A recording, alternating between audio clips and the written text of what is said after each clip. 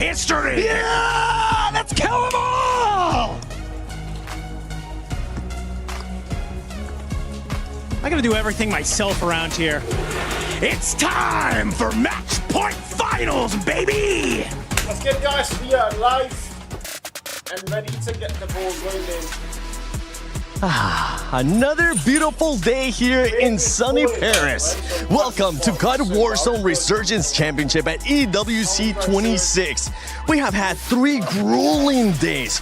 Group stages where we had some teams absolutely dominate. And yesterday at Survival, we finally saw the favorites rise up with Falcons. But today, ladies and gentlemen, we will have one team that's gonna triumph. And at the end of the day, they'll be putting their key on the totem.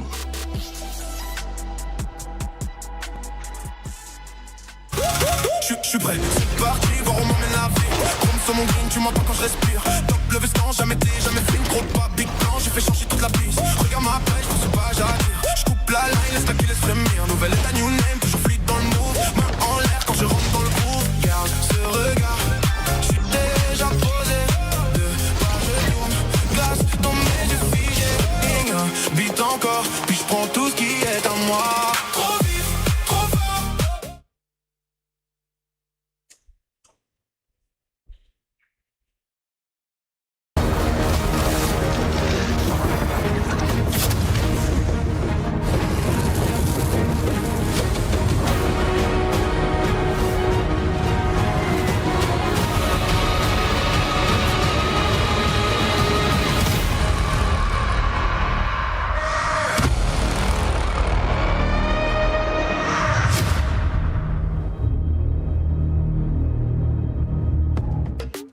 Welcome back, ladies and gentlemen, to the match point finals here for COD Warzone Resurgence Championship at EWC 26. My name is the 7WG, and don't forget, before we actually get started, go do your pick'ems on the EWC Play app. Figure out who you're going to be predicting. I mean, for anybody that was predicting Falcons yesterday, it ended up being the right one. And if you do end up winning something and predicting some team rights, make sure you use that hashtag EWC and hashtag EWC26 so we can continue to showcase the amazing posts that you've been doing. Now, we've had a lot of people asking. I've been watching some of the watch parties back. By the way, I'm joined by none other than Lace and I'll Whole Shift. Thank you so much for being here with me. They're wondering if this is live. 100% this is live. Hi, Repulse. We see you over there. But today, I mean, we have 16 of the best COD Warzone teams, and one of them at the end of the day, Shift, they're gonna be able to just put that key on the totem and get that money. The stories are limitless right now. You've got Falcons who are looking to do what they essentially missed on last year, trying to find a way to get back in with a new squad. You've got all 3 of the players from Twisted Minds who won last year on different squads, including one that's still retaining their spot on Twisted Minds, and all 3 of them are in this grand final. Should be exciting. Yeah, and then you've even got G2 as well as Vitality and, of course, VP. Oh, VP, I mentioned it earlier too. We had some teams absolutely end up dominating when it came to the group stages. Despite trophy in Warzone. Yeah, to be honest with you, those 16 teams battled it out fiercely. We had a crazy bubble at the bottom of the line. We had 0.8 points margin at the line to be 6th or 7th. Eclectic barely making it in, and unfortunately, DK Esports barely missing out. And on the top, it was Falcons. They showed up for their team when we needed it the most. Nobody expected them to be surviving, but they go through the top. 4 wins, 163 kills, looking like the fear of Warzone that we always know. Yeah, unbelievable. Frankly, I'm a little bit scared for everybody else because they really did wake up, and maybe that warm-up is what they needed today for Championship Sunday.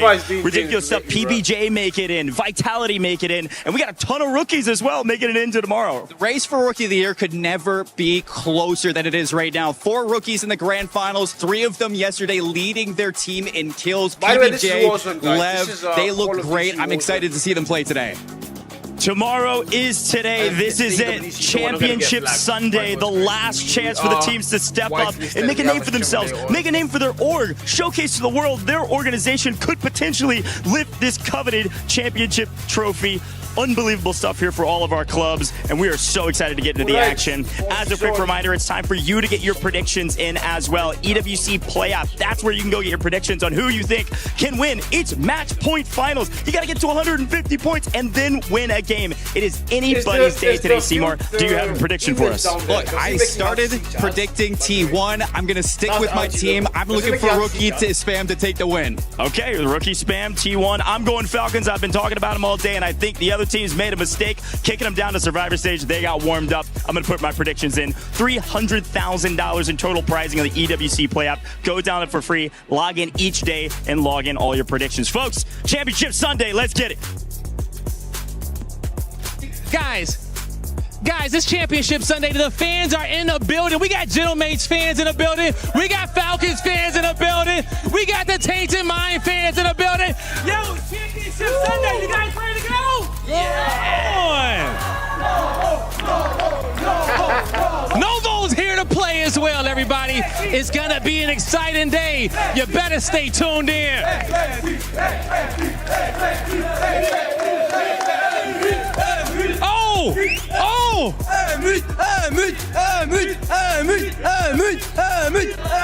It's wild out here, man. The fans gonna be battling each other just like the players are battling each other. Guys, it's the Warzone Championship. Don't go nowhere. Warzone life. Warzone is life. I'm going to get food. You guys don't go anywhere because we are firmly placed here in the arena. The crowd is starting to get electric. The fans are feeling it, and our players are almost ready to go. Before we get into the action, though, we have a guy. I swear, if you hear this guy cast, if you guys watch Black Ops, like you watch Call of Duty, this guy's what have you got to tell us? We've got a lot to talk about. Okay, we did a little bit of a touch on this yesterday because 2 of our games completed for Week 4, MLBB being the first one. And I got to be there live when Team Spirit was walking up to the totem to celebrate that win, which was massive for this club because they needed the win not only to be trophy eligible, but those 1,000 points on the board rocketed them up the standings from 14th at the time into 7th place. Massive jump. Now, they did drop down to 8th after that because then Street Fighter also ended. Zeta Division just barely ousted them, but the big story, the biggest story, literally, because it has set a record,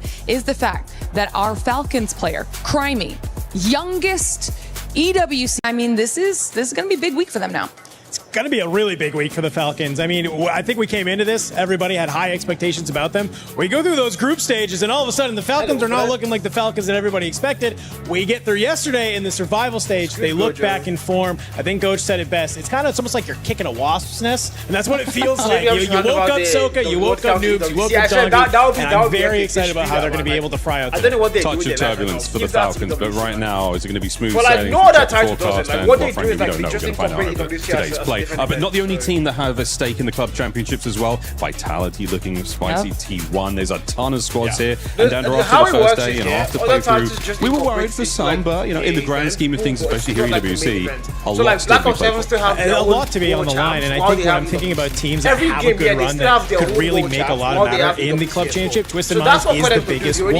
We talked to Fancy, who's the owner, and he literally said, we have to win this. We have to win Warzone if we want to have a chance to be competitive in the club championship. And there's no better team, I think, to have to rely on than these 3 players. They looked lights out in the group stages. They've had a day to hang out, and now coming into the finals, I know they're feeling electric. And I love that you brought them up too, because obviously not only defending club championship at the end of the tournament, but there we go, Twisted Minds as well. Wow, it's all coming to a fruition, and what a piece of fruit will be picking my hair, those guys. Leave my hair. Lovely bit of a meal to be had. But then we look at the club championship rankings, and again, looking at where Twisted Minds are, it is they're not even on this page. They've got 650 points. I think they're on the next load. So what a climb they'll make with 2 wins this week, possibly. Well, it's also just not even about winning, right? I mean, it's about coming in. The second and third still nets you good points. And I'm looking at Virtus Pro in third there. They're a very formidable team here. I have a decent shot of them winning today, but even if they don't win this event here today, they're still a top 5 team. You're getting top 5. That's still good points to put on the board. That's why we have so many storylines that we're going to be paying attention to throughout the entire day. But we don't want to hold up the action any longer. So 7, let's get into it. Thank you, Dandro, Glitter, and the man with the amazing beard, Miles. But we gotta talk about the Sony story of the day, which is we could have the defending champions, as they were just saying, Twisted Minds, even though it's just one player from last time, Lace. Twisted Minds, with the way that they're playing groups, they were dominating. Absolutely, this is definitely one of, if not the team, to take home the trophy today. I mean, if they can bring their performance from the group stages into match point, they could do it in about 9 or 10 games. I know that's saying a little bit crazy, but it is possible. Their average points across matches is about 26, 14 being their kills, and they have never been in the bottom 10, and they only once have been out of the top 5. So forget about the bottom 10, but they have been sitting in that top 5. They had 5 wins over 12 matches, so their conversion rate to be able to get the wins is just above the rest. And I mean, yeah, it's got to be a heavy hitters. Of course, you know, they didn't get the chance to compete against, you know, the likes of the Falcons or anything like that, but they are going in incredibly strong. Yeah, I think the biggest thing about Twisted Minds, it's, yes, the win percentage and conversion percentage when it comes to being in the top 5 is most important, but they were able to get wins on every single one of the maps. The other side of the picture, the Group B winner, JDG, insane kills per game, right there with Twisted Minds, but they only had 1 win throughout their group stage, and that was a group that didn't include teams like Ravens and Twisted Minds and things of the nature. So there are questions there. Can JDG keep pace and push this match point to the stress point of, hey, they're going to be right there at Twisted Minds, force them to have to play a little bit more cautious, but on the other front, even if they do find a way to get to the match point, can they actually win a map? That's the biggest question mark for me with JDG, the Group B winner. That is going to be the biggest question, and also the biggest question is which team is going to be hitting that match point threshold, which is currently set at 150 points. So let me just picture this. Okay, we had some teams being able to put up insane numbers per game. Twisted Minds was able to put up in day 2 one of their best performing days, 28.7. JDG ended up posting 24.3, which was in day 1. And yesterday during Survival, we got a chance to see Falcons put up 23.7. So right now you're getting a picture of how many games possibly, if those teams perform like that again, which for Twisted Minds, it seems like they're not going to be stopping. Who's going to be hitting that match? I would say our first wave of 150 pointers is going to happen between Game 6 and Game 8. I would 6 would be a stretch. Yes, the numbers would supply Twisted Minds with the math to do that, but we're dealing with the 16 best teams in the world. We're not dealing with the bottom feeders anymore. So I would say by 7 or 8, we're probably going to get that first wave. The second wave will happen between 9 and 10. That's where you're going to start to see teams like VP, like Ravens, like possibly Vitality, T1, teams like that are getting good points, but are not necessarily finding the same dominance that our top 3 so much are. So that's where I'm kind of looking. I would say your first wave is likely to be some combination of Twisted Minds with JDG and probably Falcons. I just think that yesterday was needed for them. They needed to come out, reset, and they got that in 4 of their last 6 games. They found wins. Yeah, and look, we didn't really see too much from the Falcons, but coming from that survival stage is exactly what we needed to see from them, and hopefully they can bring that energy to the match point. Hopefully that's going to be the case. Later on, we'll get a chance to talk about the map and the schedule for today as well, because that's going to be playing a big part for some of these teams in the way that they're performing certain maps. But right now, for everybody back at the venue, this is going to be one of my favorite segments, and it's been one of my favorite segments so far this week. And it's none other than Blaze getting us some interviews. Ladies and gentlemen, it is Championship Sunday, and we got the best 16 Warzone teams in the entire world ready to throw it down on the stage. And as you can see, everyone is locked in and ready to go. But I got to talk to some champions over here, especially the defending EWC champion. I mean, come on. Oh, come on, man. You okay? You ready for the day? You ready to get this thing going? Absolutely. Yeah, I can hear you. I can hear you. As prepared as we'll ever be. As prepared as you can be, all right? And so I love to hear that one. Now, as we get going for the day, you and the boys, man, y'all had a fantastic start to y'all tournament. You guys going to pick up where y'all left off? Absolutely, we're going for first today. Shoot for first, man. Going for first, all right? Best of luck to you, man. Good luck out there today. All right, who I got in the back? Yo, Blats. I know you ready to go, right? There's no light on Jerry. That's why there's no light on. Hey, how would it feel to be a champion today?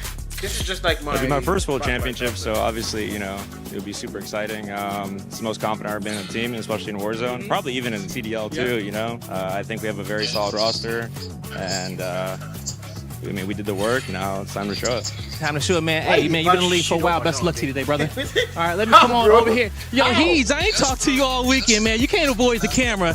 You ready to go? I'm ready to go, bro. I know you ready to go, man. You're here. You on home turf, man. The fans are behind you. How does it feel to play today? I'm feeling really, really good.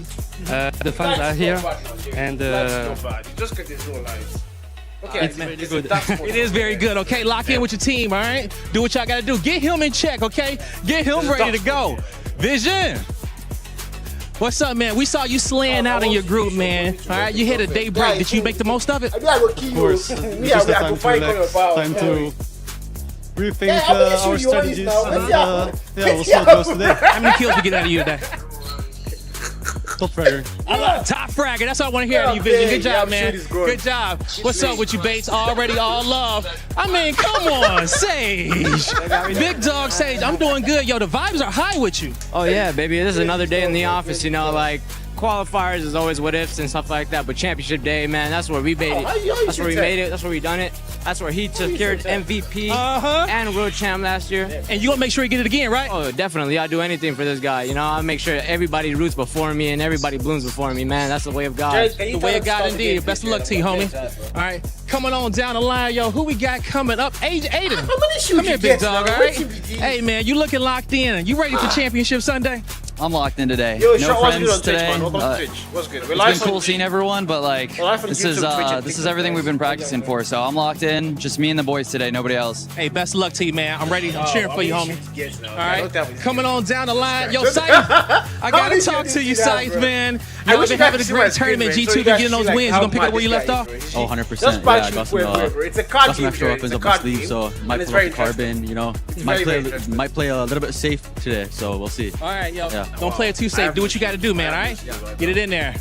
News, my last one, okay? I got to talk to you yesterday. You guys played out of your mind. Talk to me about what went right. I mean, we just started flowing. Our starts were very hot. I think our group stage, we really didn't have the best starts, but I think yesterday showed how well we could be. I think he might still do, guys. And you guys look good, okay? Fans behind you, everybody cheering for you. Falcons, they're looking for you guys to do big things. What you want to say to the Falcons fans real quick?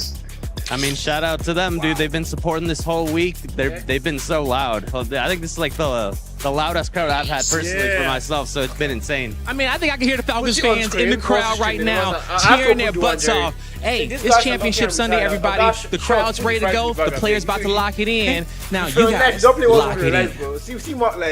Thank you, Blaze, for all those amazing interviews that you've been doing throughout the week. But now, for some of these squads, we talked about the top dogs, Twisted Minds, JDG, Falcons yesterday. But we're going to talk about some of the other surprises as well, because Novo, Fede, I mean, he was absolutely stunning yesterday, being able to put up 67 kills. Yeah, I mean, they've been undeniable in terms of their kill participation, but they haven't won a map yet. So that includes also playing through the survival stage, which is not great news overall.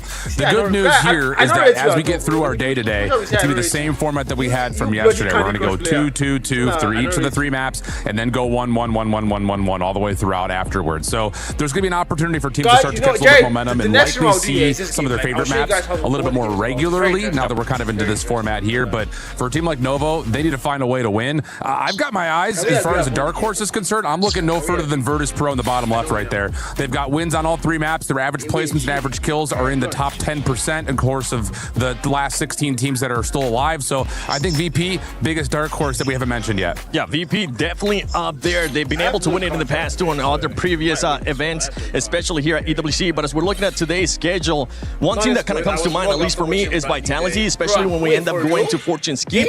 Yesterday, they were able to average between a 2nd to 3rd place finish. That was outstanding. And another team, if we even go back to group slays, none other than G2. G2 was able to perform really well. Yeah, I mean, they're definitely one of those teams amongst to reach that match point threshold incredibly fast. I mean, they had the average kills at like 14, which is just shy of someone like Twisted Minds, so it can definitely be there. But, you know, if we look at groups, they only got 2 wins out of the 12, which, look, don't get me wrong, that's fantastic. And it's above some of the other other teams we have in there, but the conversion is probably their weakest point because they can only move through that at a steady pace and maybe a little bit too late. Yeah, and I think the thing about, we talk about conversion percentage in the group stage. You don't have to play for wins. You don't have to. Yes, you are still playing for wins, but you don't have to get a win to put yourself into a position to be of power. That's the big difference between today and what we had in the previous ports of this weekend. Here now today, it's about racing to 150. Do you have a game plan set up for that? And then how do you manipulate and change how you drop and how you play through the map as you start to look at actually securing a win? I always go back to, if you found a win, it gives us a little bit more extra confidence. But there are plenty of teams out there that have shown they can get to a top 5, but they're in pieces, they're in shambles. There's only one player left, so now it's just down to can you keep everyone alive and get that W after you hit the 150 mark. And the main one too is the way that the players start thinking once they hit the match point, right? Especially you, Shift. You've been able to do so many Warzone events in the past as well. When these teams end up hitting that match point, sometimes they end up switching how they're playing. They maybe become a little bit too passive. They maybe end up parking the bus and it ends up hurting them, or they maybe end up being aggressive and it ends up hurting them as well. It's not even so much what the team above the threshold is doing, but more so the teams that are just barely under the threshold that are looking for an extra game may drop on top of the teams that are over the threshold to try to extend the tournament a little bit. Once you get past the 150 mark, you're not trying to change too much. You might play a little bit more cautious on your IGLing, but you're more so looking to play for endgame, obviously. So you're looking for more of that caution. Whereas if you're underneath the threshold and someone's above, you're trying to get them as fast as you possibly can to extend the tournament. I can't wait to see how many games we're going to be playing today. Who will be crowned champion? Ladies and gentlemen, this is Championship Sunday at CUD Warzone Resurgence Championship at EWC 26. None other than match point finals. And it's time we get started. Yeah, it ignores you. Yeah.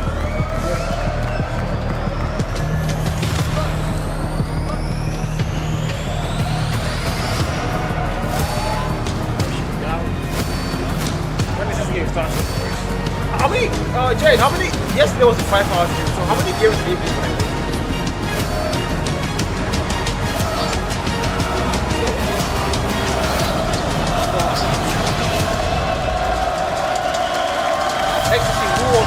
Today is 10 games, Azal, 10 games, nah bro. Hey, we're going to go eat food like the next 5 minutes, what are we going to do? Guys, grand finals, there's a lot of games. 6 months, months you are on 1 star. Months you are on 1 Yeah, I don't see you like that. Yeah, I don't.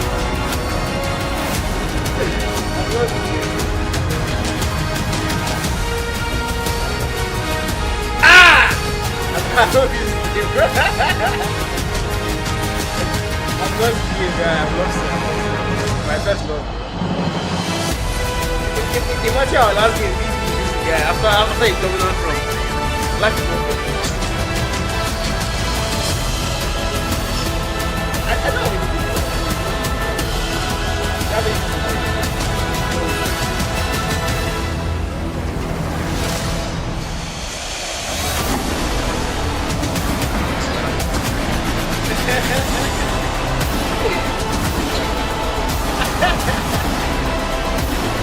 Alright, what happened?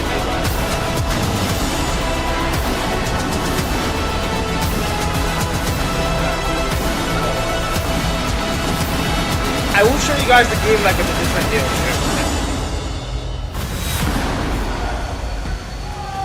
It all comes down to this. 16 teams, $1 million and 1 trophy. The journey to this point, it has been electric, but it is now time to crown a champion. Mesdames et messieurs, nous sommes... Mesdames et messieurs, nous sommes 40 millions de joueurs de Warzone. Aujourd'hui, sur cette scène, il n'en reste plus que 48. Les 48 meilleurs joueurs du monde entier sont prêts à écrire une nouvelle page de l'histoire de leur jeu. The standings have now reset the conversation, but not the pressure. And so we now have the best teams in the world ready to jump into the same map and ready to make history. Comme tu l'as dit, Barney, tout est reset. Les points sont reset. Tout le monde peut gagner l'Esports. Mesdames et messieurs, est-ce que vous êtes prêts?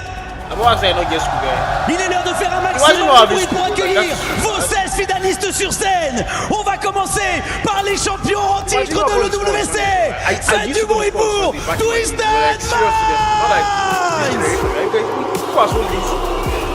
Jared, tell me, Jared, it's the quality of the game, of the streamation clear? It doesn't look clear, man. Is it clear? Oh, wait, Warzone is 3 players, Jared. It's not 4 players. No wonder. Esports. It's 3 players. Neeson, Kinghawk, and Hoots. Warzone is 3 players, not 4. That is damn.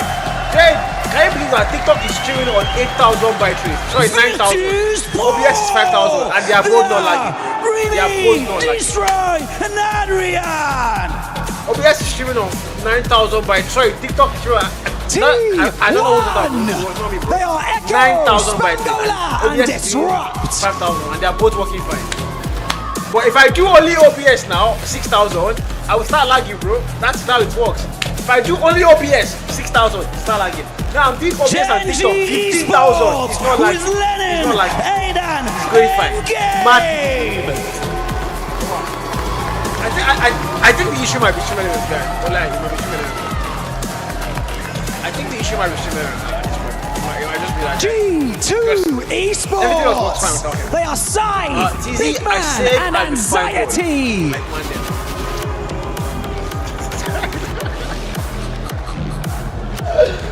Oh my god, I need to go and eat food soon. GD Gaming, they are FLS, Melvin, and Slappy. So how many teams are playing Black Panther? So you said post love, Jesus Christ. What? Nah, I'm laughing because I'm too fine. Like, Ninjas I'm in laughing at Pajamas, my E-Star. They are King AJ, Vision, and Showstopper.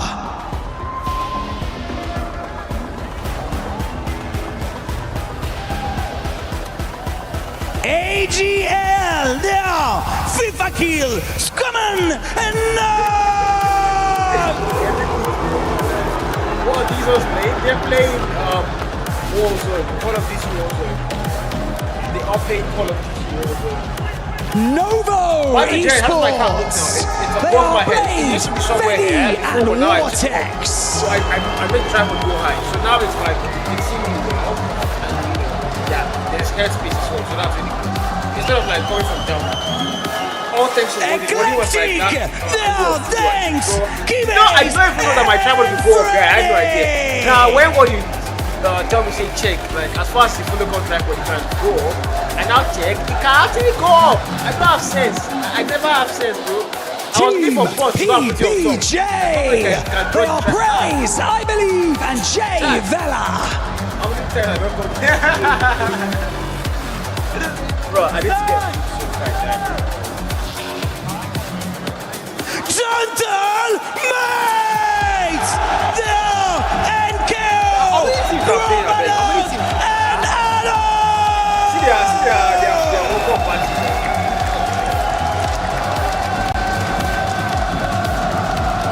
Team Vitality! They are Sage, Z-Smith, and Skullface!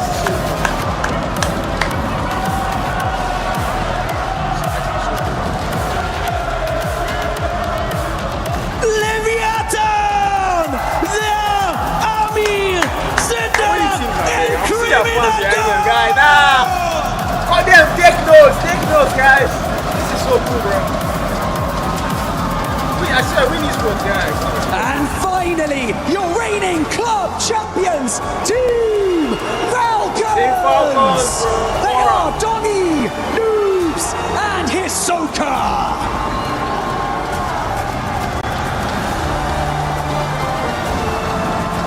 How many teams are there? How many teams are playing with them? So White has no cameras alongside Twitch, only TikTok has camera.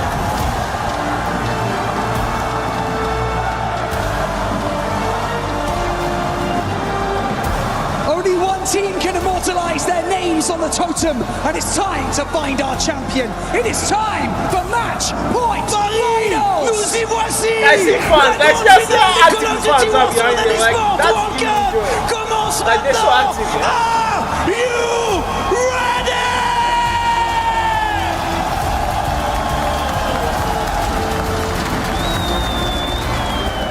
We're here to play for $1 million. We're here to give it our all. So having 3 wins under our belt gives you that extra confidence boost going into finals.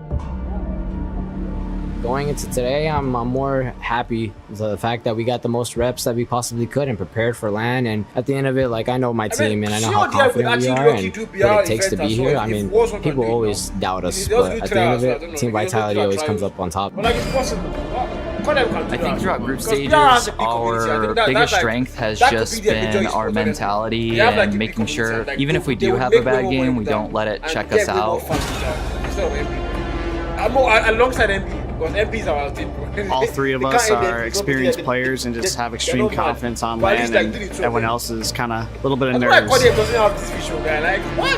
People that are heading Codem, like, do they even love this game? I'm very confused, bro. Kind of had our ups and downs, you know, prior coming into EWC, you know, we set that aside, kind of just gave it our all, and it showed. I think I've got 2 absolute animals as teammates, and I think we just have so much experience on LAN. I think one thing we're going to prove is probably in the slaying format, you know what I mean? We're going to prove on more kills equals more points. Tony's on 15 bloody kills. Also, that zone's now going to drag. What? Nobody but Shannon. Oh my God! Goes huge in the back line from a different angle. And Noob maybe a little bit lucky there. Oh my God! Personally, I would love to lift the trophy again. Did it last year, but I feel like our entire team split. Now it feels like I have something to prove to the community, my ex-teammates. My biggest motivation is I want to do it for my teammates. Being the first Warzone player to lift that trophy twice will just be a legacy statement. You know, something I've been saying the whole year, you know, completing the 3-peat, showing everybody I am who I say I am. I think Soka's the best player in the world, so no hard feelings, but I think the ego's got in the way. I was talking to him before we all played. I was like, are you going to go mansion or boat? He said, I'll go wherever I want. And then we fly in. It turns out he couldn't go wherever he wanted. There was a few players that had something to say about that. Other teams should be worried to face the Falcons in finals just because what we did the last 2 lands, you know, we went back to back. So we're chasing legacy. But a lot of players, a lot of fans don't want to see us win. But that only drives us. Ladies and gentlemen, the greatest Warzone event in history. It has the most stories, it has the best players, it's the most competitive, and I cannot wait to see what happens. The energy in this arena is electric, namely because of the Gentlemates, but many other super fans as well. Today is going to be a great day. I'm Goach, this is Seymour. We're kicking things off with the first cast, with the first couple maps, and I am so pumped to get into it, Seymour. Hey, did you guys see that? Falcons were on stage, Leviathan was on stage. You had so many super fans showing up for their teams. They couldn't have been a better introduction to such a coveted trophy in Warzone, with one team looking to take it all, a couple teams looking to hoist it for the second time. Yeah, there's a lot on the line, yes, with the club championships, but also in the minds of the Warzone community. There's still a lot to prove for a lot of these teams here, and to get into a bit of the minutia, before we talk about the stats, before we talk about the stories of the players, I do want to remind everybody that there's $1 million on the line, okay? It's EWC. The scale couldn't get any bigger. $250,000 for the team that wins it all here today. And of course, today is the match point finals, which means we don't know how many games we're playing, and that's the best part. And we heard it from the desk too when they were breaking it all down. What to expect for match point finals. We look at game 7, game 8 as the average threshold over the week so far. We've seen teams in Group A hit it in 7. We've seen teams in Group B hitting in 7. And yesterday for the survival stage, 4 teams hit that threshold in game 8. Yeah, and it took a while to get some wins occasionally, and if we look back on the history of the Warzone Resurgence Series in general, in Birmingham and in Atlanta leading up to this stage, we ended in game 11 both times. I have a feeling we're going to end in game 11 here again today, but of course, a little different. Another wrinkle at EWC, you all have been seeing Fortune's Keep on LAN for the very first time, and some of these teams can't win on Fortune's Keep. They have to win on others. We could go for a long time today. We could, but 3 tournaments this year, 2 of them going to the Falcons. Yes, It was a tough day 1. It was a tough day 2 out of the Falcons, but yesterday they came out on top in the survival stage, showing exactly where their teeth were. I call them the fear of Warzone for a rightful reason for the history that this organization has. A lot of people should be worried about this team three-peating today. Yeah, Superfans and the energy certainly give a lot of value to the players, but let's talk about some of the raw data very quickly. One, Twisted Minds, they're the front runners. The pace setters today are going to be Twisted Minds. Watch out for JDG, and then of course we have to continue to bring up the Falcons. Gentlemates could be there, absolutely. VP could be there, absolutely. Who knows, Novo could be at the top setting the pace. But the three so far, Twisted Minds, 313 points in 12 games. That's an average of 26 points per game.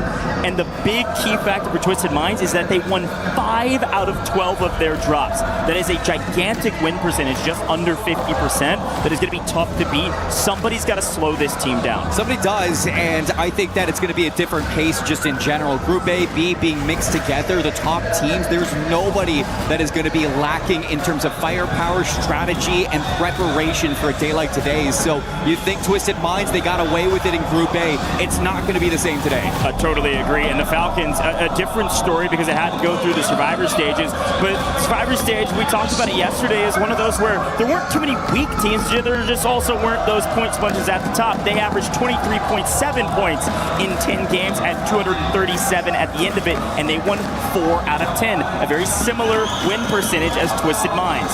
Let's talk about the team that's the hometown heroes right now, Gentlemates, because we haven't seen them since the group stage, Goj, and of course with the fans behind them, they were the ones to lead both day 1 and 2 for their group, kicking off on Havens Hollow.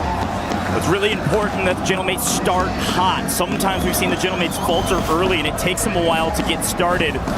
And you may run out of runway very quick today should things go awry and Twisted Minds be unconned. Very unlikely. As we load in, folks, map rotation is very simple to follow. We'll be playing 2 of each, same order, Havens Hollow, Rebirth Island, into Fortune's Keep, and then we will go 1-1-1 until the cows come home, or we are done here today. We could be here until 2 a.m. Paris time, who knows? We could be here until every single team has reached that threshold. It is technically possible, and I am so pumped to get into this very first map and see who sets the pace. The biggest quandary, the biggest question, the biggest hypothetical, Seymour, where are people dropping and who is going to be contested? I have a feeling it's going to be nearly everybody. That's what we heard from some players. Expect action start to finish. Expect contests at every POI. Nothing is safe. Nothing is free. Everything is earned at EWC. And today's the day that we put another key inside of that podium. A look at some of the best IGLs in the game. A look at some of the top fraggers. They've all earned their spot here through a rigorous multi-stage competition. It doesn't matter how you got here, it matters that you are here. Let's kick off map number 1, Havens Hollow. Who's gonna get the first blood? Who wins their POI? And I think for these competitors, where is this zone pulling? Where are the Falcons going? Where is Twisted Minds going? Who are we gonna be looking at? Here we go. A research lumber pull. We are going to the east side of the map, ladies and gentlemen. We'll quickly walk through all the players, the teams, what colors they're at, but we're headed deep to the east as the players come flying in. We're going to see some early contests. It's going to be Twisted Minds in red 1 today. They're the top seed. They scored the most points in group stages, and they find themselves contested with the classic play from the Ravens. Finding first blood on Shifty could set the tone or could just be the beginning of the end for this contest. Riverboat, you got Falcons, Gen G, and Eclectic all dropping on top of each other. It is going to be crazy on the south side to see who comes out with that. As we look through our teams, you might be wondering who is who. Numbers have changed, colors have changed. The Falcons are that orange 11. They're going to be orange 11 all day today. And it looks like, unfortunately, no, it is a false positive. We do see that Vitality have lost their contest with T1 over at Train Station. This is kind of classic Warzone that we've seen over the last several lands. Vitality in trouble. What are they going to do? They're probably going to relocate up to Pond, lick their wounds, and then get back into the action. But the Falcons on main here with Eclectic at boat, trying to figure out who's going to be the boss of boat and who will be able to own this western side of the zone. And this is a conversation that we had back on day 1 and 2. It's just Falcons were not going to the riverboat. It allowed Gentlemates to have a little bit of a better rotation. It allowed for JDG to have a little bit of a better rotation. And we saw those two teams rise in the standings very quickly from Group B. Now that the Falcons are back on the boat, yes, they're being contested, but it means a lot in terms of the macro that we'll be seeing across these games. Still a big 3v3 on boat. Dongi will win his ones. Gets it. trades are in if they full send this, and you can see that Kivi's team is backing up, trying to stay alive, just make sure players of Eclectic just get back into the map.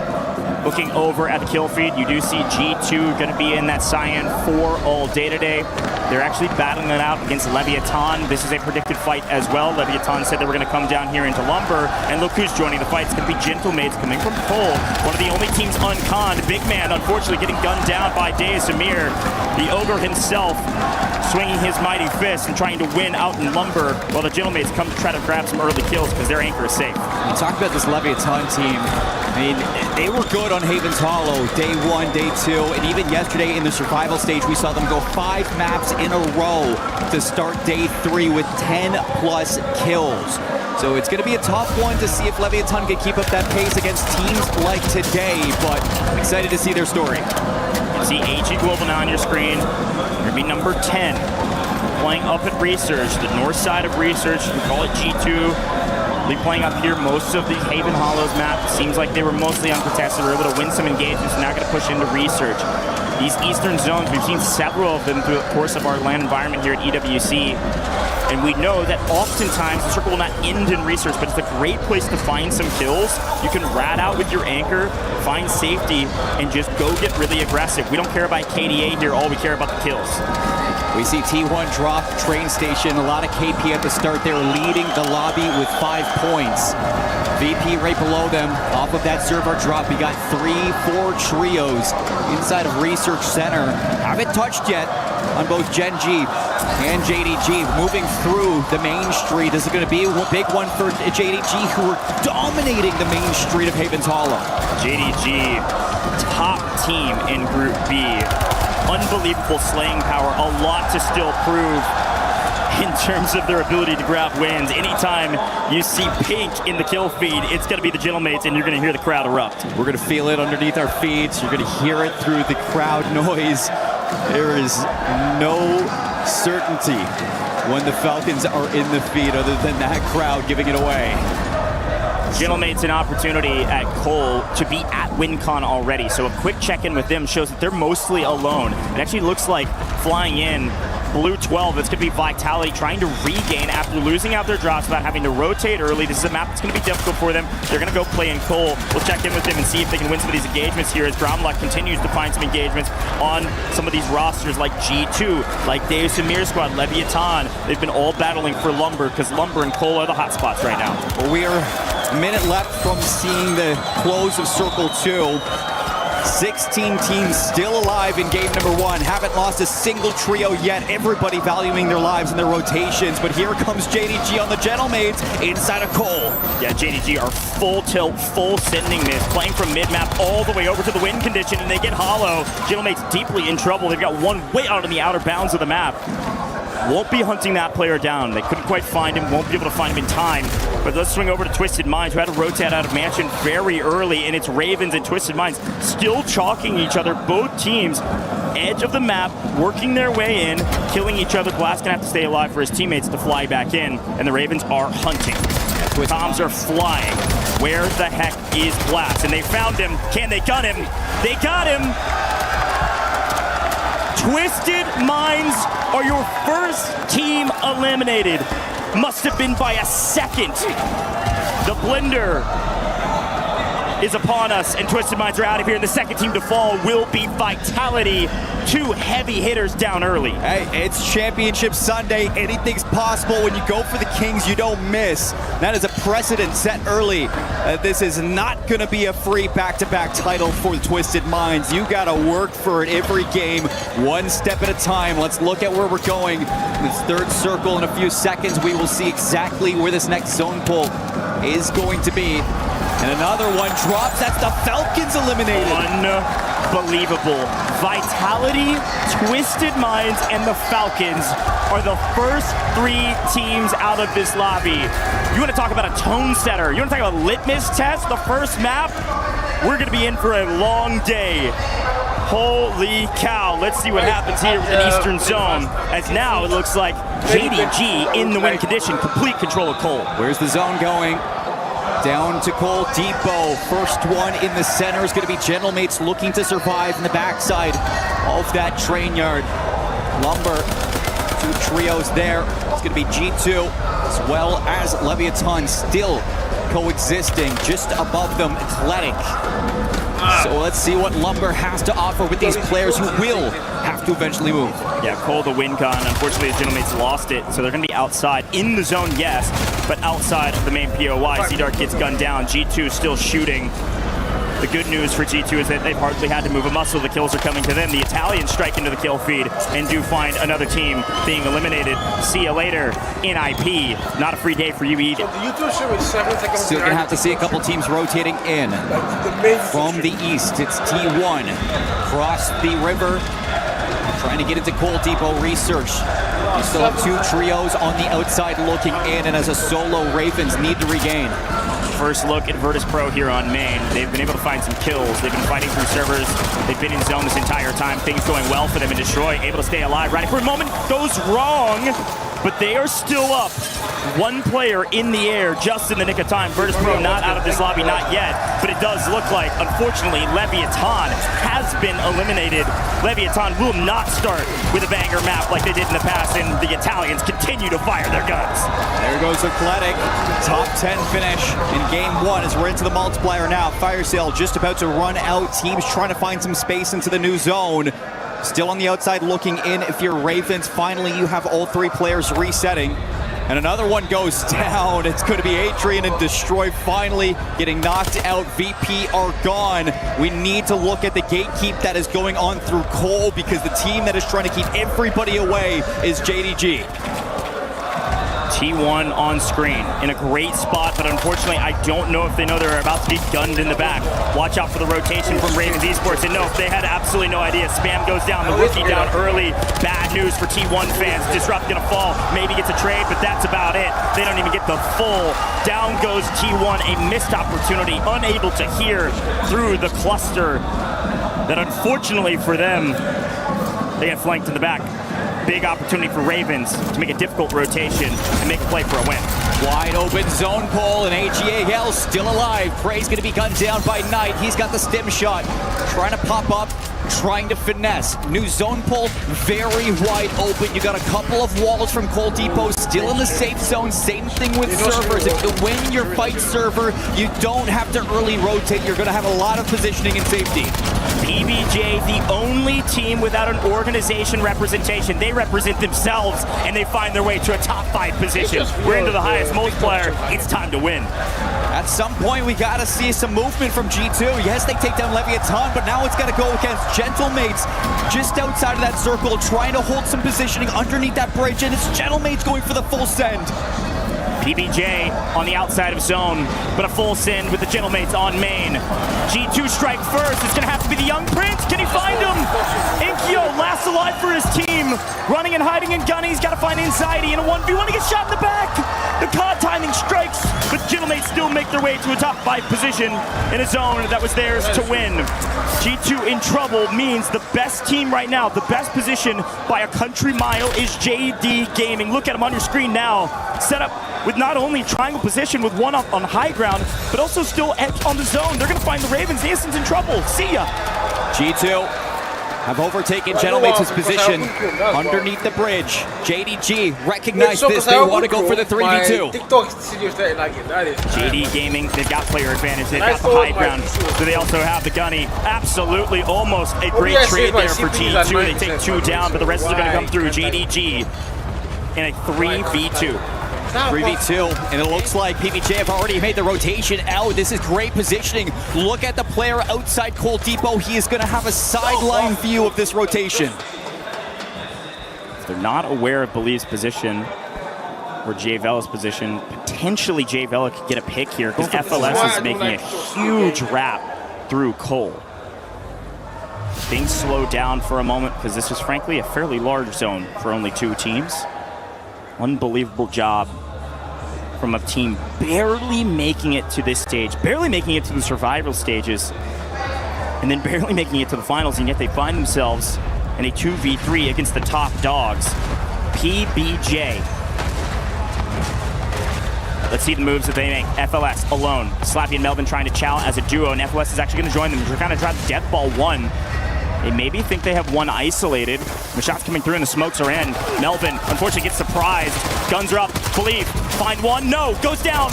It's going to be a JDG win. This is a freebie. They've only lost FLS. It's a 2v1. Heroics have to be made right now. Not going to happen. JDG, the top dogs in map 1 after winning their group. These guys have gunned down their opponents, but have yet to find their wins. JDG are finding them now. No better time to turn up and a walk down Main Street to get it done on Havens Hollow. Opening up Championship Sunday, JDG looking good, feeling good. And that is one that I'm sure is going to kickstart this conquest to a trophy. Like you said, Group B, they were on top.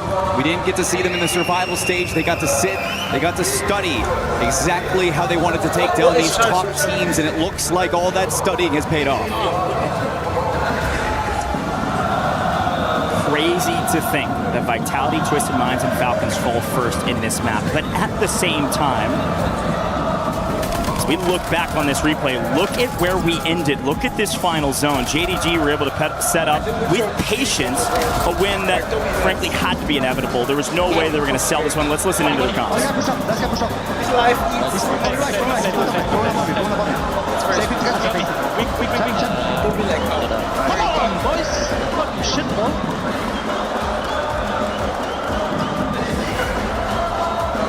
Great celebration, well earned, but it sounded like maybe expected. I mean, this is just finding form at all the right times of the year. 14th place in Birmingham, 7th place in Atlanta, and now you're coming into the championships for WRS with a map win on the final day to open it up.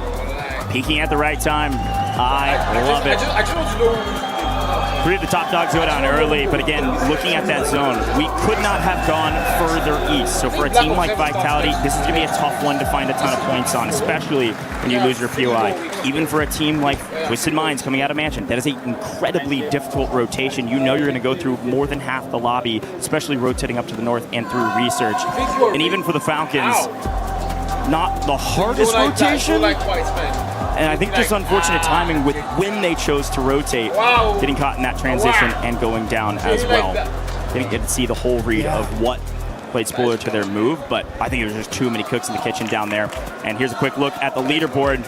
A big moment for JD Gaming to start at the top. Look at Novo. Top fraggers in the lobby, man. That's wild.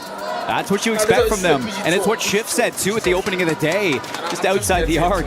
This Novo team, they can shoot. They just haven't been able to find map wins. So if they can start putting that together, Novo are putting themselves in prime position. But we got to talk about the bottom of this leaderboard. Vitality, Genji, Team Falcons, Twisted Minds, and T1. Leviathan's down there, too. As we look back on the highlights of this map, I think it's important to note that all of those teams are teams that have put up meteoric numbers, frankly, on Havens Hollow. Those are really difficult losses in the first map of Havens Hollow. When we're rotating every 2, they really need to pop off in the next one. Seeing Leviathan drop a stinker early, bad news if you're Leviathan fans. This is where they get most of their points. Yeah, I was going to say, I mean, like, this is a complete change and a complete shift in their narrative. So hopefully their Rebirth Island can look like it did yesterday, because fortunately enough for Leviathan, they did rewrite that narrative a bit in their survival stage. But as we close into the final moments, JDG just checking off all the right boxes, recognizing all the right moments. They keep all 3 players alive. You do justice against G2, and then even against a PBJ team that were just sitting and waiting in the wings, it wasn't enough. You step up, and a huge game coming out from our Main Street droppers. Yeah, big credit to PBJ for making their way to the top 5 as well. It'll be really fun to watch out for those guys. Pop off today, no expectations, just go for the win. Let's head down to Miles and Blaze and see what's going on in the video. Thank you very much, boys. Miles and Blaze on stage, not beating the allegations. What a great first game. Never are. You my man's for life, man. And when we came in today, when I tell you the atmosphere in the venue was absolutely insane. I'm talking about we got some of the best fans in the world here watching Warzone. We got the Gentlemates fans, the Novo fans, Gen G super crowd up there, the Falcons fans going wild, and it all delivered for this game number 1, Miles, where, as you heard the casters say, our 3 top teams went out first, and now you got players like PUBG out here about to win the game, yo. Somebody said, well, those guys came out in button downs. No sponsor. They came here at their own accord. They're representing themselves. So if you're a big org, eyes on. Those boys are very impressive. All about their business. Main Street Heroes, JD Gaming, winning groups coming in, taking the first map. Very, very impressive work out of them as well.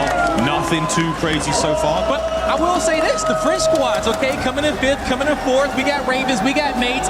They are feeling that home crowd advantage. And I got to give some love to G2, because everybody be counting out G2, but you got some of the best slayers on that team. I'm proud of them boys. They escaped from the shout on day one. Hey, she's new here, but she's got the brain of a vet. That was incredibly great shout. I mean, they do. We've had some good stuff so far. We're going to see one more coming in at Havens Hollow before we go on to our next match within this great big grand finals. Match point still far, far away. Far, far away. But we've got a little taste. We've got a taste of the top dog so far. How you feeling? How was the flavor like? I mean, if this is the taste in which we're going to get just in map number 1, imagine once we add in map 2, 3, 4, 5, and we're combining the layers of the dish to create that meal, create that plate that is the Warzone Championship. I'm ready for a slice, ready for a fight. Oh, the degustation has just begun. The first course is down. Second, Casters, take it away. Thank you so much, Miles and Blaze. Great job on the stage, gentlemen. Both looking fresh. But listen, ladies and gentlemen, Havens Hollow map 1 could not have pulled further to the east. Can I just see it all the way to the west this time and just flip the script and see who can make their way across the entirety of the map? I mean, my goodness. Vitality, T1, I think, is another good example that kind of went silent after winning their first engagement. This is so tough on a Havens Hollow map of this caliber to rotate the entirety of the map. So a big tip of the cap to JDG, who were able to win in a position that they didn't drop. But if you know JDG lore, you know that they used to land Cole and they used to slap people around there as well. So feels like they're pretty comfortable in that area. Slappy about to get Mixie himself. JDG's currently on top, but it's still pretty close. Correct me if I'm mistaken, did you just ask for a water polo? No, okay, let me be very clear. Maybe not as far west as we could go, just like on land as far west. Okay, let's go to train station. Let's go, I mean, anywhere. Gazebos, I don't care. But you're right. I mean, T1 slowed down a little bit. There's a couple of teams that I think we can highlight going into this game that had a considerable amount of kills. Just didn't pair it up with the placings that they would like to look at. I mean, AG Global, they had 11 kills, translates into 13 points. T1, 12 kills, translates into 14 points. PBJ, 11 kills. Virtus Pro, 13 kills. It's just, you know, you see the teams, they're making rotations, they're slaying well in the opening KP, but in that translation of rotation that we look at for a map like Havens Hollow, you just have to see these teams making the final circle a bit better. Here we go, ladies and gentlemen. It's time for some more Havens Hollow, and let's see, it does look like it's pulling to the west. I promise I'm not a script writer, but I'm loving the script so far. Let's see what these teams are able to do with an opposite zone this time around. Headed to the west, what will JDG do through Main Street, dead center of this first zone for the teams on the opposite side? Gentlemates, won't see them for a while. They're over at Cold Depot. Looks like G2 are alone down in Lumber this time around. A couple changes. Biggest one, Virtus Pro, a classic. They've moved up to Pond rather than playing at servers. Watch out for VP on the northwestern side of the map. And Levy and Sun as well, switching up from Lumber back to train station. They're going to be contesting T1. And it looks like they've actually forced Vitality away from the train station. They move up to the church. They're going to be looking for a little bit of space to regain, get some early guns to start fighting. Over at the barn, we got a lot of pressure onto NIP, who also dropped pretty early in our game 1. Whoa, did I just see Blade go down? Team wipe, Rick 15 out of 16. I think Novo is out of this lobby already. Novo's wiped. Holy moly, we got a fight on our hands though. Vitality trying to make a move, trying to find some real estate on the map to play through. Z-Smith getting really aggressive at Chapel, actually gonna force VP out. Grimy, the fragger, coming down from Pond to try to get a piece of the pie, and unfortunately, that pie's gonna be thrown in the trash. See you later. We see that confirmation. Novo are gone from game number 2 after a second place finish in game 1. And I think that just further emphasizes the point that nobody is safe in these match point finals. This is the best of the best in Warzone, vying for a trophy. If you slip up even a millisecond in the map, you could be looking at that lobby yet again. Same contest here, Twisted Minds, Ravens. No sense of urgency. This mansion's gonna be in the zone probably for the next couple, depending if we pull south. So they're gonna hang out and play their game. This is what Twisted Minds always do. They're gonna play the backside buy station, they're gonna get loadouts. get all their cash up, and then rock and roll. King Shock knows this as well, so he's going to peek the backside and see if he can maybe pick up a free kill just to add to the repertoire and put Twisted Minds on their heels. It was Ravens that actually won this contest back in game number 1, so Twisted Minds looking for the bounce back. I did want to highlight that the Falcons have moved away from the Riverboat into the gazebo, so Riverboat is going to be free for Gen G to hold. It's a good shout. Falcons, bottom left-hand side of the map. Athletic do find a kill on Scummin. AGAL trying to figure out where they can go after losing out in mid-map. Main Street got several teams inside of it. Here's a look at that boat without the Falcons. Gen G. We asked them before we got kicked off today, hey, things gonna change? You know the Falcons are down there, right? And they said, heck no, we're going down to boat. And they're gonna have to answer the call and prove that they are the Falcons that they say they are. The Falcons are changing things up. I respect it. Since the drop of Novo early, just like game 1, it has been all quiet on the elimination front. 15 out of 16 teams, 30 seconds until we're going to be looking to where this rotation will focus on. And everybody who has started on the eastern side towards Coal Depot and Lumber have now started to move their position. Even PBJ have left research, so they're going to be moving into the rotation between Barn and Mansion. And the Mansion fight will continue. This is one that'll continue probably deep inside the third circle. Here is a look at what the new second will be. And it is going to pull further to the south. So actually, players gonna have to rotate out of Mansion a little bit sooner than you'd realize. You can see on the far right-hand side of the map, you're gonna see jailmates in the pink. They're gonna be rotating across fairly free through train cars, working their way probably to Main Street or up through Barn into Chapel. Likely the first engagement here from Ankyo to clear their backside. It's gonna be PBJ from servers working their way in as well, and Ankyo getting extremely aggressive. Nice find. Ankyo goes one. Ankyo snaps to the second. Gets him weak and is able to trade it out as well with the help of Hollow. Gentlemate's doing a fantastic job to hunt down second place in the last map. And while Gentlemates take them down and move closer to the Mansion, Riverboat gets jumped on by G2, and Gen G are eliminated in 15th. Gen G down and G2 in control of the south. Bad news. Anxiety is shooting nukes on land, and Big Man has now joined him. G2 is a scary team. Here's a look at them on the mini-map, covering boat. They're going to send Fragger out into Main Street to see if they can get a piece of some of these third and fourth parties. Main Street is busy. First look at the Falcons, though. They have been hanging out at gazebos, waiting for everybody to catch up to them, and Nude's going to get caught in the crossfire between Amir, Leviathan, Criminal God. Able to trade one out, but not going to get the full. Nude's going to get cut down, and I don't think the Falcons are helping at all. No, Ahsoka's down as well. Dongi's up on height on gazebos, just trying to stay alive. Leviathan probably gonna send this. And this is one of the issues that we had back in the group stages for the Falcons. It was an identity issue. Nobody knew who was gonna be the anchor. They kept on switching up roles, and Leviathan are putting them on the back foot yet again with a chase. He just caught by surprise, whether the stadium's too loud, or the comms weren't flying and flowing freely enough. News gets cut down, and Ahsoka thought he was safe, prone down on the ground, and he wasn't. Look back at Mansion, though. It's going to be real mixy here. PBJ have regained, and they pushed up into Mansion to fight through the north side of the map rather than fight for Gentlemates. Gentlemates have rotated the bar, and they're safe. So PBJ looking for a fight, and they're going to get it. Grimy, unfortunately, on the other side is nearly unstoppable throughout the course of the group stages, finding their way to third overall in score. Virtus Pro maybe in a bit of trouble. They've been playing out of Pawn. Remember, they changed their drop spot as the Ravens find the rest of PBJ and going to send them back to the lobby. Bye-bye, PBJ. Second place no longer. Well, everybody just trying to exist on the map right now. PBJ gets eliminated. Twisted Minds not done yet. Pushing into the Ravens. Niacin goes down. Shifty has 5 kills right now. Looking for Grimy. Blastides with the assist, and Twisted Minds a lot better in game 2 than we saw in game number 1. They're going to be now moving away from the Mansion as the circle closes in. Goach, where is this going? Look at your screen. Look on the minimap right now. Here comes the Gentlemates. They won out in mid-map. They got all the way to Barn from their coal rotation. This is a big moment between Twisted Minds and the Gentlemates because they're being held and there's nowhere to run. It's either VP or it's Gentlemates. Let's listen in. Okay, to the middle. To the right. I got ripped. Keep on the buys. I get 3 buys. Underwater, close fire. Yeah.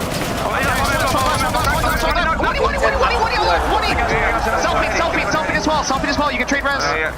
He got up. He died. Listen, The other kid got up. The other kid's on us. Yeah, self-dead. Nice. But yo, blitz. Yeah, I'm taking this He's landing left loading. He's landing like bees, by the way, that kid. Yeah. Play that. He's one shot. On top. I'm gonna die. You get free res. You have free res. He's on top of your high.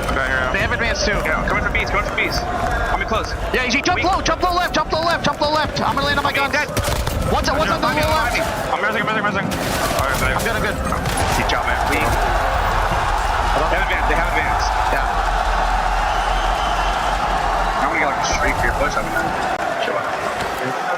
I mean, there should be loot. The scrap between Twisted Minds and the Gentlemates went both directions, but the Gentlemates are standing tall. Unfortunately, now getting shot in the back. The big part of that engagement is that fire sale was active, so both teams were able to regain instantly. The fight continues. NIP eliminated in 13th, Lev eliminated, and Ravens now it's Gentlemates on the back foot as Twisted Minds are still going to be pushing hot on their heels. Here comes Destroy and VPR third partying. Virtus Pro had to come through pond. Everything was clear on their north. They've been there since the beginning of the map. These two teams have been fighting for a while, and Virtus Pro said, please, let's stay in the action. We need some more points. They've got complete control of the north. They've got Chapel, and the fight for Barn continues. Allman gunning down Grom. Twisted Minds and Gentlemates chalking each other, while Virtus Pro just lie in wait to clean up the scraps. Good news for both teams, there's a buy station here. Bad news, we're running out of cash. The fire sale's gone, and Resurgence is about to be disabled. Yeah, but he get his teammates back. If Allman can just stay alive here, get rid of the Gentlemates, that is going to be some sweat off the back of their neck. However, now Gentlemates gaining some ground. Hollow's going to have Enkyo, the Dark Prince, is coming back. Hollow unsure of how to address this fight, and unfortunately, in that uncertainty, they will be wiped. Great resilience from both teams, but Twisted Minds win the engagement, and Virtus Pro too slow to move over to this engagement. We have to swing our eyes to the other side of the zone. We continue to pull to Main Street. We pull to JDG, who've been holding here off drop, off spawn, and now G2 have rotated up, still controlling the south side of this zone. That's that Cyan 4 on the south. Watch out for G2 to play spoiler to people like AGAL in main and JDG. Wherever G2 decide to rotate to on new zone could be, unfortunately, a bit of a bang out. Yeah, honestly, really good positioning right now from AG Global inside of the bowling alley. If everybody just starts kind of cutting each other down on this rotation, like, this bowling alley is so central into the zone pool that they could still be in it, whether it's south or north. Everybody else having to get to Main Street. T1 won out in train station are just now joining the party. My biggest question right now is who has kills? I don't know if T1 has found a ton of kills or not, but we'll look at Eclatic and see that Zanx is getting his first. This is Falcons on the other side, and Dongi eventually last alive, able to make a play for himself. He's able to get one, and actually on the backside, G2 find the right angle and clean up the rest. So down go Kibbies and Freddy, G2 finding two. Falcons finding a moment to breathe, but it's just Dongi alive. Yeah, it's just Dongi, but that is an absolute layup given from G2. That could have been Falcons eliminated. Looking around though, 8 trios left, circle closing in 15 seconds. That means that teams are going to start to condense into the zone. JDG's got positioning, Virtus Pro hitting the rotation from the north side over towards where T1 are set up. Here it is. Let's see where it goes. This new zone will dictate everything. Small fights, oh my goodness. Vitality. Last in the zone, sorry, first in the zone, maybe last standing, depending on how this works for them. Falcons technically, Dongi in zone as well inside of train. But JDG in trouble. Twisted Minds desperately want this building, and because of that, Slap's gonna get cut down. Most of JDG gone. One trying to run for the hills, try to get to safety and potentially get to a buy station. But the hunt continues. Shifty's on double digits on 10. It's been a brutal day for them thus far. Even a brutal start to this map, but they found their will to live, and with that, they found a ton of kills. If this is a Twisted Minds map win, they are going to shoot up the leaderboard. There goes T1. Yeah, T1 has been quite silent in the kill feed. Virtus Pro has been very aggressive to own the north, and they will continue to do just that. Virtus Pro on the north side of the map, Vitality in a very safe position, and JDG scrambling for a position on the map. And unfortunately, I don't know that they're going to get it. That JDG getting held right out from Twisted Minds. Inside of the bowling alley we go. 3 teams already going to be in there, and Virtus Pro are struggling to get through those front doors, being held by none other than Vitality, who are going to be the first ones in. So this is going to be a tough nut to crack. Everybody staying still. we still have 7 teams in this tiny zone. Z-Smith makes a play, a nice chow over the top of AGAL. Down goes Scummin. Knight and FIFA on height, get gunned down as well. No, naded out. Great play, great utility usage. Zone pulls to the lone survivor of the Falcons as Vitality continue to battle because G2 and everybody have to leave their places of safety to work their way to wide out in the open. Could Dongi pull off the impossible? Twisted Minds fall in 5th. They still get their multi. This is a big game for Twisted Minds. Could be the biggest of this map, but the big question is who will win. 2 for Vitality. 3 for G2, now 2 versus the 1 of Dongi. The more damage done between Vitality and G2, the better it is for Dongi. Dongi finds a rotation. Oh, they didn't know he was here. Anxiety just crosses out in the open and get punished. There's no way the Falcons are about to pull off the impossible. Could Anxiety just get rezzed here? I think so, but Z-Smith's still alive as well. Dongi gets the pull yet again. A 1v2v2. Dongi alone, but only for a moment. Gonna get a quick buyback. With his own pull, buy station available. This is a great play. He's got stims to stick this. An early rotation here and playing from the wall. Here come the backup. Here come the Falcons. And in the moment of chaos, Z-Smith tried to make a big rotation, and it looks like Dongi's able to find it. Noob's able to find the other. Ground loop pistol or otherwise, the Falcons are in a position to win it. They got it! Not a big map, but a win. We take our 1.6 is where we can get them. The first team or one of the first to fall. And they find themselves at the top of the podium in game 2. Not a ton of points, but great resilience. They're able to adapt here, Seymour. A win for the Falcons is a win for the crowd behind them. Soka, Noobs, and Dongi, rough start to the group. Survival stage, they flew through. And it might not have the back of a precision airstrike, but it is on the back of Dongi making some veteran play calls. He was the anchor on this map. He stays alive inside of the train. He gets a layup from G2, and he turns around to stab them in the back. You know, frankly, I think the biggest point to make about this multiplier is not that the Falcons got the 1.6, it's that they prevented some of these other teams from getting it, who had many more kills than them. Dongi, again, great resilience playing inside the train. He's able to get this win, frankly, because he gets 2 zone pulls back to back. A great read on Z-Smith, who was trying to do a lot of the same as the solo. And then when he's able to get the double buyback, News flies in. Let's listen into their comms.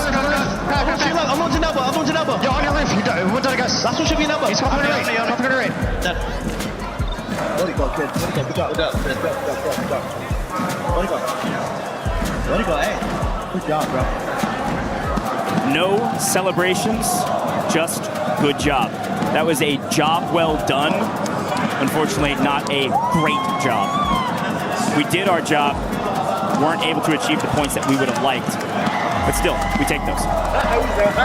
Positive reinforcement from the Falcons. And it's Hisoka kind of leading those communicative moments just to allow his team to build themselves a foundation on this championship Sunday. I mean, he is one of a few players that today will be looking to hoist this EWC trophy for the 2nd time in history. That would be for a player like Soka. Twisted Minds having a good game, getting shut out of the win. You think of Shifty in that same regard on the other side. Those 2 teams will be battling it out all day long. A wild map too, a lot more coming your way. It's going to be Rebirth Island next. We'll be right back in just a moment.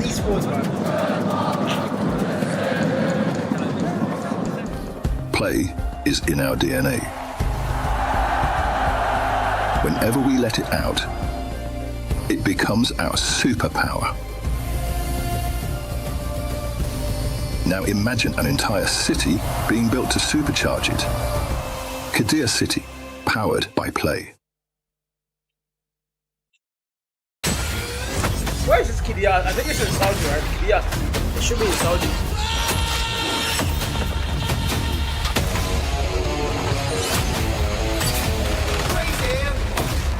Kadir needs to be in Saudi, but it can't be anywhere else, right? It might be in France, too. Apparently, France have the 2nd biggest esports like in the world. They have like a large esports.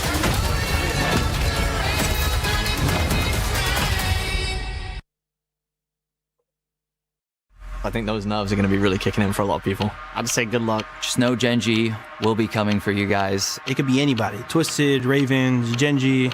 We'll get the job done. It's Skullface, still alive. Can he find any of these low HP players? I don't know if he can, but if they line up, he might be able to knock him down. But they surge forward. They find him. It's Big Juju to take the map.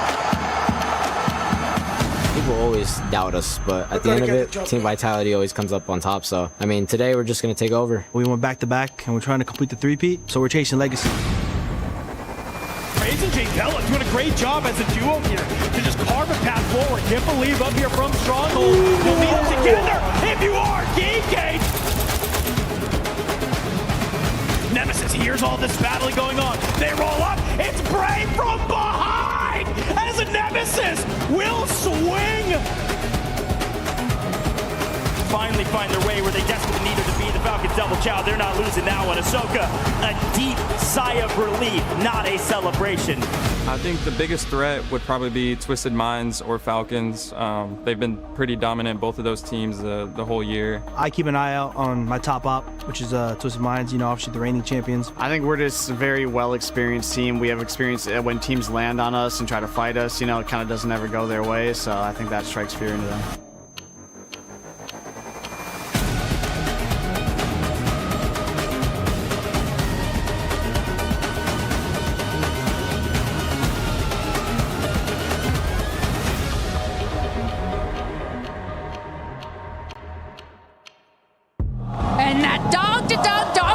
Doggy coming in with the clutch for the Falcons, being able to hold off squad after squad, getting the buyback for the team and then the win. I am Lace and I'm joined by I Hold Shift. Take us through that game for the Falcons. One of the most insane 1v everyone clutches you're going to see. But the reaction afterwards, I think, says more than anything else of, nice job. They didn't get the kills that they needed to really pay off that first place multiplier. Meanwhile, G2 set up an extremely efficient zone at the end and find a lot of kills at the end. They're still to the top of the leaderboard. Yeah, I'm watching Big Man and Anxiety just in that on that kill feed, and I mean, they were holding on for so long, which actually made them skyrocket to the top of the leaderboard with 35 points. This is what we expect from the likes of G2, to pull out those sorts of kills just to make their way up the leaderboard, and it's nothing short of amazing. And we also have to talk about Twisted Minds and how far they shot up that leaderboard as well. Yeah, I mean, it's business as usual, it feels like, for Twisted Minds right now, and that's a scary thought as we start to look over towards Rebirth. I think the biggest thing as we now move away from Haven's Hollow and into our second map of this finals, new opponents need to start to rise, and I'm looking particularly at teams like Ravens, who have been great at Rebirth. The vast majority of their kills and placements have come by way of this map, and I'm still keeping my eyes on G2. They're still very solid here. For a team that we really didn't talk a lot about in terms of expectations at the beginning of the day, they are still putting together the numbers that you need to possibly be a surprise champion. Yeah, and that's exactly right. These teams do have a lot of time to be able to rack up these kill points to hit that 150 match point threshold. And I mean, we've just come out of match number 2. Obviously, match number 1 was a little bit shaky for a few, like Twisted Minds, even coming in from there, I think VP as well, but it was a different game for match number 2. But of course, enough from us. We're going to go into match number 3. Seymour, Goat, let's take it away. Thank you so much, Lace and Mr. I Hold Shift. To add a little salt to the dish that Shift was talking about, Rebirth Island, it does change some things. Ravens is a very fun team to talk about because they're a team that could potentially continue to make Twisted Minds have a difficult time. Looking at this leaderboard, we don't see Ravens on this leaderboard. They find themselves on the second page. It's G2 at the top with a ton of kills, 26 with 36.4 points, puts them in the lead by over 4 points over JDG. Here's Ravens. They're kind of gatekeeping this second half of the page at 21.4 points. This is still a pretty even leaderboard after 2 games. Here's the big thing about Ravens Esports. The salt is that it's 53% of their points came from Rebirth Island in the group stages. Over half. That is a lot of points that they're looking to grab in these next 2 maps. There's a couple of teams that I think on Rebirth Island we can really notably say had a good group stage. I think one of them that I wanted to point out was AG Global. Remember that their kind of pop-off moment to start their rise in the groups was on a 27-kill win. inside, or not even a win, just a 27-kill game. Yeah, they were just getting crazy kills. 51% of their points are on Rebirth Island. They're right there as well. There's a couple teams that desperately need to step up if they want to repeat history and what they did on Rebirth. And then the opposite can also be said for a team like Leviathan. Again, I'm harping on them because they were so dominant yesterday. Hardly any points in Havens Hollow, and they really struggle on Rebirth Island. 9 points for Leviathan. They are right above Gen G with 3 points. And we heard from Aiden when we were looking at some of those player profiles. He said, Gen G will be coming for you. So far, you haven't. Let's quickly talk drops. Traditionally speaking, Bio has been uncontested. Unfortunately, I don't think that's going to be true anymore. Could potentially see T1 up there. Could see G2 up there. Could see Channelmates potentially even up there. We really don't know where everybody's going to drop. We have our guesses. We have our hypotheticals, but as we drop into Rebirth Island, I think it's going to be real hot to start, and it looks like we're going to the north. And we heard that, Vitality were putting some inklings of ideas of where they wanted to drop, and that put some doubt towards Channelmates for going to living quarters.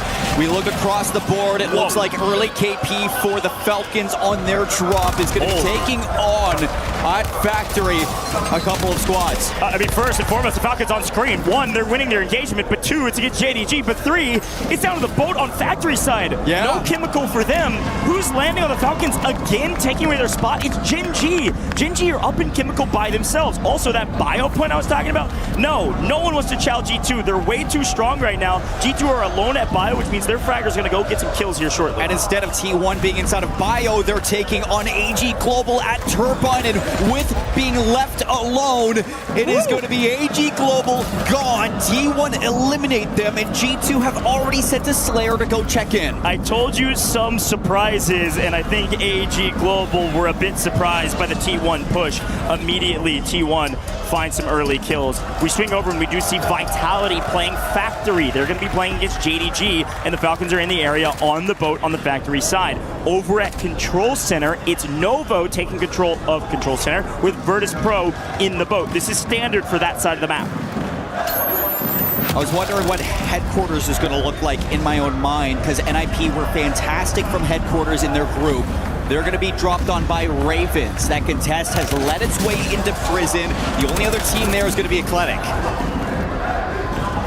Channelmates alone down at living quarters.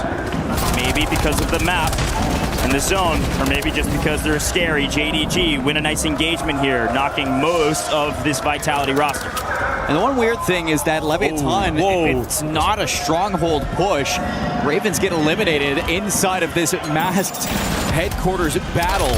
But where I was saying is that Leviathan have actually moved from top to bottom on their regain. They're trying to find somewhere to land now that stronghold is in the circle. Ravens going down right when we cut away. Unfortunately, losing that HQ battle means NIP are back in a power position. This is what they did in their group stages that gave them so much success. Watch out for NIP to pop off in this map as PBJ are continuing to join the fight down here in Factory, which is giving some free kills here for Shifty. He's finding a lot of engagements playing up into Factory. Twisted Minds, you've got PBJ, you've got JDG, you got Falcons all in the same area. A ton of action, and as long as we stick with it here, I think Shifty's going to find his way to a ton more kills. And not too far away is going to be the Channelmates as well as NIP and headquarters, so lots of teams to look at this. Taking a look across the map at what we're seeing for some of these engagements, big fights going on between Virtus Pro and T1 up in the turbine. T1 now trying to track down Grimy in the water. Spam gets cut down in the moment. Adrian's actually going to give Grimy a little bit of breathing room. It's important to note that Virtus Pro, again, are totally safe with their anchor. We swing back to the Falcons, who have their anchor also on a boat just on the opposite side of the map. So Virtus Pro doing the same thing that the Falcons are doing right now with much less people to fight. There's so many folks on this side of the map. South side is quite busy.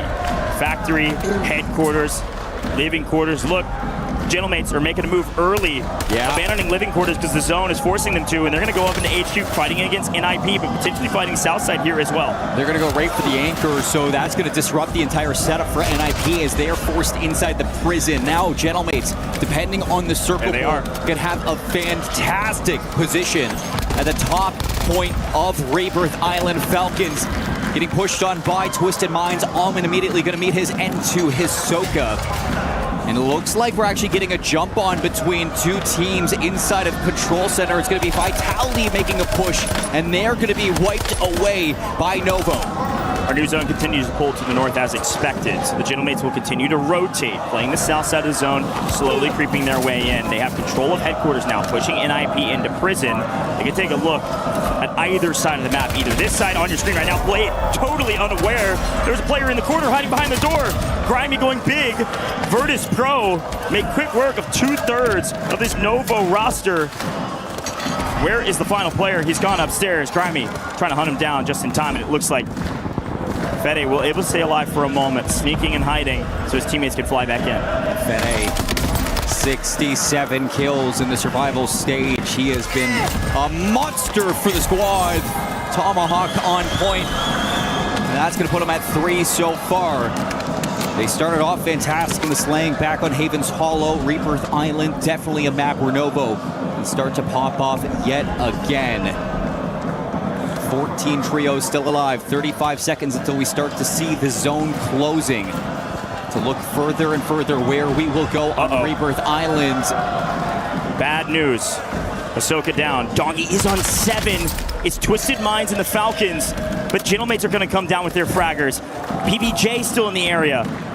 A ton of chaos, and all of these players still have to technically get to zone. Dongy shooting straight, getting one out of the sky, but he gets cut down. Gentlemates, Inkyo, they're safe in HQ.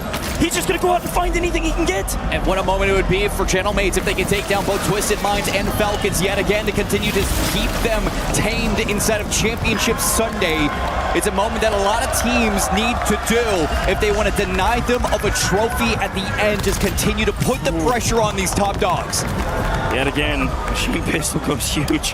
Ahsoka last alive for the roster, allows his 2 teammates to fly back in. The Falcons are safe for a moment. They can breathe for just a second. Twisted Minds staring at the shores while PBJ stare at the shores of Harbor. This is going to be tough for the Falcons to recover. Let's swing back over and see what's going on between Novo and Virtus Pro. Edge of the map, both teams having to rotate as well. Both teams in a battle has been going on since the very beginning of the game. Virtus Pro are actually in a really tough spot right now. There's a couple of teams that just have not been able to get their feet underneath them. Leviathan just continue to get farmed by G2. They have no home right now. At the same time, you can say that about Virtus Pro just not being able to get past Novo, as well as AG Global get forced out of Turbine. We haven't seen anything from them. And in Chemical, it's going to be still Gen G looking to find some kills versus JDG.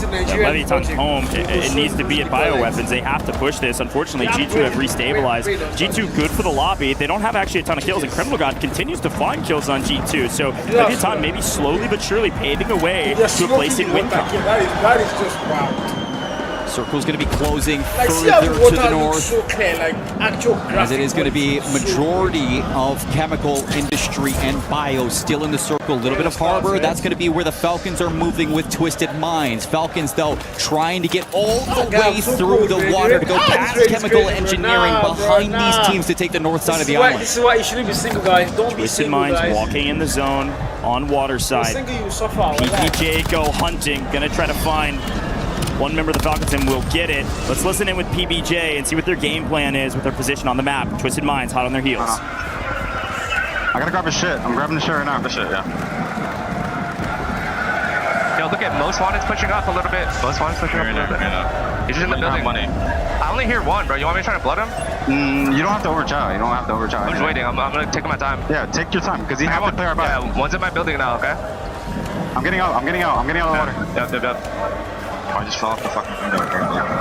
They're in my building. Close. Looking at your bottom. I'm staring at your bottom.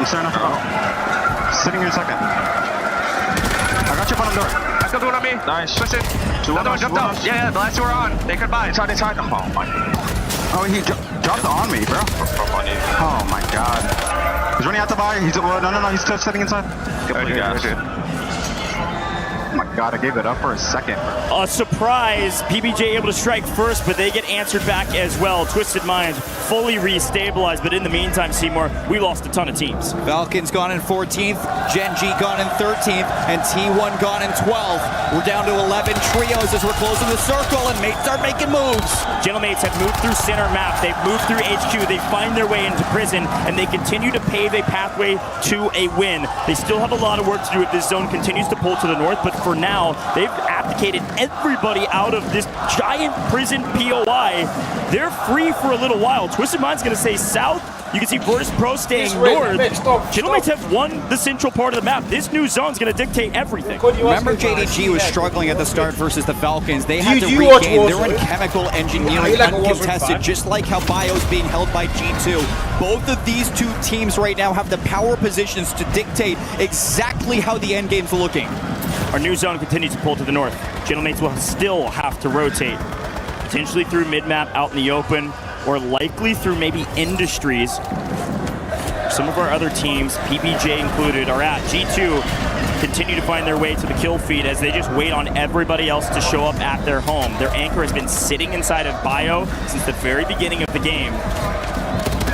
They've been finding kills, and finally Leviathan can hide no longer in the water. Here's Anxiety finding more kills on main, proving me correct. A great move from a fragger as his teammates are safe. He's just looking for anything he can get his hands on. He's finding more kills after more kills. G2 going to be a big problem with a map like this. Now we're going to be into the multiplier, and this is where a lot of teams can find some benefits. Vitality and Twisted Minds, as well as Gentlemates. If they get a win here, it is going to be massive for their scoreboards. Athletic, a very scrappy game. They've been battling in Turbine in this northwestern side of the map since the beginning. Going kill for kill with a couple of the other teams in the area, mostly fraggers from G2 and Virtus Pro, just looking for a couple points here and there. Gromalok on main.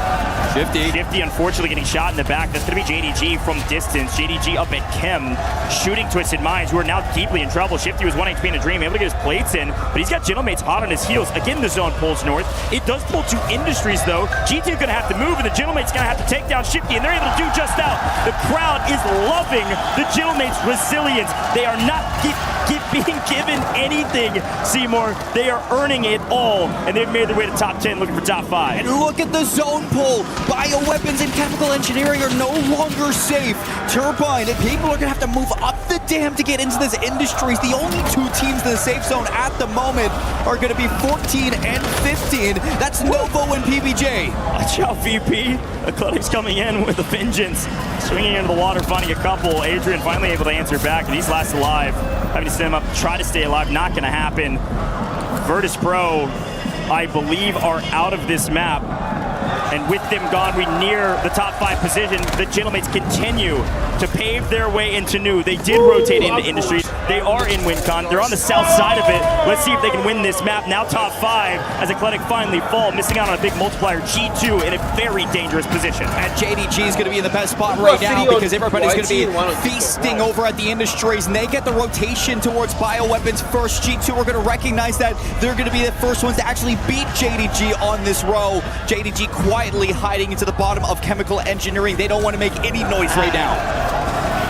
Huge rotation. Inkyo still battling. The Gentlemates have to do all the dirty work in mid-map. Gromalok with a nice trade over the top. Gentlemates still up. They've got player advantage. All 3 on their feet. Down go PBJ. Down go Novo, who are scrapping it out in mid. An opportunity. No, PBJ back into the air. Got the buyback. 2 players and PBJ on the top side, but I told you G2's frying. They've got the multi. Now can the Gentlemates do it from living quarters to bio? They work their way underneath. Now PBJ's gone. JDG gunning down one member of G2. Can I say somehow, some way, Gentlemates could do it? Gentlemate's going to move in. JDG removing big man. They're moving up bioweapons. JDG on the outside looking in. G2 down to 1. 3 players now holding on to bio for Gentlemates, but it's a rotation south side of bio for JDG to win that out. Gentlemates have not been given a single zone in this entire map. JDG get another. Can the Gentlemates still rotate, still fight? and still do it. JDG here first. Anxiety trying to play spoiler, somebody that moves first. Last is alive for his team, just trying to shoot somebody in the back and get some extra kill points to add to the tally that's already impressive. Anxiety is about to be a problem. Gentlemates don't even know it's about to hit them. Does he strike at JDG or Gentlemates? JDG strikes first, hollow down. Ankyo and Gromlock taking a ton of damage from zone. They'll be able to play back up and be fine in new. But Anxiety's playing for the buy. Knowing that shots are being fired, knowing these teams could go for this buy station, he's gonna wait and try to get some free kills. Other in menus, he's gonna shoot him in the back. Anxiety's the only one ground level. Now it's JDG looking to go for that buy, at least watch it, make sure that Gentlemates can't buy anybody back. JDG just saw him. Anxiety peeking his head up just for a moment. I think they saw him through the smoke. Anxiety, no, he gets shot in the back. FLS gets credited with the kill. It's going to be Gentlemates down to 1. JDG about to be winning their second game on map 3. Gromlock has to be a hero, and it's going to be nearly impossible. But Gentlemates did all the dirty work, but JDG get credited the win. JDG win again. Is there any question that these gentlemen are at the top of their game, peaking at the right time? No doubts in the minds of the fans.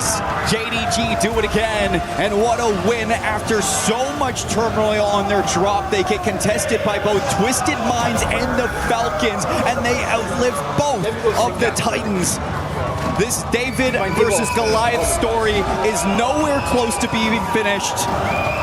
And these three gentlemen right here have earned every amount of respect. JD Gaming, holy cow. Some circles going their way, but great aggressive plays as well. It's not like they're walking away with just a couple kills and a win. Let's listen into the selling.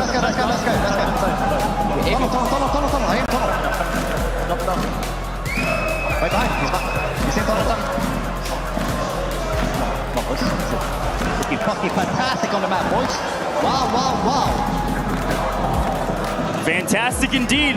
No celebration when it's expected. JD Gaming are stomping the opponent. Should jump them up to the top of the leaderboard most likely. I would still watch out for G2. Gentlemates made great moves there on the leaderboard. They'll jump up as well, but G2 still got the top multi besides the win, and they had a crazy amount of kills. If anybody's questioning Big Man, take a look at LAN. These guys are shooting. And this is the only team in match point finals where all three members are from 3 different countries. Melvin from Germany, FLS Sweden, Slappy from the UK. That is quite the roster, the international roster to come together. And with these 3, I mean, you are peaking at the perfect time in your year. 3 games in, 2 map wins, and most likely first place ahead when we look at our leaderboard. Great job from these guys, man. JD Gaming, I can't say it enough, have been unstoppable on LAN. Top fragging, now getting wins. I don't know who's going to stop this team.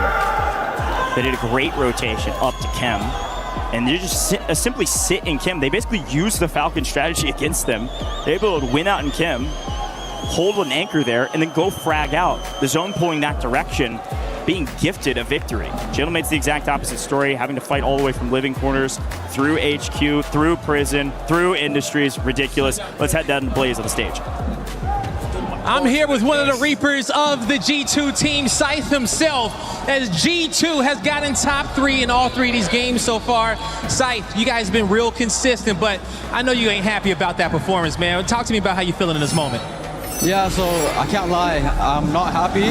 We should have won both those last games, and both of them were on me, so I'm upset. There's nothing to be happy about. I don't care that we're first. The tourney's not done. The tourney's not done at all, and so you already know what adjustments and what you're going to make. Anything that you learned in the lobby from some of these teams off the first 3 maps, or you just worried about you and the boys?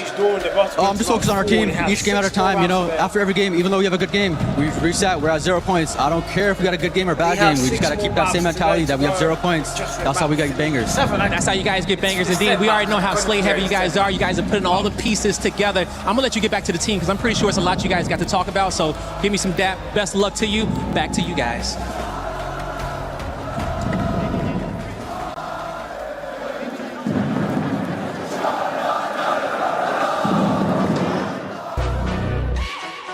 you're impossible. That was map 2, right? Was that map 2? I'm not really sure.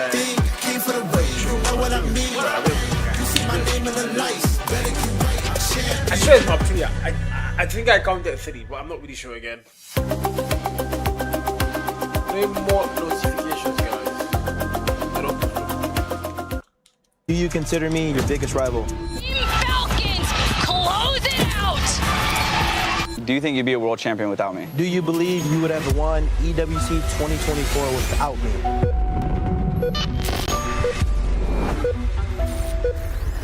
Hi, I'm Isoka and I play for Team Falcons. Hi, I'm Shifty and I play for Twisted Minds. The Esports World Cup wanted us to ask some of the most important internet questions. But to make sure we tell the truth, we've connected ourselves to a lie detector. So if we lie, everyone will know. Starting with... Oh, fuck. All right, let's go. Do you believe... Yeah, you can't look at me like that. Do you believe you are better prepared to win this year's EWC more than me, and why? Yes, I do believe I am better prepared this year, for sure. Telling the truth, we're off to a really good start. Let's go. Let's fucking go. Come on. Do you believe you are better prepared this year to win at EWC? If so, how so? No, and I'll say that because we are a short-term roster right now where we just picked up our new teammate not too long ago. Who do you believe are the favorites to win EWC? I believe, without a doubt, Falcons statistically are the favorite to win EWC. Seeing a little bit of a reaction there. Is there someone else that you believe may potentially? Nah, just more so if we beat ourselves, that's our biggest opponent. Give you that one. Did you ever think of coming back? No. You've considered it. I mean, I couldn't. but you've considered it because you'd be the dream team. You've considered it. No, I'm pretty stern on never teaming again. Okay. I'll say unless some mature conversations happen. Do you think... I actually can't look at you. Do you think Twisted Minds are the biggest threat to Falcons? No, I thought you guys were a bigger threat with Z Smith. Oh, that's the first time I've seen a bit of a deceptive reaction. He knows Smith is ass. Yeah. Why? I don't know. I think they had a better closing ability with Smith, but I think with Rasim, he has a better trading factor. So cool. Okay. You were testing me there, weren't you? I just want to see if he was telling the truth or not. Okay. Do you consider me your biggest rival? Yes. 100%. Do you think you'd be a world champion without me? Yes. And definitely, I would have found a way to win a chip without you. If Falcons and Twisted Minds meet at EWC, do you genuinely believe your team wins? Yes. Ooh, you're not sure on that one at all, are you? Is there a reason? Okay. Is there may be a weak player in your team? There may be someone that... Oh, hey, chill out. Okay. No, it depends, right? They got in advance, we don't. Depends on situation. Do you think you're... Come on. Hey, staring in my eyes.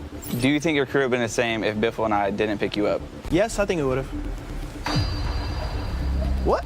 No, seeing a bit of a deception there. Maybe it was because your career would have come on later. I think I would have found greatness, but I think that 2024 Dynasty team is very hard to replicate. Do you regret how our How does friendship this lie ended? detector thing work? It's like, it's so good. Do you believe our split made us both better players? Yes, for me at least. Do you believe Twisted Minds can become the biggest Call of Duty team? Yes. Yes. I think they'd have to invest a lot of money in getting the CDL, but if that's the route that question meant. Do you believe I was a better player on our old Falcons roster? Yes. Do you believe Falcons are still the team everyone wants to beat, and why? Yeah. Yes. I mean, at the end of the day, they've won both the lands this year, so, you know, they are the ones that everyone's chasing right now. But the way I see it is this is their tournament to lose and everyone else is to win. Do you believe you're the better player now? Yes, without a doubt. Damn. Okay, he's making me laugh, bro. I see. Yeah, and again, he's telling the truth, so there's nothing to laugh about there. Yep. Do you believe you would have won EWC 2024 without me? No. Do you believe the Falcons would have won more if they replaced me earlier? I think if we replaced 2025, we split, yes. He's telling the truth. Well done. Do you believe I am a better player than you right now? No. Telling the truth. He believes in himself. Well done. Do you believe you're the best player in your current trio? No. That's cool, bro. Ooh. What was that about? I don't even know. Like, I didn't even feel different, though. How do you tell? That was a massive lie. Okay, you believe in yourself, and you believe you are the best. Amen, Jason. Amen. Okay, I was making sure it worked. Do you believe my current trio is better than your Twisted Minds trio right now? Yes. Yes. I will say, I mean, they have won, so it's kind of hard to, you know, the stats are there, you know what I mean? Okay. So, yeah. That doesn't mean I don't think we're going to beat them, but who do you think is more likely to struggle under pressure in a final, me or you? Under pressure in the final, probably you. Yeah. That's it. Okay. Do you both think this has been able to build some bridges? You've learned some things about each other? No. Never say never. Good. Whew, those questions were not easy. I'm glad it's over. That was tough. Welcome back to the side of the stage. My name's Barney. I've got Tank here with me. This is Dad Chat once again. Tank, tell us a little bit about what it was like walking out with your son onto the main stage for Match Point Finals. It was great, man. It was great walking out with my son. It reminded me of when I used to coach in football, and he used to go out there and, you know, get on the grind. But, you know, it's great to see him go out there with his team and all his Falcon supporters. It was beautiful. It's been an absolutely electric start to the Match Point Finals. He's playing incredibly well, but obviously it's crunch time right now for him and his team. I want to know from your perspective, how much like communication do you have with him, you know, between these days and especially coming into today? Do you chat with him or do you just let him do his thing? Well, I try to let him do his thing, but I always want to chat with him. Things that we see, things me and Mama Soka see, as well as the team, that we can help him and try to make him, you know what I'm saying, polish up his efforts. But all glory goes to God no matter what. We're blessed to be here. We're blessed for this opportunity, and we got to finish strong. Do you think Falcons are going to go the whole way? Man, I can't doubt that, brother. I have to. We got to go hard. There's a lot of good teams here right now. It's the last day, so we got to finish strong. There's a lot of people here that say that your son is the best IGL in this game. The best. Is he good at keeping his cool when he goes into high pressure situations? Yes. No, Soka has the ice, but you know we want to stay humble. Always stay humble. You know, we'll let everyone else speak like that. We'll let everybody else say he's the best. He's the best. You'll never hear Soka say he's the best. There's no need for that. I love that. He's also a glass half full kind of guy. Yes, sir. Yes, sir. Absolutely. We're all good. All glory to the faith of our Lord and Savior Jesus Christ. That's it. I love it, man. Thank you so much, Tank, for joining me, and best of luck to the Falcons. Always. Amen. I love that.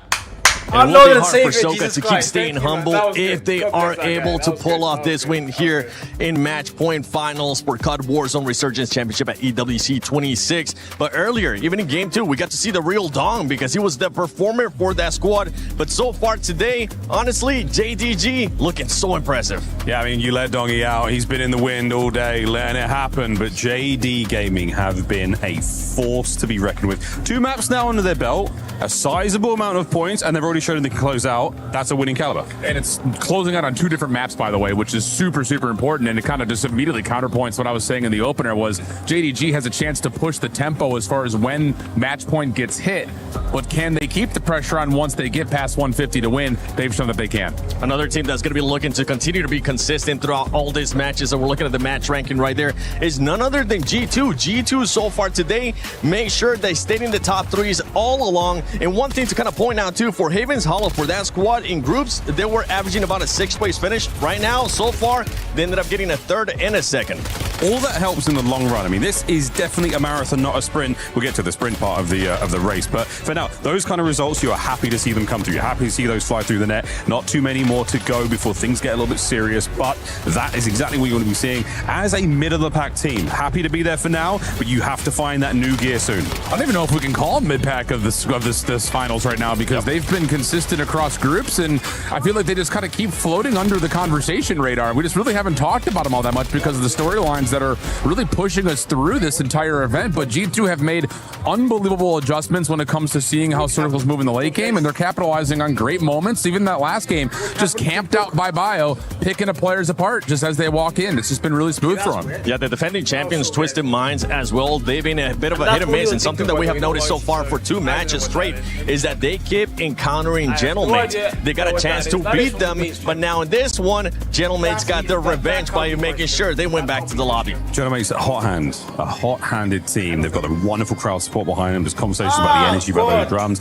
Everything is there for that squad. They are a dangerous team in every situation. Yeah, I mean, G-Mates, they just continue to just show up when it matters most at EWC. All the way throughout the land so far this year, they've been a little underwhelming, but now they're all of a sudden dominating in a couple of really key gunfights and a couple of the key moments in rotation, and they're finding really smooth moves across the map as well to put them in contention to win maps. Earlier, you were talking talking about VP, and as we're looking at the overall ranking here, VP currently sitting in 4th place with 44 points, about 23 points away from 1st place, still within striking distance as well, making sure that they're not fading away. Yeah, they've been in a couple of late game moments, just haven't quite been able to have the numbers to supply the support that they need to actually take down the squads that are set up in those final circles. But VP, consistent, that was the name of the game through groups. Just comes down to can they find high kills and actually tally up a dub.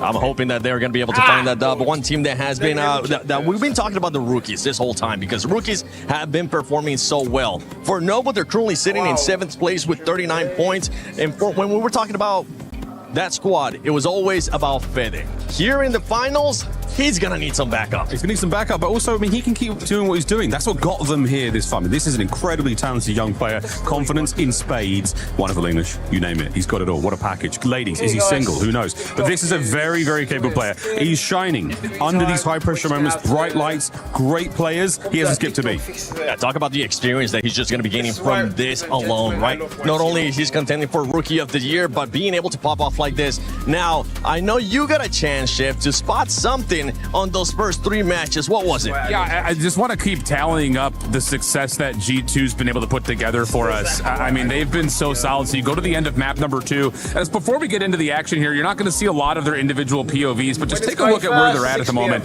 Top side of the circle, going to need to find a way to rotate in. They're going to send one player initially to kind of scout things out. He's going to be our detective as he starts to run his way through. We then have somebody in Big Man who's going to stop all the other teams from rotating on the backside of this. He's the guy who's just trying to sneak around. So really good stuff here from G2 to put themselves into a spot to actually be in a position to get to the late game. So kind of watch as the circle unfolds. Again, you're not going to see their POV, but you can see it on the minimap at different moments, how quickly they can get around to some of these P positions as you start to see the circle move through. Now, the only downside to G2, and this is where I need to see them really step up to actually secure a win, is as they get into these closing moments and you have a position that is actually solid for you, this is a perfect spot to watch it. You've got one player on the backside still kind of lingering in the back. Everyone else still sitting. Whoops, that's not what we wanted to do.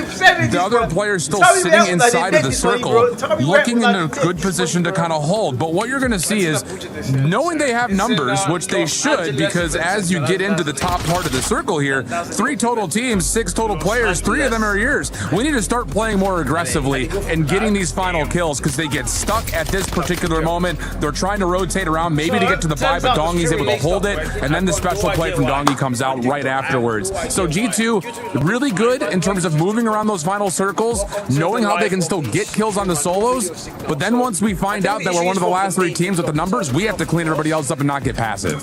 And that's what we're going to be expecting out of that squad. Now, if we're looking at the bottom of that leaderboard, we ended up seeing JNG, we ended up seeing Leviathan as well. And those squads, their points are just coming straight from kills. They haven't really found themselves into the later end of the game. And right now, I mean, I know it's just 3 matches, but it is match point finals. They need to do a lot better. We talk about it all tournament long. Kills, high placement. Those are the 2 pieces of absolutely essential ingredients for the win. That's all you need.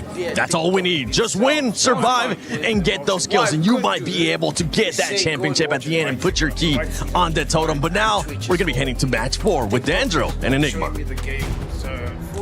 Woo! Thank you much, 7 Miles and Shift. Beautiful breakdown from Mr. I Hold Shift on how Dongy was able to take that win. But we're not over yet, my friend. It is a long road for us to cross 150 points here in the match point finals. Currently, JD Gaming and G2 lead the lobby, 67 and 64 points respectively, just shy under our halfway point. Yeah, absolutely. I mean, they do have a little bit of a shelf. The Gentlemates back on 47, VP on 44, Twisted Minds on 43, and then it's a whole cluster right in behind that. So all to play for in the early stages. The concerning things for much of the lobby and why they must be on notice is that we get this next rebirth where we've already seen a lot of our top teams perform. From that, we move to Fortune's Keep. And pretty much all the sides towards the top of the board are actually great there. So right now, gotta find a ways to come alive. If you are one of those bottom end teams that everyone's talking about, your Gen Gs, your Leviathans and so on, otherwise you are watching win condition sail beyond the horizon. For every side now, you've had your break. The conversations like arms around one another, continue to talk through the game plan and set yourself for everything still to come. Trust has been a key theme that we have heard time and time again for all the content and interviews. It's just us communicating, us trusting each other. And you're going to need that level of trust here in a lobby of this caliber as we get ready to hop on in to our second Rebirth Island map in this set. Reminder, folks, we're going to play Rebirth Island. We're going to 2 Fortunes Keep, and then it's 1-1-1-1-1-1-1-1-1 until the cows come home, until we are done this event. So let's get ready to head on in to Rebirth Island here in match number 4. The first one was absolutely electric. Surely the second will continue to deliver.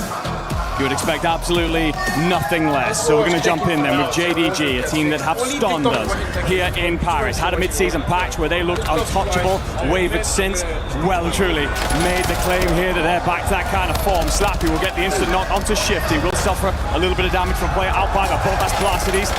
And this early on, knocks mean you can get a self-res off, so Blast does well to shift back to his feet and back up. Twisted Minds not being allowed to have this area of the map for free.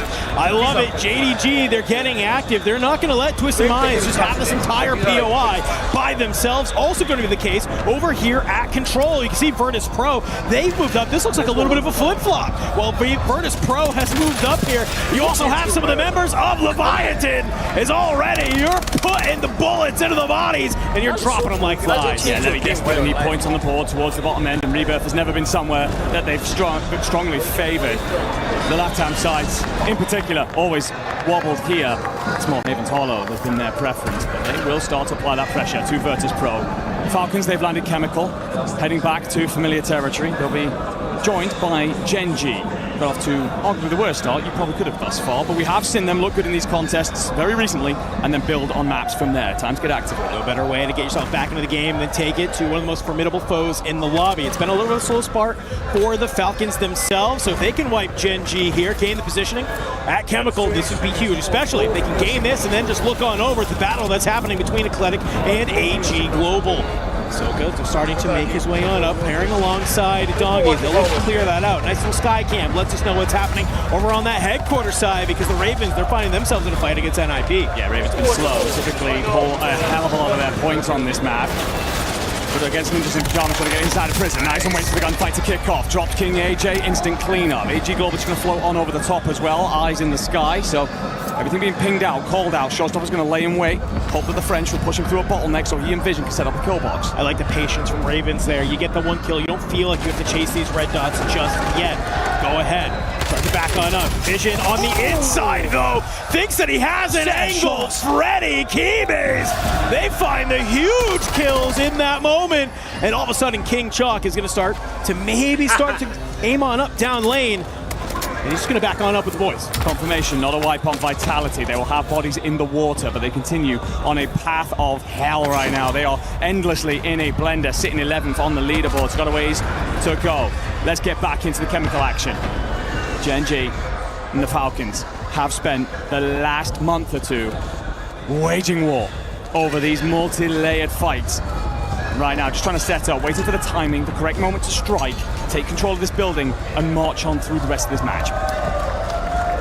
It's just about being able to sit here and hold the line. And this is something we've seen time and time again. G2 starts making their way on over. Here at Guns, PBJ, they find themselves in a bit of a blender. Already, you're trying to move on up. You have Gromalog, who's trying to hold the line here, catch some of these rotations, these players pushing on forward. We know that the Gentlemates love to land living quarters, and they love holding all these teams that are pushing up from Stronghold. We are just bouncing everywhere on the map here because it is non-stop action in map number 4, second map of Rebirth Island. Everybody trying to get points on the board. Two teams go out in the process. Ninjas in Pyjamas, they'll drop with just the one kill. Team PBJ with 2. They were being hunted out for a while there.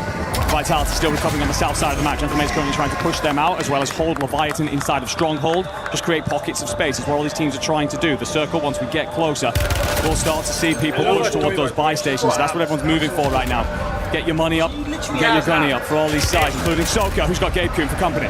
You gotta slide on out here. You gotta work as a duo if you can, but Gabe, he's gonna find Noobs. Can he find the second? No, he cannot. Falcons, they play 2 perfectly, but when you roll back on in, you You have Lennon. He's been able to get on out, get the plays back on in, swings, finds the kills. Lennon continuing to go, finds Big Man. Unfortunately for him, you have Anxiety. It's been a slow start for him, but a good kill there. Helped kickstart G2. This is textbook from G2 to just wait for the fight to kick off. Third party the situation, move on forward. They don't need to bother with a straight up fight, and it will gain them chem control and all of that corner of the map eventually. As Falcons and Gen G continue to reinforce in bits and pieces, and G2 have been looking bloody unstoppable so far. We asked Big Man, can you finally step up on land and join your brethren on the slaying side? And my God, he's been doing that. One of the leaders in the lobby. The Italians will have Zanks up high. He'll drop Noobs over Industry side, but gets landed on next. Lennon, has he been able to hit this loadout is the question. You can see Zanks wants to clear it on out. I like it, Len. He's going to drop on down, thinks he can get the jump. Unfortunately for him, doesn't realize he has two members of Eclectic sitting up here on that water tower side. So for Gen G, they push on into Chemical Engineering. They take a pretty decent fight, but they're still just finding themselves in the rotation, in the blender. It's a little bit better of a start than they've had previously, but they need to keep the train rolling. Yeah, complete lack of stability for the side. It's also been that way for Eclectic for a moment. Typically get themselves set up pretty well, Water Tower. Then look to third-party Chemical. They won't get the opportunity to do that because they're under pressure from AG Global inside of prison, dealing with that fight first. Let's drop back in with G2, who have played up, pushed the Falcons all the way to Water's edge. The buy is in for Dongi, but he's still being sent. You made a good call. It was G2 wanting to come in third party. Looks like they've been successful. They have so much ground here. They're continuing to find success in the kill feed. Gabe down below. He'll at least be able to line on up and find one more, but the rest of your team is going to kick apart around you. It's a three-way party here, but guns up to the sky. Gabe Kuhn, he finds Anxiety. The only problem, gas is at your back. You still have to maneuver your way into zone. It's moments like that why Gen G have shifted him into the back line. Seems one of the best fraggers in the world when he's on form, but moments where he keeps his team in the fight is exactly why Gen G have made their way through to this finals. Just got to get him hot and active through this one in order to get yourselves right at that leaderboard. But at least for now, you stand the test. You're not swept under the tide, and you will go back once more at G2. G2, 5 kills so far in this lobby. Down at control. This is an area of the map we need to keep our eyes on. As you can already start to see, Virtus Pro, they've made this their home. However, Novo, they're also finding it. But look at this, Grimy. He's currently sitting on 13 kills. He's 13 of the team's 16 right now. Put them on their back, get the backpack rolling, and you're starting to see why. Already, fantastic fight here. You get the armor crack, you hop off. Can the teammates wrap with you? No, they can't because Echo, he is there. He's found the shots on the Donkey Vortex, diving in and out. Can you play alongside the boys? Hold down the line here on the boat, get some of this positioning, wait for where the zone starts to move. Yeah, Grimy's just begging the boys with a control center to look over and provide some protection to the Gentlemates then inside of living quarters. They've been in a tug of war with Leviathan for some time and have finally sent them back and tucked inside of green though. Under pressure from JD Gaming, and Kyo sticks his shoulder out a little bit too long. Shot from the headquarters side. I'm just going to slow it. Take your time, pause. Almost let this map flip itself on out, and Leviathan, well, they'll see themselves on out to the next lobby. By the way, while all of that's happening, Team Falcons dropped. Only 4 kills for them. Not exactly how they want to start this Rebirth Island. JDG, they'll continue to hold out the gentlemen, but they got to be careful because you have fellow European team Ravens looking down at you from headquarters, making this wrap over to control. It's going to be a little bit sticky here because you also have Virtus Pro looking to hold the line. Shifty's dropped Aiden, so now feels blood to hunt here. Just trying to scoop up on Gabe at the end. Len's going to be out in the water, so it's essentially a 1v1, but you might be looked over by the players of G2 who've taken over Chemical. Go back to the control center battle. JD Gaming making the most of it against VP. Res needs to happen because that's essentially going to be a 2v2. Should he be able to get back to his feet? Shifty's realized what G2 are doing and has decided to just Hail Mary his way back out, set off south and fight his boys to the factory. I think if he could just pop it up, find a kill, this would be huge, but G2, they are sprinting right now. I'm seeing Lennon get dropped. That isn't confirmed. Gen G has been wiped. Shifty will get dropped by Scythe in the back. G2 continuing to surge forward towards factory. PP out of here. JD Gaming continue their reign of terror, just cutting apart anything that steps in front of them. FLS himself, the leader and IGL of this team, often referred to as a Grim Reaper for how bloody brutal he can be and how he and his team have taken a lineup of scalps through this one. Another squad will join them on map 4. That's going to be Eclectic. No. G2 second-guessed themselves in the moment. They actually lost track of the play that they were trying to hunt down. Will be one crossing just on over. That's AG Global. And it looks like FIFA Kills just trying to back off here. Knight and Scum and just trying to control Water Tower side. They'll have one player who's being a pain as Zanks from above. If you can push him out though, it gives you great control over what's left of this next circle. Yeah, this is tough. It's really hard to shoot through these grates down below. You can see the Skydane hoping to connect there from FIFA Kill, but he might even just be fine. Go ahead, guns up, look through the window. You'll get in a couple of tags on a G2, back them down. But you won't find any purchase just yet. Both FIFA Kill and Zanks kind of trying to basically do the exact same thing at different layers of this water tower. Unfortunately for FIFA Kill though, he drops, not realizing that Zanks does have an angle. So all of a sudden, your anchor finds himself in a perilous position if you are AGAL. Knight, Scummin, gonna have to be a little bit careful till he gets his feet back on the ground. Confirmation of the other team that was eliminated was at T1. They dropped with just the 7 kills. A tiny bit of multiplier, but nowhere near as much as they would have liked at this stage of the tournament. Twisted Mind's gonna rotate up through the banks between here and Prison. As they start to make this rotation, let's see, how are the boys feeling from Twisted Minds? Let's go for a listen in. They're gonna try to take showers from us. There's one hits our top right. Zip up, I'm right. 20. I'm trying to cross. I'm sending smokes. I crossed under. I'm shouldering this. There's guns here. Rip is peeking. I'm crossing. Wait. Looking at me. I'm dead from prison. That's Kippy top prison. Okay. Are you gonna be able to cross or you done? I'm trying to get out. You can live there. You don't have to die for it. Don't die for it if you can't receive. Don't die for it.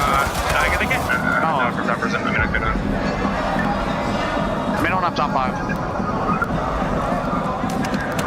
Twisted Minds, it was looking good, but you hear in the comments saying, don't die for that, don't die for that. What happens? Blast dies for it. Now it's just going to be Almond here alive. Can you scoop some of the loot and maybe hold the line as you're just trying to get to that top 5? 2 members of the Gentlemen are tucked into the heart of the prison center. They will just slow things down here inside the cells, try and let the fights almost come to them. Not much in the way of cash or utility. Going to rely purely on their gun skill. Not many better than that, than the French Prince himself. Blades finding purchase over at the turbine on Sage. That will allow you now to rotate in with the gas relatively freely as long as there's no teams up on the wall, and currently there isn't, so they should be able to move in, squeeze in with the gas itself. JD now pushing in. A knock comes through from the PA. That's Nearson walking into it. He does survive the second splash, at least the Ravens will be able to get him back to his feet, but it lets JD in underneath them. Yeah, I mean, for the Ravens, though, they have control of this entire top of prison side. This is going to be huge when they decide where the zone decides to pull. They're going to be able to look down either side and just let those MXRs rip. For Almond, though, he needs to make it to that top 5. Twisted Mind's currently second in the lobby when it comes to kills, 13 here. So you want to take full advantage of that multiplier. That's been the secret to success for this team. And definitely a great way to push them up the leaderboard. Zone's going to usher its way back over towards the south side, which means that Eclectic, who've just lost Freddy in engagement, are in a hell of a lot of trouble. Also, on that big rotation is going to be Nova. A lot of squads inside of prison going to move across, run into one another. Sight and Anxiety, the twosome for G2. They're going to lay in wait. Hope that a couple of people do get caught flush, and Fede's the first. Scythe finds another one. Continuing to slowly rack up the score. Good shots. Ankyo, he makes the read. Nade up over the top. In the back, though, Slappy, Melvin do get dropped. Almond as well. Freddy, he's here to keep it rolling. Eclectic have looked fantastic, and as the zone is starting to move, we are watching these players drop left and right. Gentlemates, they put themselves into a beautiful position here, just holding the corner. They know there are going to be players out in this gas side trying to push for showers. Can they manage to find them? But do they expect to have heats up over the top? MXR is here. He's just taking too much damage from the gas. He has to be careful. Again, Ravens take so many of their points on this map. Not only put up massive kill numbers, but great at closing out typically. Just looking to lock things down from the rooftop with the Frenchman on the other side. It's Enkyo who drops Chalk, so he is on his lonesome. Time for Stim to absolute perfection. Drags 2 more off the dead. But remember, they've been nerfed in the recent patch. He won't be able to stay here for very long. Time for the next one too, but just trying to hope and pray that everybody else starts shooting so he can make a dive. Gentlemates, they're worried about this player on the roof, but they've completely missed it. You have a member from Vitality and G2 behind you.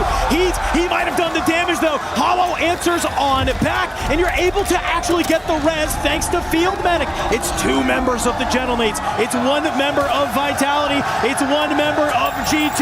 The Gentlemates, they would love to close this one out. They just have to hold on together. The nade doesn't connect with Anxiety, so they think that they've cleared it. They might not check this down low and get a missed timing on the play. They're going to push now instead.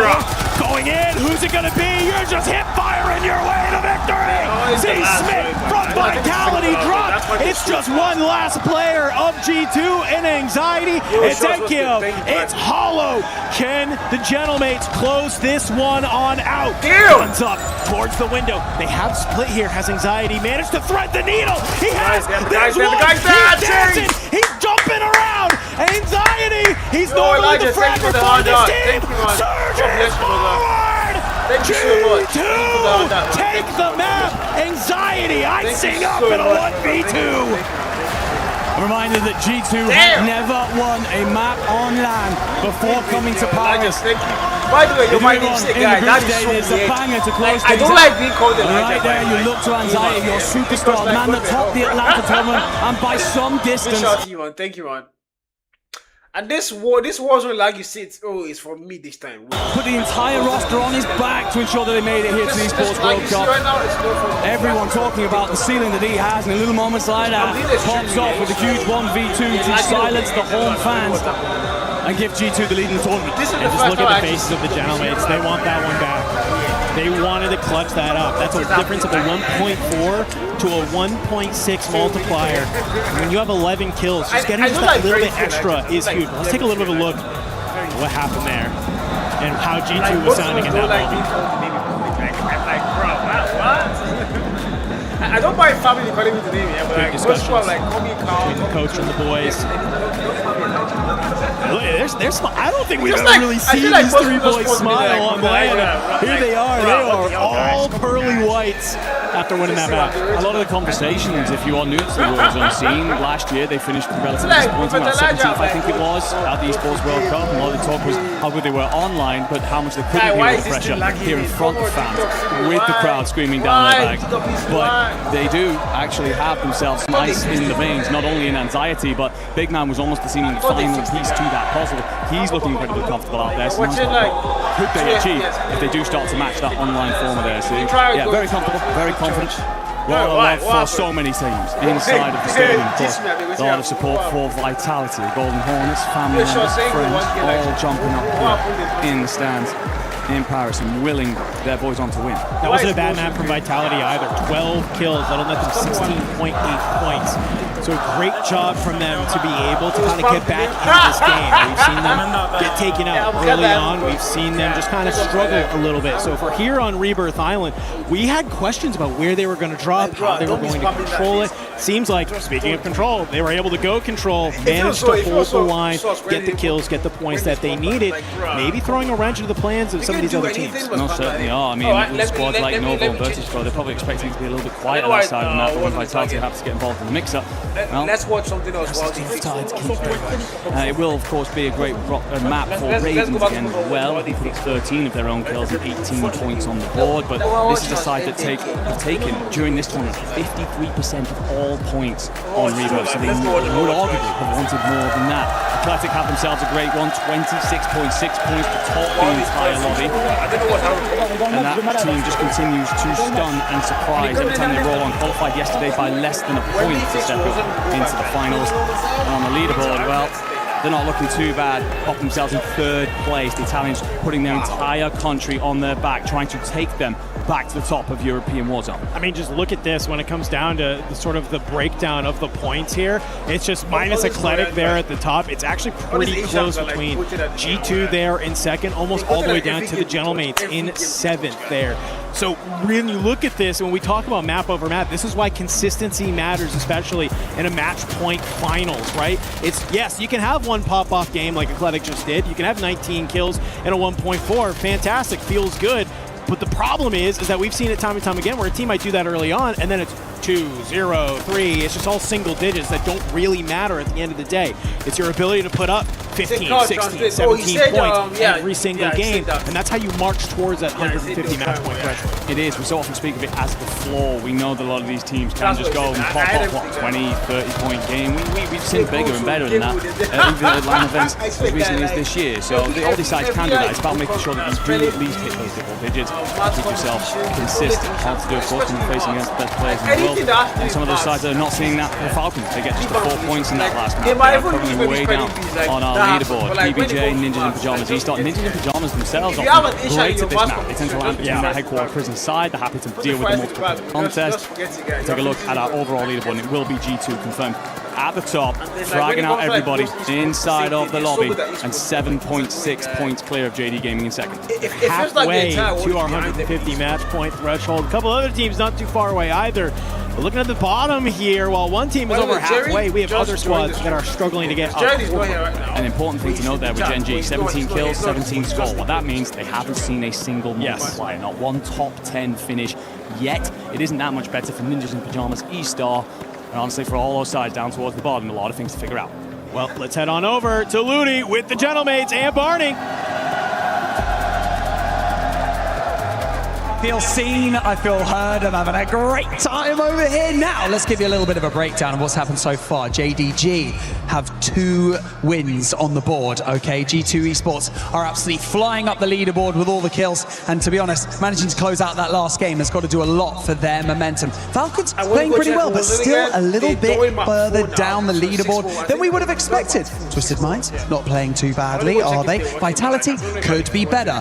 However, there's a reason why I'm standing here doing this, isn't it? Go on, Lucy. I mean, Gentlemates is kind of doing good, and you know why? Of course, we're a little bit sad because we lost this one, but we just need one top one, and the top one we need is when we're 150 points, because Gentlemates gonna win this!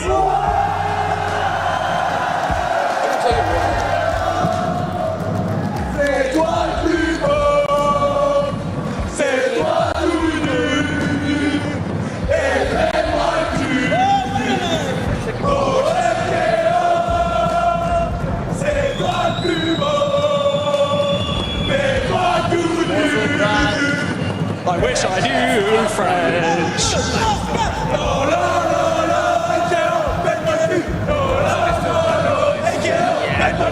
Oh my, that's enough fun. Casters, over to you. I actually know what that means. So we should definitely start just talking to one another. Okay. I'll have to ask you in the next break what that one is. Ladies and gentlemen, do not hit up Duolingo for that one. Either way, obviously they're having a fantastic time over there in the stand, the gentle suits and everybody else trying to wheel Enkyo, Gromlon and Halo on towards victory. Disappointing towards the end of that last one, unfortunately, the 1v2, but a great match otherwise, and it'll keep them towards the top of the leaderboard. And they're not the only fans going absolutely nuts in here. If you think it sounds loud on the broadcast, I tell you now, it does not do it justice. We can barely hear each other in here. I have a little knob, which is how much I can hear Andy. For the first time in my life, I've cranked it. I want to be very clear about that. That was rude. That's how it's just I'm trying to convey to the viewers at home how absolutely loud it is, because it's also not just the Gentlemates, for the record. We have Gen G super fans in the building. We have Leviathan super fans in the building. The Falcons are getting loud. So many of our top teams, Vitality as well, have brought their super fans, have brought the community here, and they are letting it be known who they are rooting for. It's a really, really great time at the Esports World Cup in Paris, and just seeing all the camaraderie and community amongst all these teams. It certainly is. But, of course, we have a hell of a lot more drops to go. Many of you saying that they're expecting 12 to 14 drops today. Well, we're in for a long all afternoon. We're going to move, though, for the first time to Fortune's Keep, and sides that look particularly good here during this tournament. Number one, the Gentlemates. 44% of all their points are coming on that map. We're averaging 18 kills. A map that we have spoken about since its inception as a very slow, defense-heavy map. Then the Twisted Minds have figured out how to play around this. Twisted Minds are coupling up that average 18 kills of their own with an average of second place as well. So look for them to be very, very dangerous. A lot of other sides, they're kind of middling here. There are some sides that need to be concerned. AG Global, Ravens, they've not enjoyed their stay so far on this map. What I will say though, these are very circle dependent. It's incredibly hard to rotate through. There's a lot of bottlenecks called chokeholds. So all sides often have to change up their drop spot away from their typical in order to avoid being put in a spot where they're rotating late and being held out. I mean, this has been the conversation since Fortune's Keep has come into the map pool. Just how absolutely defensive this map really is. It's hard to move. It's hard to go from one POI to the next, and that is what we've seen time and time again when we get ready to hop on in here. It's our first map of Fortune's Keep, ladies and gentlemen, but it certainly won't be our last. An opportunity to make a statement, an opportunity for some of these teams to jettison their way up the leaderboard because they definitely need it. We have a couple of squads running away with it, and this is the worst part of Call of Duty Warzone Match Point. When you're on the bottom of the leaderboard and you're watching G2, JD Gaming, Eclectic, just rack points over points, game over game, and you can't buy a kill. No, you can't. And for those of you who might be wondering how the Falcons look on Fortune's Keep, currently averaging 14 kills in 6th place, which doesn't sound bad, but it's considerably worse in groups. So they've got to make sure that when they step up to this high quality lobby, they return with some sort of form, because right now they're down in that second half of the leaderboard and they've got a mountain to climb.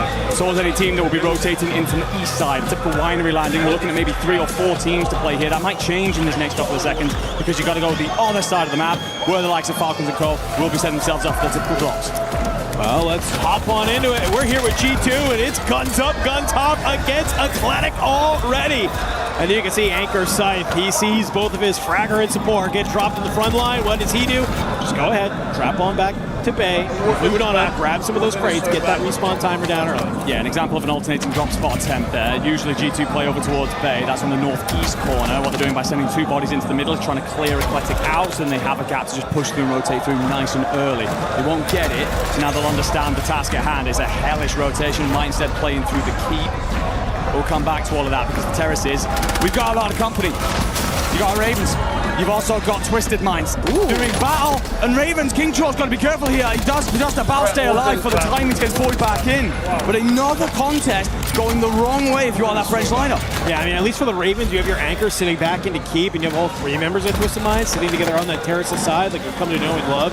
So maybe just an opportunity from the Ravens there to try and send out your fraggers, see if you can start to put Twisted Minds in a bit of a blender. However, you are just not successful.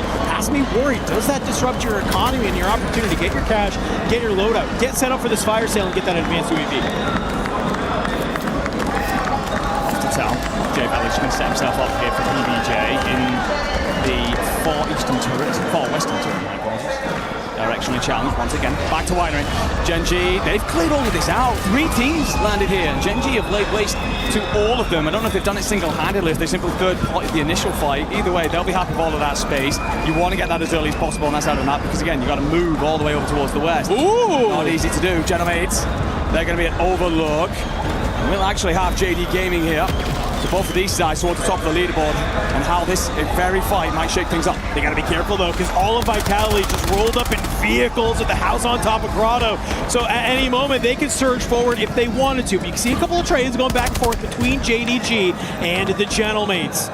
A huge force of a battle here, but Hollow, he's looking over with the Hawk. Oh, the noise has also pulled Eclectic in this direction. The Falcons have got 2 players pushed on over towards the south side of town. Everybody's seeing red dots and thinking this is where I could scoop a couple of free points.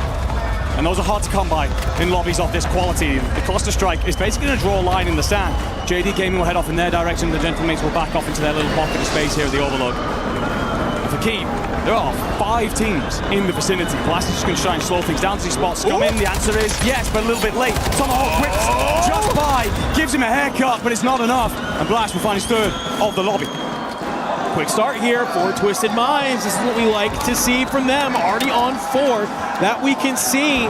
And with that kill, that's actually going to throw AGAL into a bit of a tizzy, as they will be the first team eliminated from match number 5. Quick flash up there talking about the club championship and how important it is to all of the organizations that have backsides into this. Watching AGAL fall will be a bitter pill to swallow as they continue to struggle. How good they look to pitch as well. Not really hit that form just yet. Got plenty of time. Donkey up and over. Somehow gets away there. He definitely felt like he was trapped between a rock and a hard place. But keeps his life. Gets backed off on up to News. Soccer will spawn back in. But you have lost Books here, and you're also potentially being squeezed up on by Vitality. That's that number 12 on the mini-map. Either way, in uncomfortable position in town. And this is a circle that the Falcons would really want to control early, where they can mop up a hell of a lot of points. Oh, King Chalk! It's good damage. He snaps on a disrupt. You're going to get 1 drop onto a member of T1. That's just going to leave Echo. That's just going to leave Spam Gola. And you can see already they are hot on the retreat. Get back to their spiral. Get back to that high ground. Continue to look over. If they're careful, they might be able to sort of sneak on out, and they could potentially find this fight between J2 and JDG and potentially third party. One of the G2 players has slipped by, so you got to be careful about getting shot in the back. And yet, that's what's happened. Scythe catches Heeds sprinting through. That should now give a little bit of a timing for the boys to get past. And Cypher will actually clamber on up, see if you can rip keep from the hands of this French side. Kingcho, though, he looks on over, and he's actually been sent for a hot dog entirely. Anxiety drops him. Should turn it now into a 2v1. Close proximity. It will be one Kingcho player. I think that's Nielsen back into the sky. He's going to try and be a little bit of a UAV up there, almost that bird up there towards the top, just pinging things out, but realistically a recovery situation for the side. Novo, looks like they've been relegated to the boat. They'll hold on until the zone forces them not to. Falcons have gained control back of Books, but you can see already Vision and AJ, they've worked together to take down Soka. So Donkey and Noobs just hoping that maybe we get somebody to bust through that door, but a very good nade is going to land on the top of Noobs. That's going to be King AJ potentially flying forward. The only problem is for AJ, you've lost Vision in the back, so you have to hold. But Grammy's might just put himself in a strong position here to potentially get a jump on the Falcons. Yeah, Grammy thought he could third party this, rolls up, and actually the Falcons have split off. So he'll just slow things down over there, trying to kill feed for that engagement. So G2 trying to jostle there through keep in order to figure out exactly where the Ravens have gotten to. Dan gets out because the Gentlemates are laying waste to JD Gaming over towards Overlook. They'll continue to hold the south side of the circle, and Eclectic are the next to fall as well. So Gentlemates suddenly on a little bit of a heater. Virtus Pro there at the terraces against Twisted Minds, but T1, they're going to start to clamber the walls from the gatehouse, apply pressure and try and pinch this all in. Got a great map for Virtus Pro so far, 6 kills to their name, but you can't go down early! Adrian says, hey, how about a little snack there, Spam Gola? Feeds him a Semtex for dinner, and he says, I'm hungry. The awful thing is, I think it popcorns as well, it blows up the nade in his hand, so bad situation goes incredibly worse, and it's just bad luck if you are T1. But Virtus Pro set themselves up here at Church. Next circle pull, relatively central, no hard drags. Looking like it's going to be somewhere between Graveyard and Gatehouse. West Spiral control would be huge right now, and that's actually where Virtus Pro made the call to go. It's been a home of theirs for most of the year, so could mop up a lot of points in the later stages. But now the fire sale's active. You see that at the top of your screens. Look at all these teams to head on over to buy stations, drop their money on the deck, stack it into advanced UAVs, and that'll give them intel on what everybody else is in this lobby so they can go on the hunt. St. Melvin, he's been able to find Skullface. Gentlemen, they've just been over here at the house just for so long. JDG, though, they have an inkling, obviously, that the Gentlemen are here. They've been battling back and forth. They look to hold. The problem is, and you can see FLS, he's made sort of the same exact read, that Leviathan is not too far away ahead of them.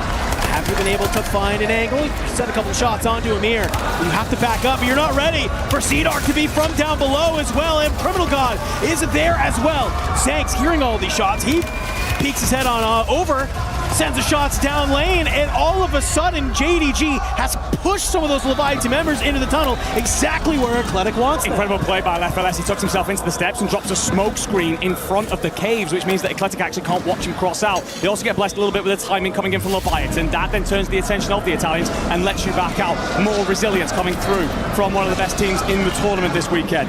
Now the Italians are going to turn and face, just hoping to hunt out Amir here. You will have seen him on the X-ray. There was a shoulder just peeking up over a rock there, but Resurgence not done just yet. So it's the right decision from Amir to slow things down, let Crimean Dog back in. And as the zone continues to move, we know that Twisted Minds love this spiral, but they have to take it from the hands of Virtus Pro if they want to gain this positioning. You've already lost Allman in this battle. Adrian, he's able to drop down on that outside. Allman shifty drop, but Z-Dark is here to enter into the third party. Adrian gets dropped, and that's going to immediately send Destroy into the basement to meet up with Grimy. But while all of this is happening, look who's surging on forward. Novo, they've made it to land off the boat. They squish on up to Placides. They take Twisted Minds out of this lobby, and they're going to continue to try and find these kills, get those points. It's painful for Twisted Minds. You were leading the lobby on kills with 10. You get dropped in that moment just before the Resurgence is even closed. So if you just figured out the right timings in terms of disappearing from the fight, you'd have been able to turn those 10 kills into some sort of multiplier. As this, though, you will watch the action rage on, and everybody else group up points. Thank you. Drops praise, sits him straight down. Looking to control the south side of this circle. You've got to push out PBJ on one side. Falcons are going to be set on up at pokes. That's that orange 11 on the minimap. On the other side, you've got JD Gaming rotating in from the east as well. It's Vitality, so a lot of work to do here for the French. Good shots from Hollow. On to Jay Vela. Enki was going to be the one, though, to get the damage that you need to get the knock. for the Gentlemates, it's hold this outer side, hold this street area, do not let anybody hit that zip line and find an angle onto you. Clear out your backside, hold the high ground, and start ripping anybody that tries to push in on you. Eclectic staying alive here on the tin side. Let's go ahead with listen in with Eclectic to see how they're doing.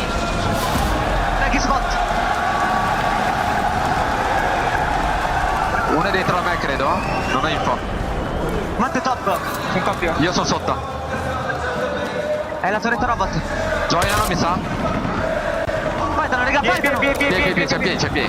Uno qua a sinistra da me. Ok, è fuori. Uno dietro. Fatto. Dietro. C'è, arriva. C'è un altro,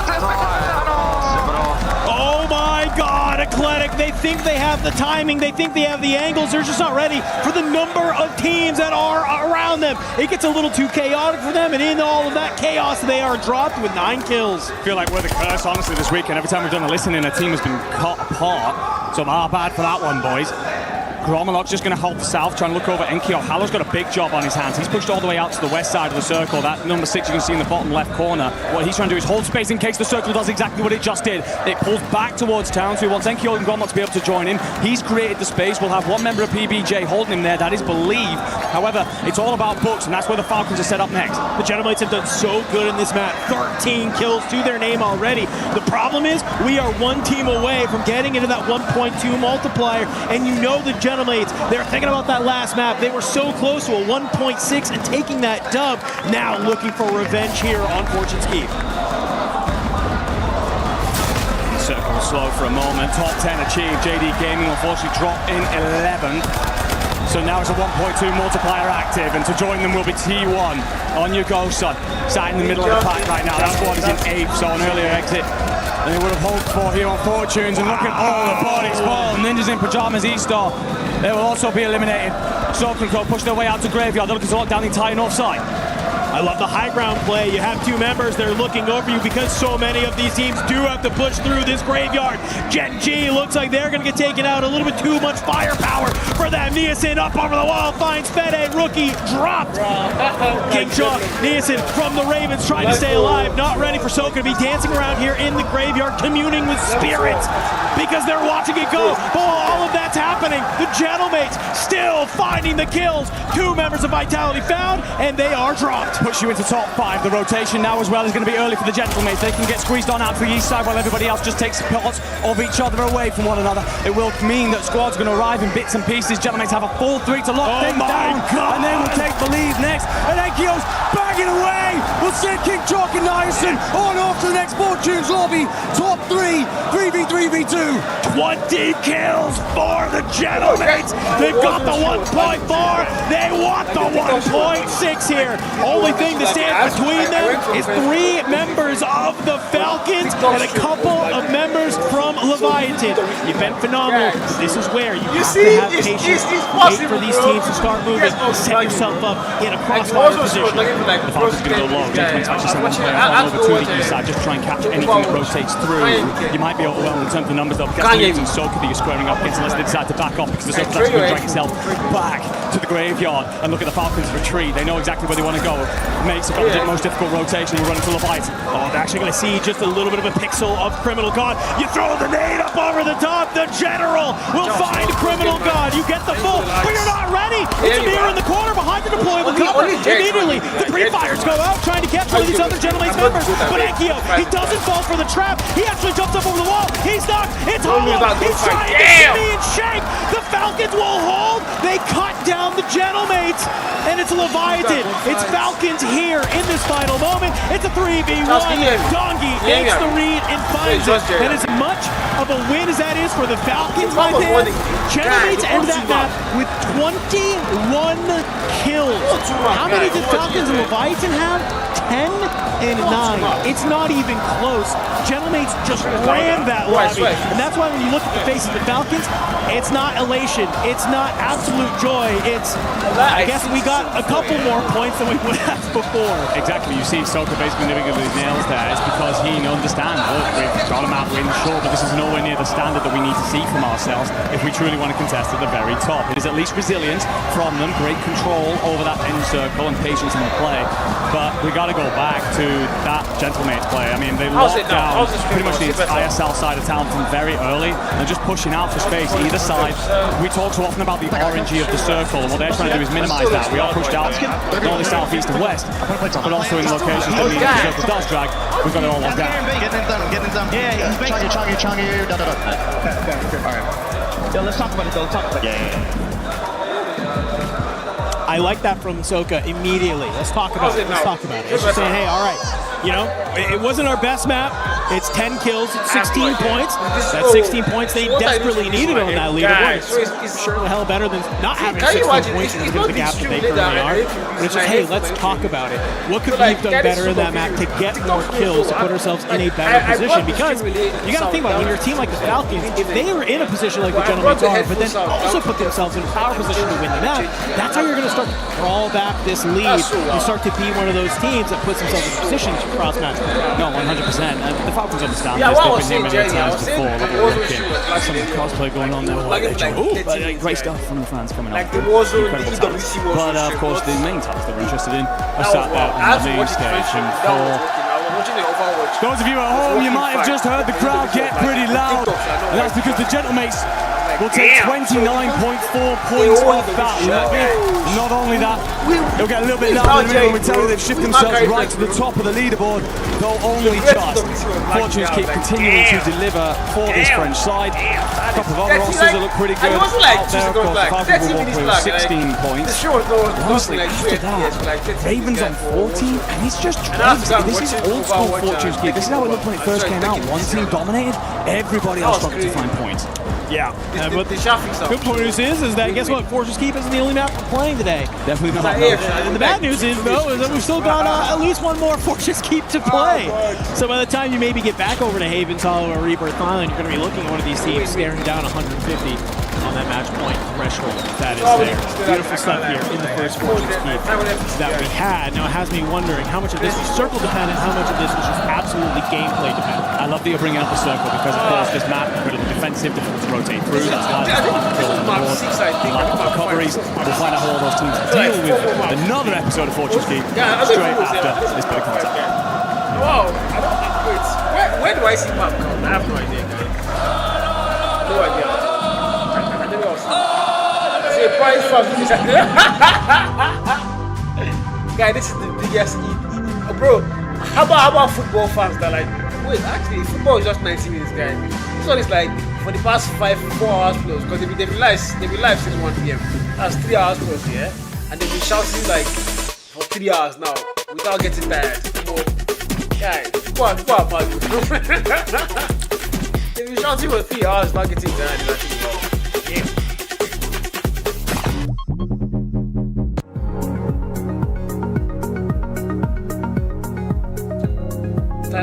Tyler won. He thinks he can come in here and play my game. Let's go. He knows nothing but go!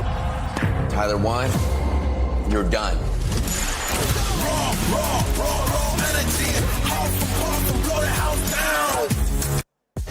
Now, of course, we don't just have dads here watching and supporting their favourite players on the main stage. Of course, we have mums, we have family members, we have fiancés. I'm joined here by Gladys. This is Sage's mum, who's competing for Vitality. Gladys, how does it feel to be a parent seeing your son competing here? I hope I did interviews for 8 years, right? Very happy, very nervous, everything. Proud, happy, nervous, all of the emotions you can feel. I've also got Hayley here, who is Sage's fiancée. Hayley, how's the nerves for you watching him compete on the main stage? I think I'm a bit like him in the sense that come game day, I'm not really nervous. He gets in the zone, I get in the zone. I'm just really passionate, so I just love to watch him. I love it. You're both locked in. How was it actually walking onto the stage for match point finals, being in and amongst the players and the crowd? It felt electric, didn't it? It was. So I had to learn a chant in about 3 minutes. Did pretty well, I think, but very hot to be costume. It was great to be out there with everyone from Vitality. I love that. In the beat costume as well, you're committing to the cause. Yeah, yep, very committed. I love it. Hey, thank you so much for joining me in this interview, Gladys. Thank you so much. Oh, I want to shake your hand. Yes, let's shake hands. Thank you so much. We've got friends, family, loved ones here in the crowd at EWC. It's match point finals, baby. Let's keep going. Which player can we talk to? I'm very serious, guys. This one. Welcome back to the not match. For EPS, for the podcast. It's Miles and Shift. And we got some mates to help us out. No, not the gentle mates. I'm talking about the ghosts. What a time we are having here.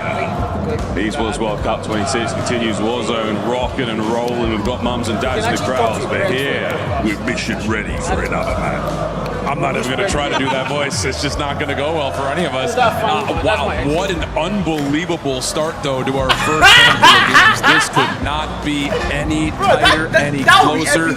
Some underdog stories, some favorites looking a little bit soft. It's going to be an interesting finish to this Fortnite. What do we say when you play Call of Duty? You've got to win your ones, and that is what the gentlemen have struggled to do for a few maps now. Back-to-back bangers. A moment there to catch your breath, get yourselves back into the game. Maybe not lose another incredible runs to the round win, but that is how it's been going so far.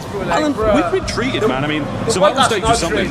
Every single map has had an incredible moment so far. What's in store for the rest of the tournament? This is what you get when you get the 16 best teams to play Warzone in one lobby, and you get to do it over and over and over again. It's been legitimately, it feels like anyone's tournament to this point, but now as we start to get closer and closer to that point threshold, this is where things start to potentially change. Quite a while to go before we reach that 150 point mark. But again, it does feel like we're getting back to strong wins, yes. Outside of the Falcon victory, it feels like a low game. Everyone else is looking strong. 29 gone. Unreal, gentlemen. Kills alone, it felt like. So, from myself, Alan, and the Ghosts here on stage, let's play another game. Now, bro.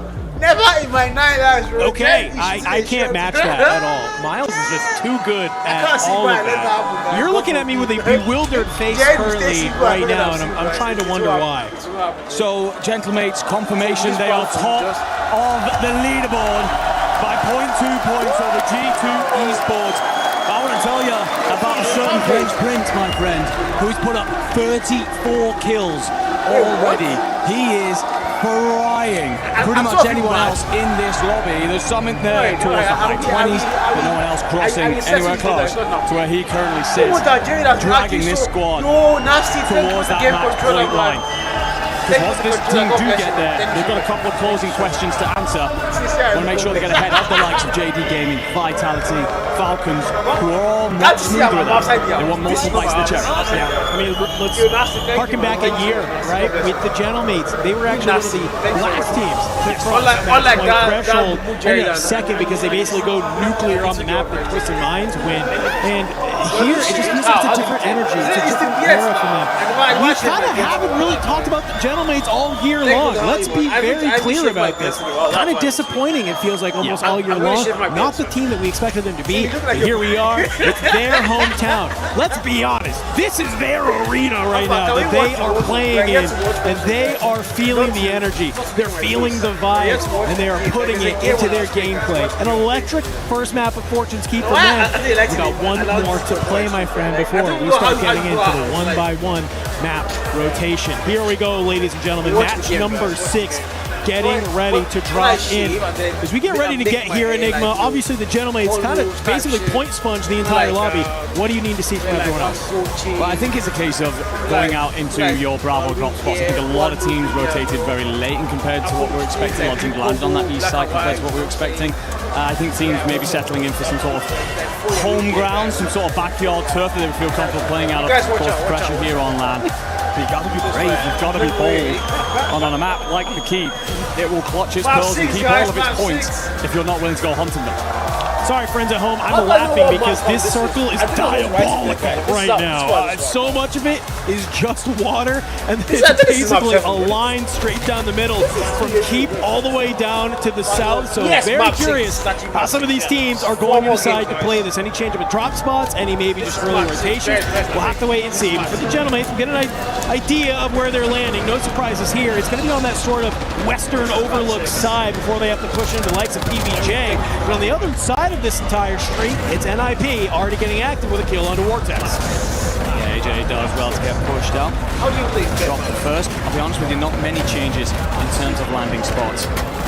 Ninjas in Pajamas want to be only to shift their way over away from Winery. They don't want to hit that rotation either. But for Blade, trip to the boat, try and anchor things down there.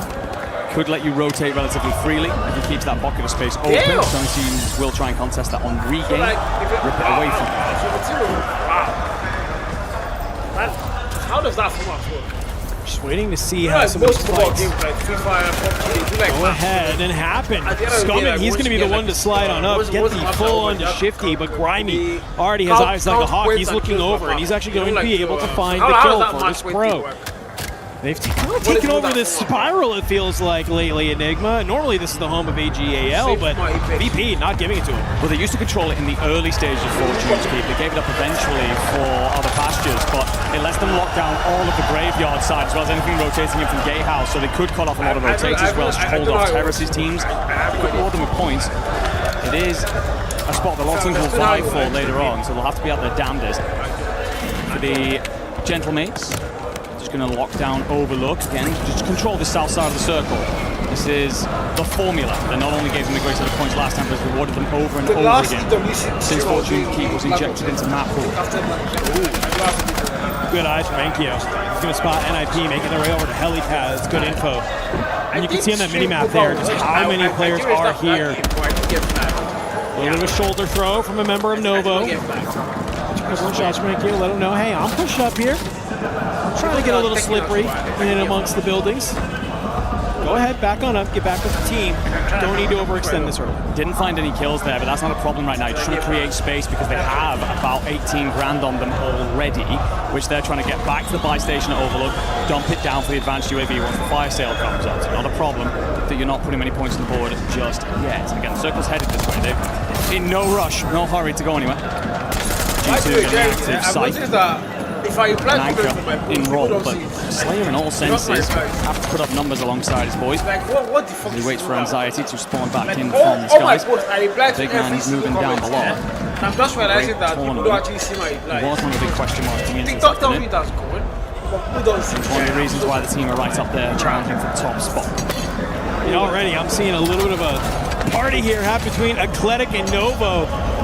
As it just looks like a battle. Also, right underneath JDG, you can see Leviathan. They're kind of in this area as well. Down below, big man guns up. He's going to be able to drop one, slides on out. You find another. You're cleaning up the members of Leviathan left and right here. And you might have heard me slip up because I'm looking at our mini-map. Vitality, they're looking to get into this mix as well. JDG down below. You find Zanks. You also find Fede from Novo. This is just a party in the grotto, ladies and gentlemen. Scythe claims his second of the map. Yeah, so many of the teams down low here often met by recoverers, and as such you can just cut them out, push them out, and ensure that you just rack up extra points and both. You could have read that, decided to play their own game on it. Anxiety makes light work of Sage, will have players just above him, so plays inside the caves where Scythe and Big Man have opened up a pocket. Let's have a look at Terrace's Twisted Minds.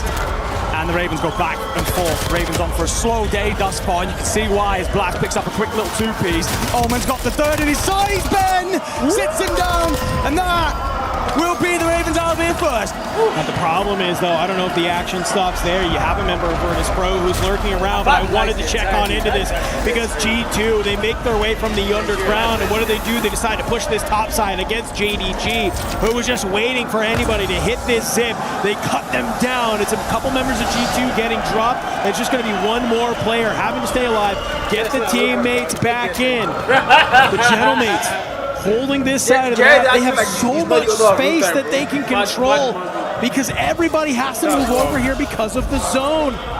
I'm looking at Hollow. He's 26 damage to his name. Says, hey, I got Anchor on my tag as a roll. I'm going to live up to it. Yeah, they are chilling. And when that fire sale opens up in about 30 seconds, they'll be in prime position to take advantage of it. I think I've been a little bit ahead of myself for 30 seconds. Feel deeper into the map than me, I feel. Adrian We'll watch Destroy and Grimy so far. Now trying to find an exit route. Just going to check back in. And he used the footsteps to just shift Twisted Minds around, buy himself time. Goldfeed, we're seeing Vitality and G2 go at it. Blasted is coming to check around the right side of the tower to eliminate Grimy yet again. And Twisted, if they win this fight, they have not only the pretty much entire north side of the circle, they have the lookout all the places like Graveyard and all the rotations for B, so a massive fight really. Adrian there put the moves on blast, absolute skates. That knock alone looks like it was enough to keep VP in the matchup. Destroy's going to head towards the boat. Don't think that's a good idea because it already plays out in that direction, but either way, VP hanging on by the skin of their teeth. Twisted Minds looking good early. Yeah, they might need to just go ahead, VP, maybe land in that water and just play for the regain, but right there with you, Twisted Minds, just clearing up the teams in front of them one by one here. Already we're looking at various spots on the map. Nice little visual for you there, top left of where this zone is starting to pull. Where do we go next though, Andy, is the question. Who's going to have to move? Who has to make these big rotations? For the most part, it's a lot of these teams in the center of the map, and they're going to be okay for now. This is when everyone starts to invest the money for that fire sale. Rotate themselves across. Some teams that have control of the buy stations will be very happy. They'll welcome it in. It pops up at the top of the screens. It means they're going to get those advances and streaks and fill their boots with pretty much everything that they like. If you do not have control of the buy stations, panic stations, you got to move. You got to start to put some pressure on these other sides. Hopefully strip them of the items they have purchased or the money should they not have spent beforehand. If you don't get any of that, you are on the back foot for the rest of this match. Take a look at this Main Street area and just how many different teams are sitting here. Already Gabe not expecting a member of PBJ to be down below. It's going to be Believe, who has been able to find Gabe Kuhn. Already PBJ just playing together. Aiden shots across will cut down Jay Vela. He was actually able to find Lennon before, so just moving in and out of these buildings, in these tight confined spaces, you can lose teammates just like that in the blink of an eye. And as all these teams are forced to move, we saw them in a little bit of a regain down there on that bottom side. Leviathan have already made an exit. The struggles continue here at the keep. Spam bangs away from the top side, and the problem with the tunnels down in Grotto is that you are often overlooked. And right now, Resurgence still being active will mean that Big Man just staying up here, being elusive, allows his boys back in, hit their guns, but he's finding a route out of here. Everyone will be watching the exits. Some free kills. Actually, Big Man might get himself out underneath Genomaze in that moment, but either way, we'll move over. PBJ. We've got company in town. Jay Vela going to get active. Already has to go on board. He gets to the front side, tries to set the pitch. I don't know if they heard that or not, but he might have set himself up in a great position because when you look at that mini-map, Praise, Dave, they're all around here. Dave will land. You get confirmation. Somebody's down here. A couple of shots. You're begging for him to maybe push onto that outside directly into the guns of Jay Vela. But if the reposition comes on in and all three members of Gen G are set up here on this bottom side. The nade somehow didn't tag, so PPJ don't know what they're looking for. That positions them elsewhere. All three players of Gen G are just waiting here. Might catch someone by surprise. He'll feel light up. Squad 4's out of here. You also see Athletic gone. So big teams falling by the wayside. Squads have been brilliant all day long. Athletic sat in fourth, bear in mind. They're done with early. Everything starts to shift its way towards town.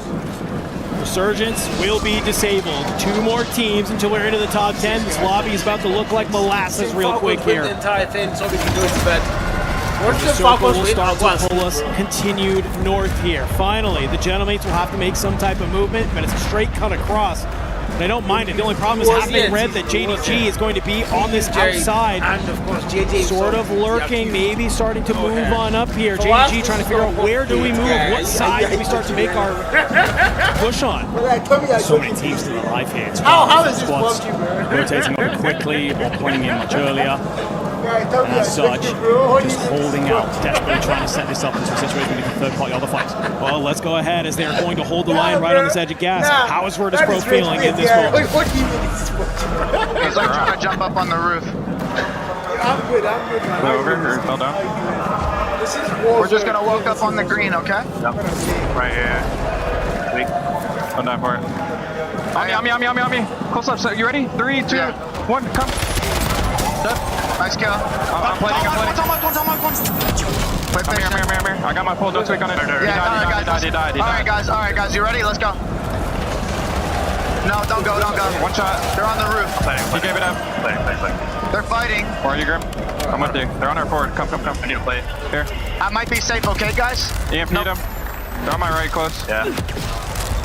Come in, guys. My neighbor needs something. Give me 2 minutes. So why is bro working so well? Yeah. Bro, I'm not working it, but like, You're he safe knows right here on the bottom stairs, eh? You're safe. I'm just gonna be I love what I'm hearing. It's a plan. It's the immediate call out that you got Gen G pushing up from behind. Adrian slides out. It's a quick kill. The problem is on that rotation, you're not ready for Novo to just be rooftop shooting at anything that's going to move between that alleyway. And the other problem is from behind you. NIP has made the wrap. AJ and Vision, they line up together. They eliminate Virtus Pro, put us into the top 10. Yeah, fight will kick off pretty much immediately off the back of that. PBJ getting involved.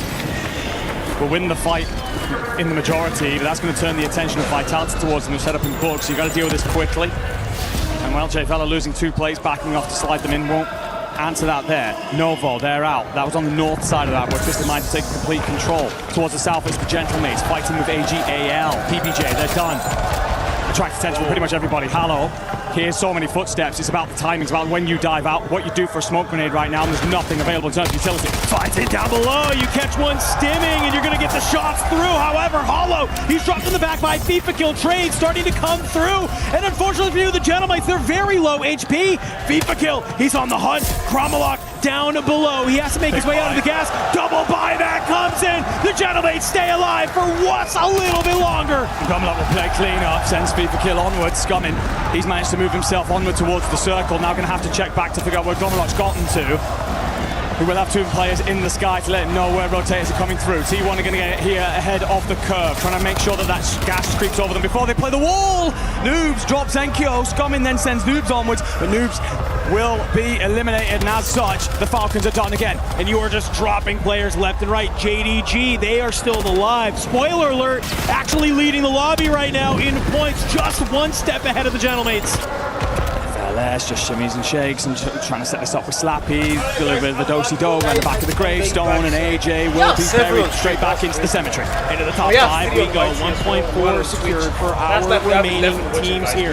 It's about who can control the graveyard. I like what Twisted Mind to set up though. They want to play the outside rock side. However, have they seen these members of T1 make their way towards the top? Shifty, Allman, they'll line up to drop FLS as JDG. They find themselves in a very precarious position here. As finally, they will be found out, but the zone will continue to pull. Slappy has maybe made the early rotation, but is it too early? That's a good question. You've got to hope that your gas is not going to make you suffer as much. Yeah, can I by 6 so that you can get on over. He's desperately just trying to find a little pocket here, scoop some bodies, look for some loot, and does hit a muni box. Very fortunate call must come in from the teammate. Twisted Mind, Omen gets it all wrong on the wall. Shifty's going to try and trade. Spam sends him. Gentleman's also done in the process, but that's our top 3. Spam! A huge fight disrupt. He drops Smith exchange from Vitality in the back. That's Vitality gone. It's now a 2v1 to make it a 3v1 as the buyback comes in. And just like that, T1 hold a nice early position. They cut down the opposition. And that is a huge game for them. 21 kills and a win. Gives him 33.6, 35.2 points on the board. When you're talking about a race to 150, that's a great way to start chunking down the lead that some of these other teams have created. Yeah, haven't had a great afternoon thus far. Very middle of the pack, but that should surge them upwards, essentially 5th of the target in one fell swoop. So lots a lot more points on the board though during this map in its entirety. Twisted Mind 22, Gentleman 22, JD Gaming 25. So some squads starting to find their flow there. Ninja Jobs G-Star also touching around that 20-point marker. So some great stuff in terms of action, in terms of point scoops and moving your ways around this leaderboard. You all get really close to that all-important 150 target. I will say though, some top sides fell early. I think I actually called them squads 4. My bad for that when I was reading my screen a little bit much. The G2 dropped very early. They were trapped in those lower tunnels for some time. And while that can reward you early with kills on regainers and rotators, as soon as you need to push yourself back to surface level, sides just hold you out and they never really get themselves back out. Athletic, who were also in a good spot before that, they dropped early. Some other sides, such as T1, they'll surge their ways right up the leaderboard and leapfrog. I mean, this is just the beauty of match point, right? You can have these sort of stints of games where the teams that are at the top, they might go back to back, have a couple stinkers, and all of a sudden you have some new blood finding their way up. And just looking at the top of this leaderboard, because reminder folks, we are playing towards 150. Currently, we only have 3 teams above that 100-point threshold, but you still are just behind them. I mean, Team 1 off the back of that game currently sitting at, what, 90.4. Just 20 points behind, you can easily make that up over the next couple of games, even if some of these teams are sprinting at that 150. Yeah, certainly could. We go back over to Haven's Hollow, of course, after this, but then we go 1-1-1. So it is a Haven's Rebirth, and then Fortunes and onward from there until we finally draw everything to a bitter close. T1 have been solid at the Havens. Their contest with Vitality was important for them, but if they are going to want to find those 20 points, then winning that contest on the next drop and holding things out of Vitality, they're so successful with proportions. This tournament would get them there. Big chances before we get to that point. Sure. A lot of your sides. Havens is relatively solid. Vitality, obviously a big team here. Leviathan in particular, this is the map that they rely on heavily. By God, they need a big map. That's what's bottom that pool. Yeah, you have a lot of squads who really need to come alive here, sort of in this second set. Players just kind of chilling. Hopefully you can regain, have some of those conversations. I'm looking at these points, man. About half of our lobby right now, I think, can make a decent run at just staying active. Because this is the thing, right? We can talk about these first teams that cross 150 points and how, okay, now they're here, now they can win the tournament. We've watched enough scripts, we've casted enough tournaments to know it's going to take probably 3 to 4 games, even once somebody crosses, to be able to have somebody actually able to claim victory that's there. In some of these scrims, we've gone a couple more than just when somebody crosses 150, where 2/3 of the lobby is suddenly there. So obviously you can see that you have entire times to get yourself back into the mix. Let's go ahead. We do have an interview with some of the gentlemates though, so let's go ahead. Let's hear what they have to say. How many more maps can they tell us? Ooh, it's feeling pretty hot here on the main stage, as you can imagine. Gentle, gentle, gentle! Yeah, that's what I thought. We've got Enkyo here joining us from Gentle Mates. I'm sure he's feeling elated right now. Currently top of the leaderboard. Yeah, also leading in kills, might I add, from yourself. A pretty good day so far. What we're looking for today, of course, in match point finals is consistency. How's the day been so far for you? Bon, alors pour l'instant, vous n'êtes pas trop mal dans le classement. Vous avez quasiment tout le temps fait top 5. En plus de ça, toi, t'es premier en kill pour le moment. Comment est-ce que tu te sens? Parce que c'est important d'arriver sur ce match point. C'est quoi là, le ressenti sur ce début de grand final? Franchement, on se sent hyper bien derrière les écrans. Le but, vraiment, c'était qu'on soit le plus constant possible. Parce qu'on sait que le match point, ça joue sur la longévité du tournoi. Et puis là, je crois qu'on a genre 30 points du match point. Donc on va essayer de débloquer sur cette game. Et puis on va tout donner.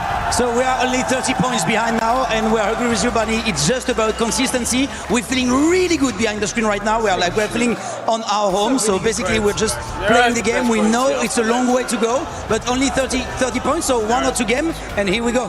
Been speaking about doing it right here on home turf. Do you feel like you've got a bit of a LAN buff? Do you feel like this crowd behind you are giving you that little bit extra? Est-ce que tu, justement, le fait de jouer à domicile devant le public de Gentleman, est-ce que pour toi c'est un LAN buff? Est-ce que c'est quelque chose qui te motive, qui te met la pression? Comment tu vis la chose? Alors moi, franchement, les gars, le public, ça me transcende encore plus. Et puis, ouais, on va essayer de gagner ça pour vous, les gars. Yeah, for sure. For me, it's not like pressure. It's buffed me so much, and I want to win for me, but I want to win for them. Like a bit of confidence from you as well, right? Last year, securing second place at EWC. This year, have you got it? L'année dernière, tu as fini 2e au final de WC. Est-ce que c'est celle-là, la bonne année? Franchement, j'espère que on est chez nous, on a Paris ici. Donc j'espère qu'on va remporter ici ce putain de trophée. I can't say something else than I hope. Like we're gonna do our best. We are now in France, at Paris, at our home. So if there is one time to win it, it's now. So I just hope, and I will play my best. Currently, your best is working. Enkyo, thanks so much for joining us in this interview. Gentle, gentle, gentle! You heard him. They might have sisters, their girlfriends, rather. They have sisters, brothers, and all that. They can connect you, you know what I'm saying?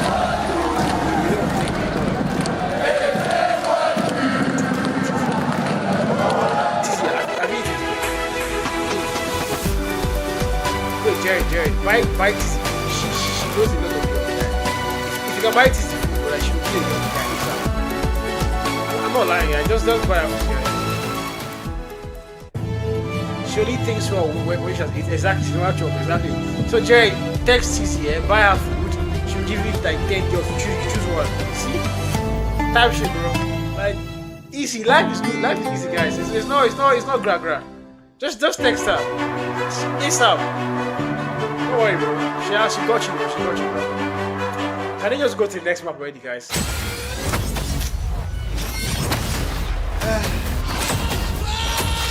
Why is Jerry quiet? Text CC, bro. Text CC. I'll leave people after it. I like how nobody ever like denies that fact. Like, I like how nobody ever denies that fact. This is not the NG. This is in Canada. This one. This is in Canada, bro. This is in Canada, guys. That's how. What's up, everybody? Championship Sunday is fully underway. But you know, I got to talk to some of the coaches because they're going to give me that real intel. And I got the man himself, E-Bates, here. One of my favorites. E-Bates, man. Vitality. Looking so-so today, right now. What you guys want to change here going into the second half? Honestly, I feel like we've been struggling a little bit to find the kills, kind of getting our footing off the start has been a little bit rough, but usually our cons have been really good all year, so hopefully we find some flow in the beginning. Definitely need to find some flow in the beginning. How has the zones been working out for you guys? Have they been pulling the way that you guys need them to? I mean, zones been kind of pretty stationary, I feel like. Overall, I feel like we're finding good spots and like regaining really well right now, which is super important, especially in big lobbies like this. I think a lot of us struggle for that. But overall, I mean, doing pretty good, getting in good spots, just gotta find those kills. Just gotta find the kills, man. I was talking to your boy Sage today. His energy is through the roof. Man, talk to me about how he keeps this team in check and keeps their spirits up during the game. Yeah, Sage has a championship mindset. He's got a great mentality. He kind of brings that calmness to the team. He brings that leadership. He's young. He's our youngest player. He's 22 years old. But man, he's a leader out there, and I'm really proud of him. He's taken on every single role this year. He's been a fragger. He's been a supporter. He's been an anchor. He's been an IGL. He's done everything we've asked him to do. So just really proud of the progression that he's made over the year. Hey, man, it looks good out there on the field. Bates, I appreciate you, homie. Good luck out there in the next one. What's up, everybody? I'm here with Coach Havoc from JD Gaming. As we have seen JD Gaming throughout the last few days just absolutely dominate the lobbies. You guys are in the top 3 right now. Havoc, what was the turnaround for this team? It was all about finding the perfect team balance of letting Slappy go do his thing, but also coming back to work with the team to then make the perfect rotations and just making him more of a team player. Yeah. I mean, he's looking like a fantastic team player. And I know the top team player out there, I got a chance to talk to him yesterday, FLS, man. You know, that guy's a leader out there. How proud are you of him for how he's keeping the team together? I'm super proud. I mean, they're making it easy for him out there by actually listening to his commands and just doing what he's telling them to do. So it's not all just him, there's those two as well. Yep. And as a coach, what would you like to see from the boys going into the next half? Just keep sticking to the game plan. Like, we have perfect game plans for each map, just sticking to them, and we'll see. Hopefully it works out the same. Hey, they've done their homework, everybody. Keep an eye on JD Gaming. Thank you, Blaze. JD Gaming was starting to slow down right up until that match when they ended up getting that second place. For that squad, we were looking at consistency the first 3 matches, and as I just mentioned, a bit of a slowdown, but a good bounce back for them. Yeah, and I mean, you're going to have a map where things just go wrong. It's going to happen. Again, we're in the Resurgence Series Championship Finals right now. You've got 16 of the best teams in the world. But for JDG, the thing that's impressed me the most about them is not just the fact that they're keeping up with the talent that they had in groups for their average kills, but like we've talked about time and time over, their placements have been elite, getting themselves into top 5 positions. That multiplier has been big for them. That's what I mean. Slowing down 7. I was like, one game out of the way. Isn't that COD Warzone? I've been hearing that a lot lately. This is good. This is consistent. This is exactly why they're sitting in that top position. And obviously, you know, we heard it from the coach. He just wants them to do exactly what they've been doing. And one team that's been doing exactly what they want to be doing is none other than G2. Actually, Gentlemates, because Gentlemates are currently in first place as we're looking at the match ranking from the last game. Actually, let's talk about this real quick, because T1, with that performance that they just put up in this match, they ended up going from 9th place all the way up to 5th. And that's what happens. You know, you get one banger game, all of a sudden you're into the conversation, and you can alleviate all the past pain of having a bad drop early. Not that T1 has necessarily been, you know, underneath where you would have expected them to be, but that boost right there all of a sudden throws them into the conversation. But now we reset our map pool as well, which is going to be interesting to look at to see if T1 can continue to do what they just did in that last map, or was it just a flash in the pan? I mean, it's only about 5-point difference between teams all the way down to 7th place. So it can absolutely change. It could even change for people under that 7th place as well. So it is going to be like incredibly tight. But I mean, one bad game doesn't count them out. Yeah, but it is time for those teams that you saw that you're going to see like on the second page of the leaderboard. They got to start stepping it up, because at the moment you're dealing with a lot of bad starts from teams like Gen G. Vitality's been kind of floating. Like, we just haven't seen the same dominance that we had from the previous days of action, and they need to find a way to get something going immediately here, otherwise they're going to be too far out. And one that's currently in that conversation as well, which is insane because they have gotten 2 wins so far today, is Falcons. And as you can tell right now, Falcons are actually currently not in the first page. The consistency is just not there. But right now, with Gentlemates being in the first place, you also got JD Gaming, G2. Like, these teams are being so consistent, and that's why I'm starting to raise a bit of a red flag there for Falcons. Yeah, I mean, they've gotten a couple of wins, but they haven't had the kills. On the other front, talking about your favorites, Twisted Minds, after their incredible Group A stage, now starting to slip back into the conversation after a couple of slow starters. I mean, they had 16th in the first drop with only like 4 points, 4 kills. So this has been really, really solid for Twisted Minds to regain, recontrol their destiny. Yeah, and I mean, from that last game, you know, they have that 12.5 kind of average, but we haven't seen them doing anything too crazy. But I mean, they're in that conversation. But then I wonder how they're feeling after that 1v2 being taken down to sort of stop them from winning that game. I mean, they did have a great position moving in that final zone, but unfortunately, something went a little bit south when they just couldn't actually take down T1. A team that we got a chance to see yesterday perform really well was none other than Leviathan. Leviathan in Game 5 ended up with the top 3. I thought that was going to be a bit of a kickstart for them. So far, it's not looking like that because they're still in 15th place. And honestly, so if we keep allowing some of these teams to just not react and not actually end up waking up, those teams at the top with the consistency that we're seeing might be getting away. Yeah, and I don't want to like sit here and just like crush the dreams of Leviathan, but they had 3 good maps yesterday, and everything else is just okay. Like, yes, they came out, they did what they had to do for survival stage, but that wasn't a team that was on my radar looking into today. No, I have to absolutely agree with you. And like, obviously getting into our 6th match, and we have teams just tickling at the bottom of that, you know, match point threshold, being at that 42 points and having these under average games, they're not going to be able to knock down. I mean, they're going to have every team at the top choke in a couple of matches just to be able to get up to those points. Yeah, Leviathan fans, I'm so sorry. Hopefully you're still going to be bringing all that amazing energy that you've been bringing for the past 3 days.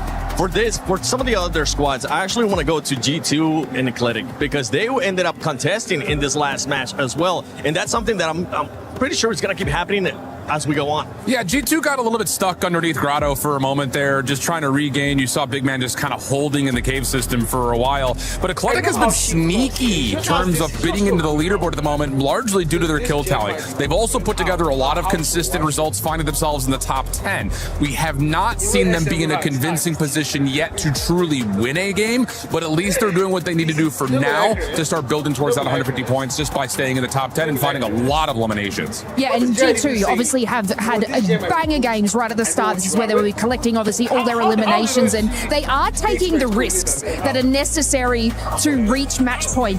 Whether or not they calculate that over to a win, they are taking all these risks and they are able to get those points on the board. And I mean, the progress so far because of these early matches, it will always keep them in the top, even though in that previous match they were eliminated early. Let's see what's going to be happening in the next couple matches, but I know once again, Shiv, what were you able to spot in this past couple matches? These are the things that I need you guys to start looking at as we get into final circle moments. We'll take a look at 2 teams here. We're going to look at Gentlemates and we're going to look at Falcons. Both squads put themselves in perfect positions as we start to get to the circle move at the very end of the game. So let's just kind of tally where exactly we are right now. You can see in the very bottom right, that's Gentlemates. The circle is going to pull all the way down towards the bottom right-hand side. So they're in a great spot. On the other front, here is the majority of Falcons on the top side. They're going to have to rotate against teams and against the zone and the smoke. Very difficult to do. Falcons, obviously, if you remember the result of this game, end up doing a nice job through it. So let's kind of fast forward a little bit here and see if we can, whoa, don't want that. See if we can kind of get towards this final late game moment where you can see where exactly, pause right here, where exactly you start to see how Gentlemates will find a way to move. They don't want anyone contesting them from the front. So you block out the middle, you watch over towards the back, you send someone to the back part of the zone to lock down kind of like your anchor position. As we keep going, you're going to see in the kill feed, though, that Falcons are doing an unbelievable job of rotating late and putting themselves in a position to still find ways to win. They're going to play the other side of the zone, though. They're not looking over this direction. They want to put themselves in a position to work the back side of the zone, or at least, at worst, to put themselves on the front corner, but they have to work through teams to do that. They do an unbelievable job of doing that. They find the kills that they need to. But as you start to get into the final portions, this is where we need to see Gentlemates close out maps. They have the perfect position. Look at this high ground. I mean, you've got everybody in front of you. There is absolutely zero reason that G-Mates should lose this map. But of course, as we remember, they do. They don't win their ones. Hollow has to get out of his mind and start winning these ones, because there's no reason that Gentlemates should have lost this game. They had the perfect position, the perfect rotation, but Falcons were shooting and were able to steal away the win from them. It wasn't the first time, too. Remember, we ended up seeing G2 being able to win not just once, those 1v2s, and that was quite impressive as well. But for some of the other squads talking about G2, I believe we got a chance to talk with the coach. My hair, right? What's up, everybody? I'm here with Okwala from G2. Okwala, I mean, I know you gotta be proud of the guys, you know, not winning a map, you know, until they got here, but now they seem to be winning everything. Yeah, I mean, definitely, they boys never won a map on land, but happy we got to pull it off on the last map on day one. I think that was like a really good way to kick off the momentum, you know, settling into the tournament. Day two, they won another game, perfect, and now in finals, we won a map again as well, with a crazy 1v2 from the best player in the game, I'm telling you. Yes, sir, he's the best, man. But no, man, all my guys, I mean, I'll let them do the work, you know. I'm just here to help them out with whatever they need, but they're the real stars. They're the ones shining, and I truly believe I have the best players in the world. I mean, we see it on the stage. It's showing for itself. The consistency is there. The slaying is there. Anything you want to see them change, or just keep on going?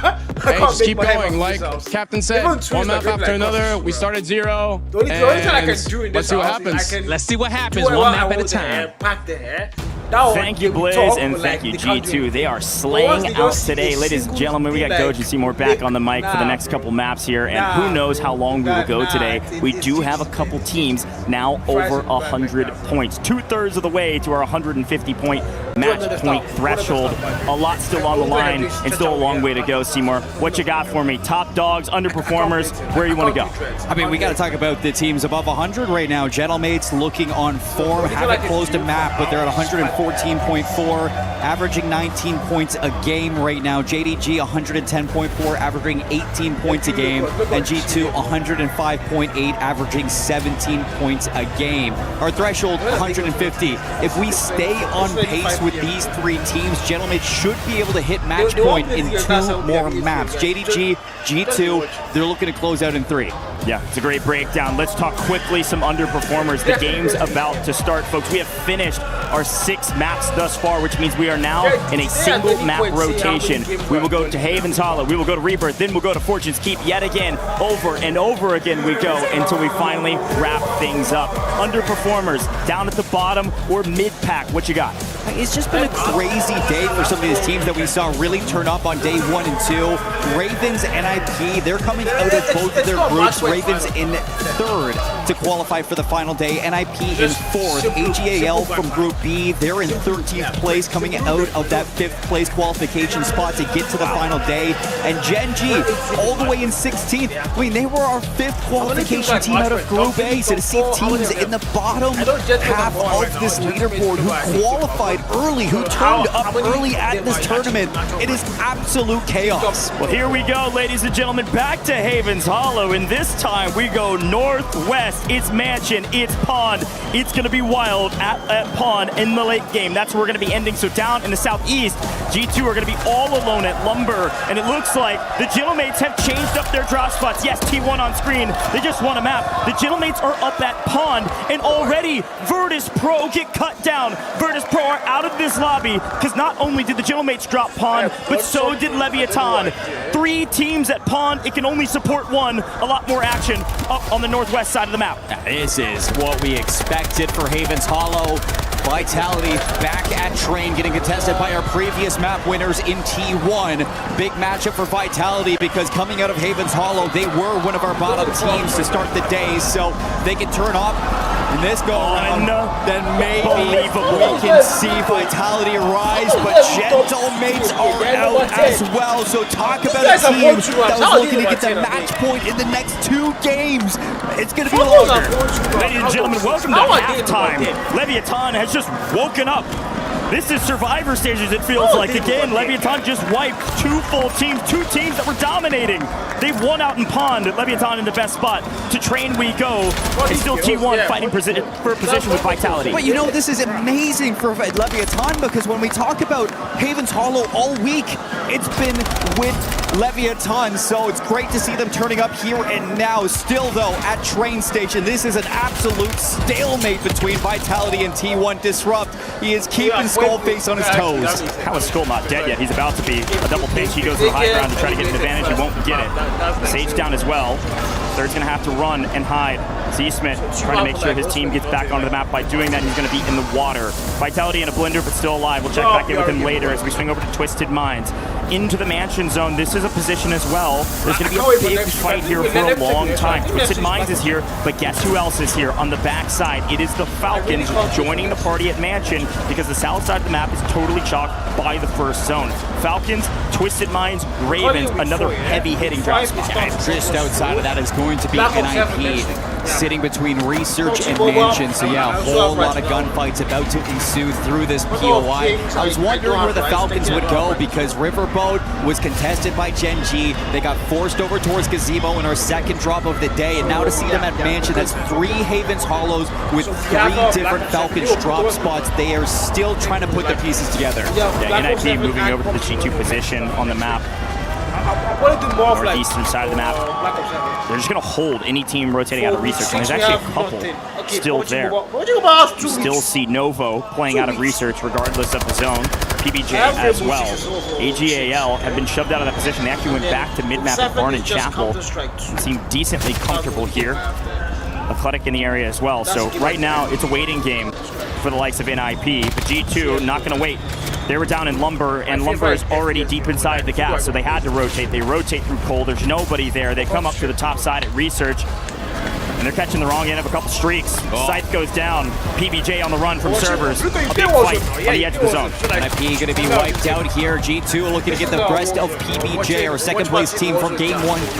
On Haven's Hollow, he's in trouble, and it's all down to 1. Anchor gonna have to stay alive in the gas, sitting in Research. G2, they know that. They're looking for him, but they're not gonna find him. Yeah, in the meantime, you saw it in the kill feed. Take a look at the top of your map. Mini-map is going crazy because Twisted Minds wiped most of the Ravens, able to restabilize all Team 3. Same with the Ravens up in the skies. Let's see who goes into the Research side of this zone.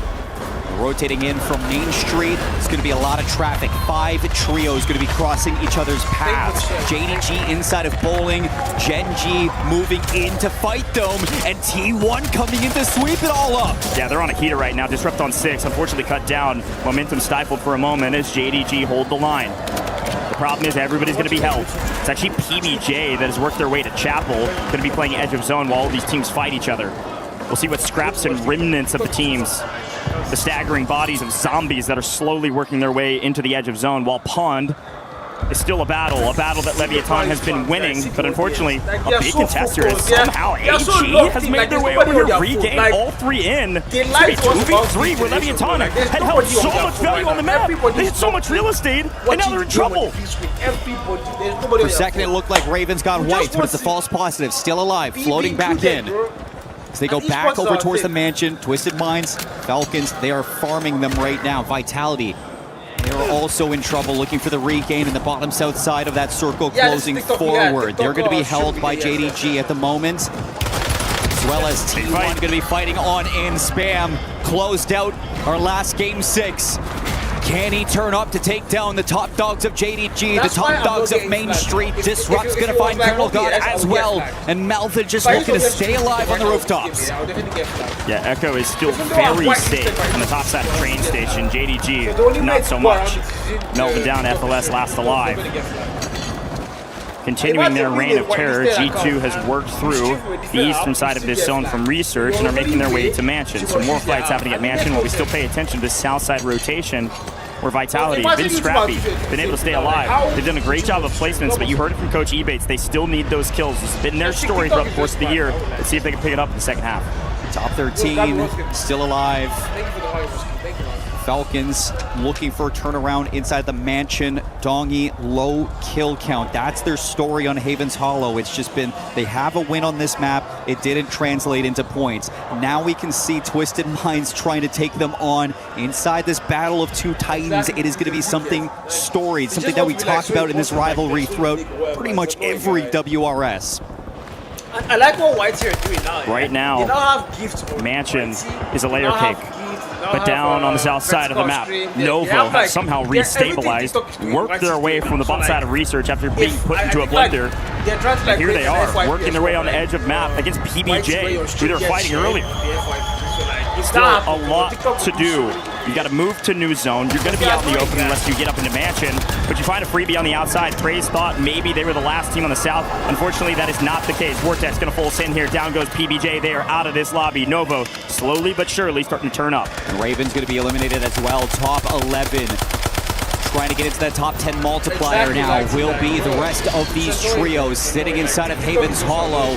Circle's going to be closing further towards the north side mansion. Just a small chunk of it still there. Majority of it is going to be the backside of Pond. So this is going to be a big map rotation for AGAL alongside Leviathan, so who can win this top side.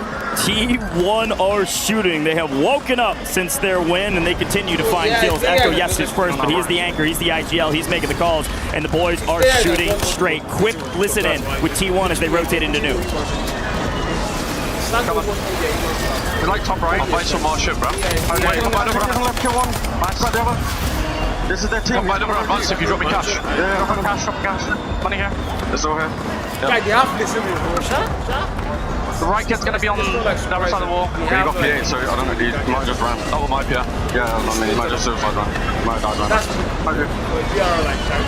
Wait for the advance. They give us space. We got space. Disrupts on double digits, and the boys have stayed patient. And there's an opening on the south. They're going to rotate in, but up to the north pond. It's utter chaos amidst the listen-in. Look at what the Ravens have done. They've swapped over. Leviathan have joined the party. AG went down. AG won out the fight at Pond, but they get swarmed by two different teams. Leviathan have reclaimed their real estate. Now they got to fight the Ravens for it. Falcons are out, so that's going to be Mansion for Twisted Minds around the backside. This Pond rotation is going to be everything for who can win it, and now you don't have to worry about the Falcons. Looking to sweep up and clutch again on Havens Hollow. Ravens versus Leviathan. Here comes Amir. 5 kills, looking for more. Leviathan are rising from the depths of the sea. Near bottom of the leaderboard. They desperately needed points, and they're going to get a few more. Criminal God finding Heeds with the cluster. Means the Ravens are in a deep blender. Spam on 7. Disrupt on double digits. T1 still in a fantastic position because now that they were able to move straight up the middle, they're actually moved all the way up to the western side of the zone. They're going to be able to hold Leviathan rotating in. They've literally cut this in half. Leviathan went from being in the best spot to possibly the worst spot in this rotation because not only is T1 watching them, but AGAL is still very much alive on this hill. So this is going to be an uphill battle for Amir, Dark, and Criminal God with 9 trios left. 11 seconds before this circle starts to close in. Look at how many people are inside of the mansion. It is so many names, so many colors, so many things to watch in such a close quarter battle. Yeah, no squatters' rights in this mansion. My goodness. First team to leave is going to get obliterated, so everybody's holding the line. Cedar, wait. Does he know? I want Team Falcons to win it again. Does he know that there's some folks right next to him? They won the tournament. Did these guys regame? These guys are still in the game. AGAL still alive. They're able to fly back in and just hiding in a shack. There's about to be a jump scare for Leviathan and many more on this side of the map as AG have found their way to ratting out for some placement. Ratting out for some multipliers, but it looks like Shifty has found an angle on 1, while on screen, Leviathan still battles for their lives. T1 has helped him near flawlessly, but Criminal God has been allowed to sneak through. He's actually found the angle. James Amir is just putting the team on his back right now, and Scum's going to help him. Down go T1. They had the perfect hold, but there was more people than they wagered for. A full send from AGAL. No more ratting out. They want the multiplier, and they want more kills as well. Barrel stuff gone. Criminal God. Leviathan. They hold the line. Ridiculous push. A great rotation. rotation, and they've only lost Z-Dark and Criminal God, so that means Amir is all by his lonesome. Good luck, my friend. There are still 7 teams on the map. We go from 9 to 7th. Circle closer onto the east side of this mansion. The only thing on that high ground that's going to be available will be the top patio on the outside of that roof. It's going to be well fought over by the Ravens, but it looks like G2 are going to try to take over this rooftop, backing up Novo, chasing down these kills, racking up some much needed KP at the end of the game. If they get this top 5, it's another big one for G2, but Novo are trying to take over. Is there anything like still 7 teams left. I think they're playing perfect, right? All about to be stacked on top of each other on the edge of Mansion. This next zone poll will dictate the rest of this map. Do you have to leave Mansion? Novo finally cleaned up. A nice job to rotate all the way over here and battle for a top 10 position, but nothing more than that. Where does it Need go? one more team to die for the multiplier, and Twisted Minds is in a great spot if it pulls outside, and it pulls to Pond all the way to the west. Twisted Minds in a fantastic position. Almond's still in the building. The other 2 outside. Look at this new zone. And look at this Leviathan's last player. Last remaining one is going to have a 1 versus 1 versus GT inside. Peekaboo. You have no idea. Melvin is going to take down Nyson and wipe out the Ravens, but it's Amir that's still holding on to hope for Leviathan to now get a top 5 finish. G2 are gone in top 5. They get the multi, but everything's going to be looking at Leviathan and what they can do with this role. Twisted Minds have all 3 up, looking for their first win. But Deus Amir has the weight of a region on his back. Down goes FLS, down goes Z-Smith. Vitality out of this map, again a top 5. How many kills? We'll calculate it later. Here comes Leviathan flying in, immediately cut down. See you later, Twisted Minds, a freebie. Twisted Minds, a win at Mansion when they desperately needed it. We saw Twisted Minds walking back to the stage. They didn't look happy. Although it's been a good day for this squad, they have yet to find a win until now. And you can see the weight off the shoulders for these 3 players. They needed a win to start climbing this leaderboard. They were on the bubble outside of 100 points, now looking to join Gentlemates at the top. That was a monster game. The amount of fights happening in Mansion meant that each of the teams were trading kill after kill after kill. But Twisted Minds traded a bit more. Falcons went down early. Twisted Minds pushed out Ravens, got a bunch of kills there. All the folks trying to rotate in from the research side. Farm. Twisted Minds put up a banger map.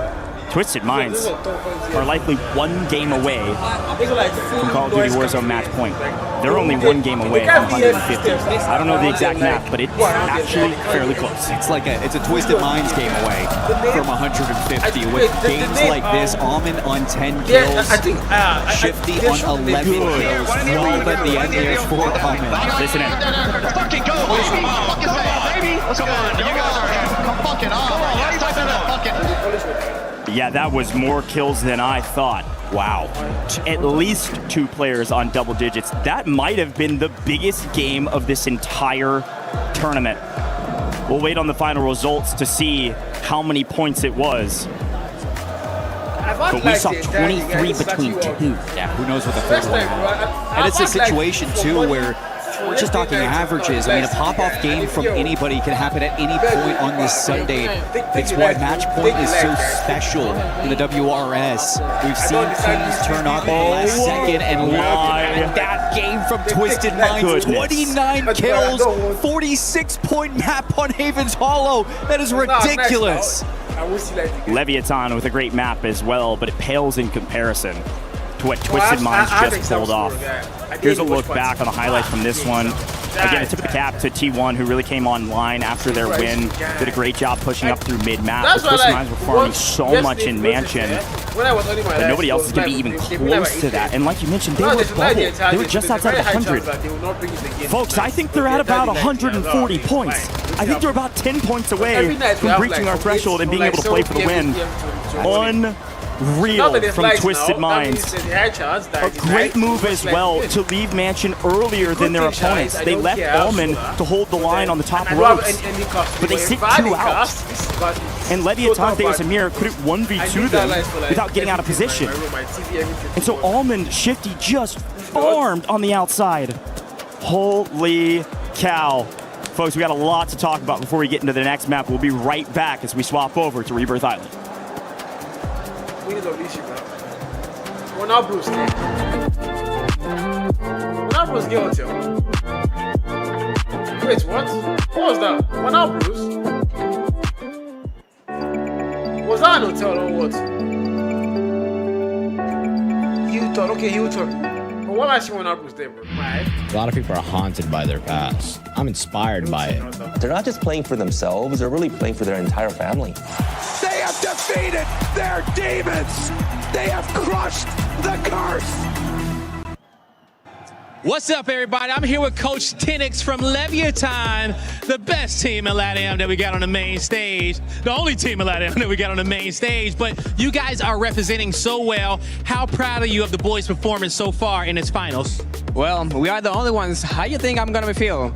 Of course, I'm so proud, I'm so happy. The young criminal guy is the rookie of the year no matter what. You know, we keep representing LATAM, Puerto Rico, Mexico. So, of course, we are so proud of them. Are you so proud of them? Talk to me about the training that you guys did to make sure that Crim stayed cool, calm, and collected under this pressure. So basically, they don't have pressure on it. Just we came VOD reviewing everything. We did our VOD reviews, our maps. So things are not going like our plans, but you know, at the end of the day, this is match point. At the end of the day, this is Call of Duty, you know. It's Call of Duty, baby. Now, we watch how Amir been leading the troops. You know, what do you want to see from the team going into the second half? What do you want to see change for them so they can get those points to get to the top of the leaderboard? Stick to basics, stick to what we actually know. We have been practicing for so long, so we're going basics and putting pressure on it. Putting that pressure on it. We got a lot of LATAM fans in the chat. What you want to say to them in español? Yo los quiero un montón, gracias por absolutamente todo, por ellos. Si nosotros estamos aquí, ustedes también sigan soñando, vamos a ustedes. Y oye, si ustedes se lo proponen, pueden lograrlo, vamos para encima. Let's get it, you guys.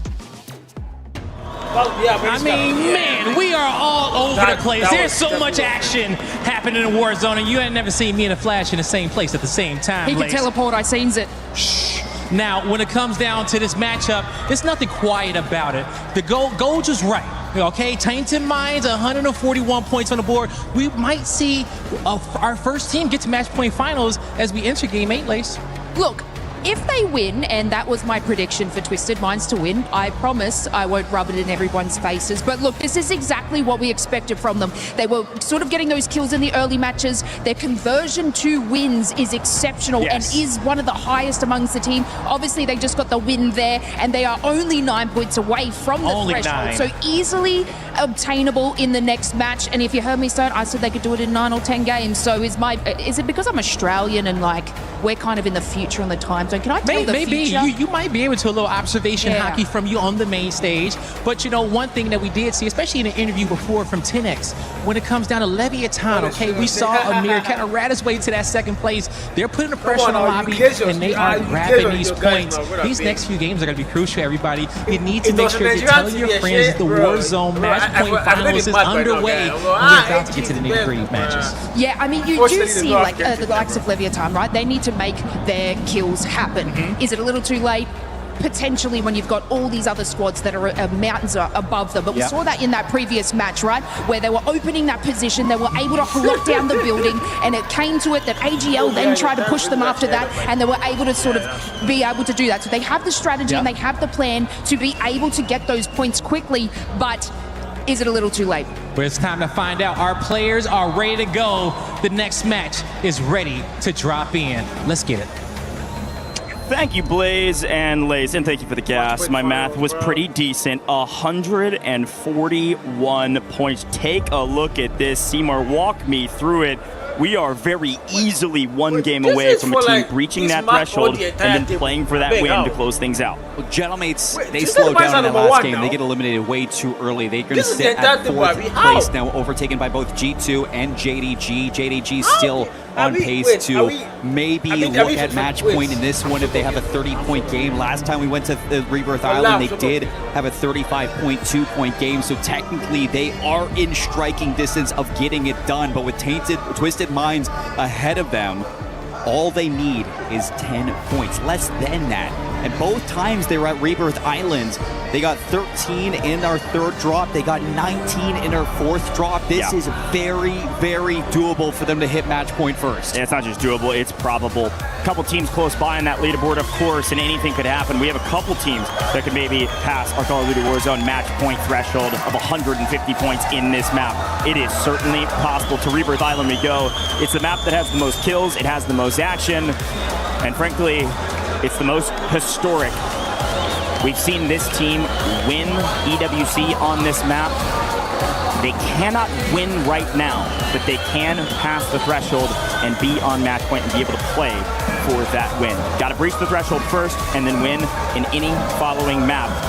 Leviathan, a nice comeback, but again, dwarfed in comparison to what we saw from Twisted Minds, which was the biggest game of this competition yet. They told the Falcons, don't ever come back to Mansion.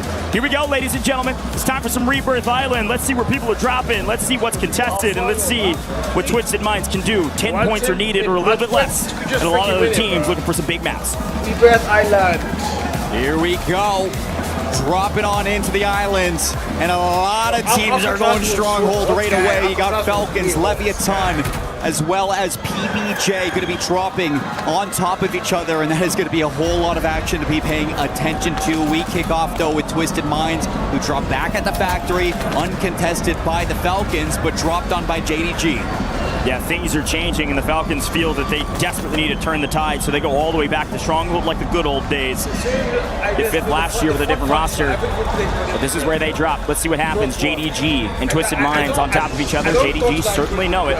JDG know that they likely need to get active and push out Twisted Minds fairly quickly. Of course, the Gentlemates will find a couple kills in mid-map at living quarters. Watch out, here comes Twisted Minds.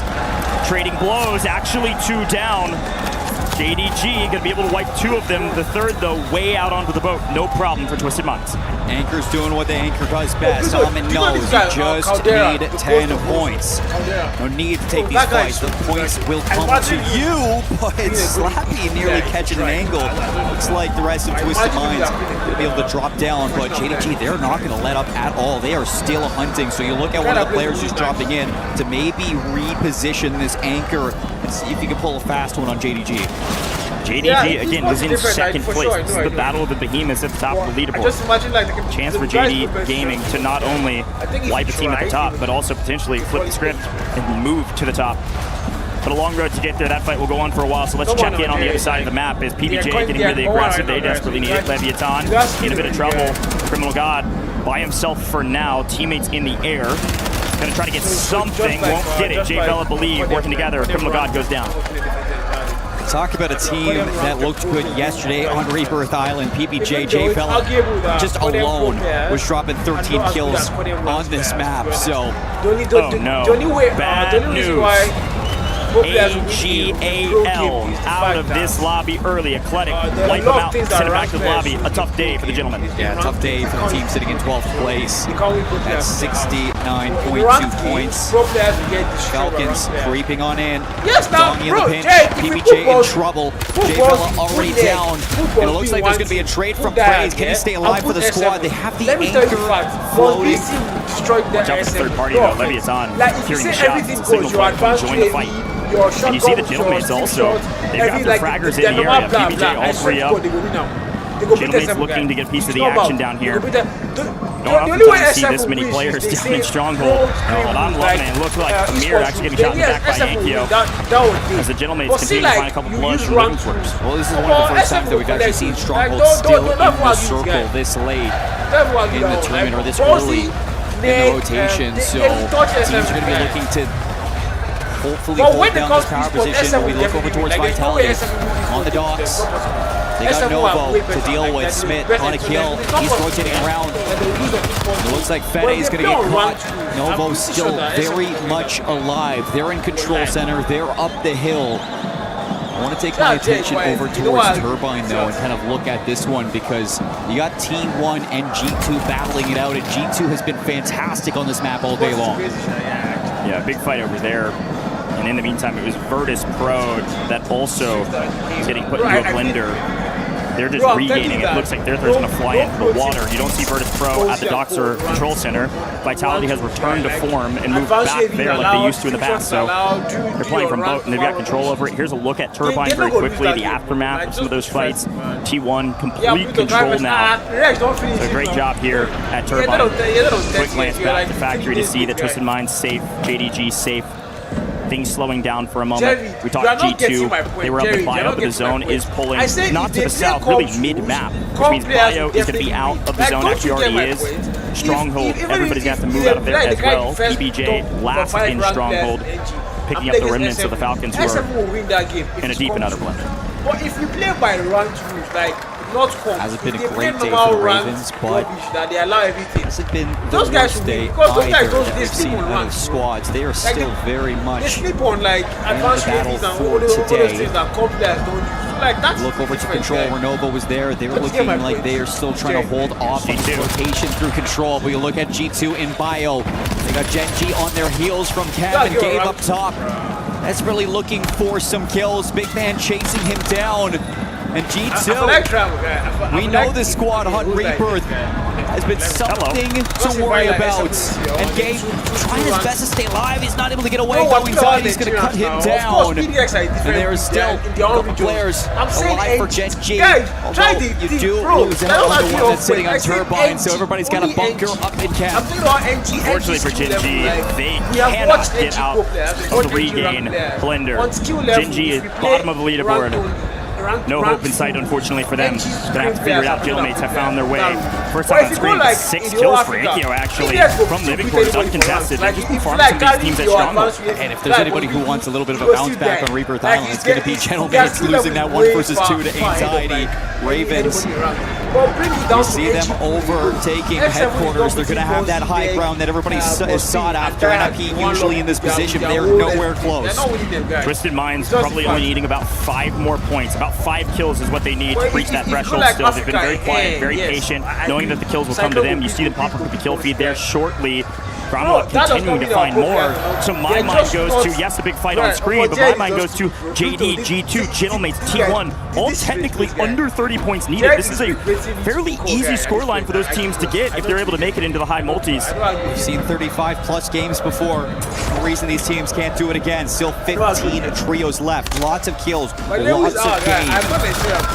Lots of patience to be out there, but Fede, the rookie, wow, what a shot versus Noobs. Over towards Doc, a battle between both Novo, Falcons, as well as Vitality is ensuing. And it looks like Falcons are the ones forced in regains. Virtus Pro started hot and have started to slowly fall off. And T1 are just finding some freebies in the water on them. They're still on the map. Let's see if they can figure it out. At this point, people are swimming, just trying to hold on for dear life and keep themselves in the lobby, which they're doing a pretty good job of. We still have 15 teams on the map. As we move into new, it continues to go central. You can see our new zone on screen now. It's going to cover prison, but it will still also cover the boat and control center on the northwestern side of the map. So folks in the south, folks in factory. JDG is going to have to get a move on either through living quarters or fight Gentlemates and PBJ, who are now on your screen. Yeah, PBJ trying to hold the Gentlemates back. You how many rounds warriors fear Ravens at the top of this hill. Potentially third party. Ravens going to take a look at control center. That's going to be the third party for King Chalk onto Vortex. A wipe onto Virtus Pro, finally leaving the lobby. That's going to bring us down to top 14. And it looks like Twisted Minds are going to start working up the factory into JDG's position. Let's do a quick listen in with Twisted Minds. They only need a couple more kills. On the boat again. Bro, not yeah, by their louder sound. Careful. Yeah, of course you have his own teammates now. Boss B, Boss B, Gravity, Vampire. Like, the 5 of them too. Like, equal this team around. They go fucking beat. They will not look. They will not look, but they go beat rank there. He's on the box, on the box. We can see him looking over again. Yes, I said it, bro. When he makes a only played out, bro. Yeah, the other team is like, careful. Yeah, you gotta scanner me. Back in basement, back in basement. Yeah, one's on the railing, one's on the railing. He's second railing. Yeah, where are you? Basement. Ready? Yeah, go. There's only two there now. You're not. Nothing like pro players. Would advance. I need it. I got two of them. Ranked guys should win. I'm starting to ground and get backing up a little. We need to play for these fucking points. Just run out to me. You can tell Twisted Minds is playing patient. Unfortunately, Blast goes down low and gets punished for it. Almond last alive for his team. Fire Sale was active, so you saw a couple teams. You even heard the comms. Advance were in the air. Twisted Minds are being hunted. Twisted Minds may not have enough points yet. Almond has to stay alive. He's got him most wanted. He might go down here. Shifty, he's back up in the lobby with Twisted Minds. Enough to blend that there's any chance they do not cross our threshold, especially if Shifty gets gunned down upon landing on the map. I'm sure the comms of JDG right now are track down this last Twisted Minds player and keep this lobby going, keep them away from match point. You can see that Resurgence is now disabled, so Shifty is up. He's got to fight back. He doesn't have plates. He gets Blast back in at least. So two players able to regain for Twisted Minds. JDG have left them alone.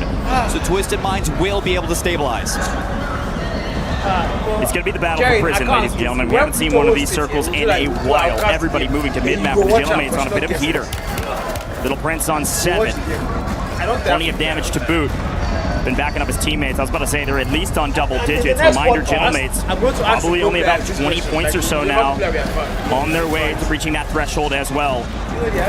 I'm sure you all can hear the drums. It's all Gentlemates fans right now. Hoping, praying, and screaming that their team will be able to reach the threshold first. Vitality have done a great job of changing up their drop spots, changing up the tides for them. They're about mid-pack right now, a lot more to do, but the Gentleman's back on screen because they're winning their trades. Playing great together as a team. Methodical gameplay. Unfortunately, the door was open and they lose Enkyo. Novo's got to be careful. He's down to 1. And there's a couple of teams here. PBJ, Falcons, all chasing this one last player for Novo. Should be able to draw this now. If we can get that buy. For the circle's closing in. There's not a lot of room to work here if you're any of these teams. The circle pull is all the way center prison.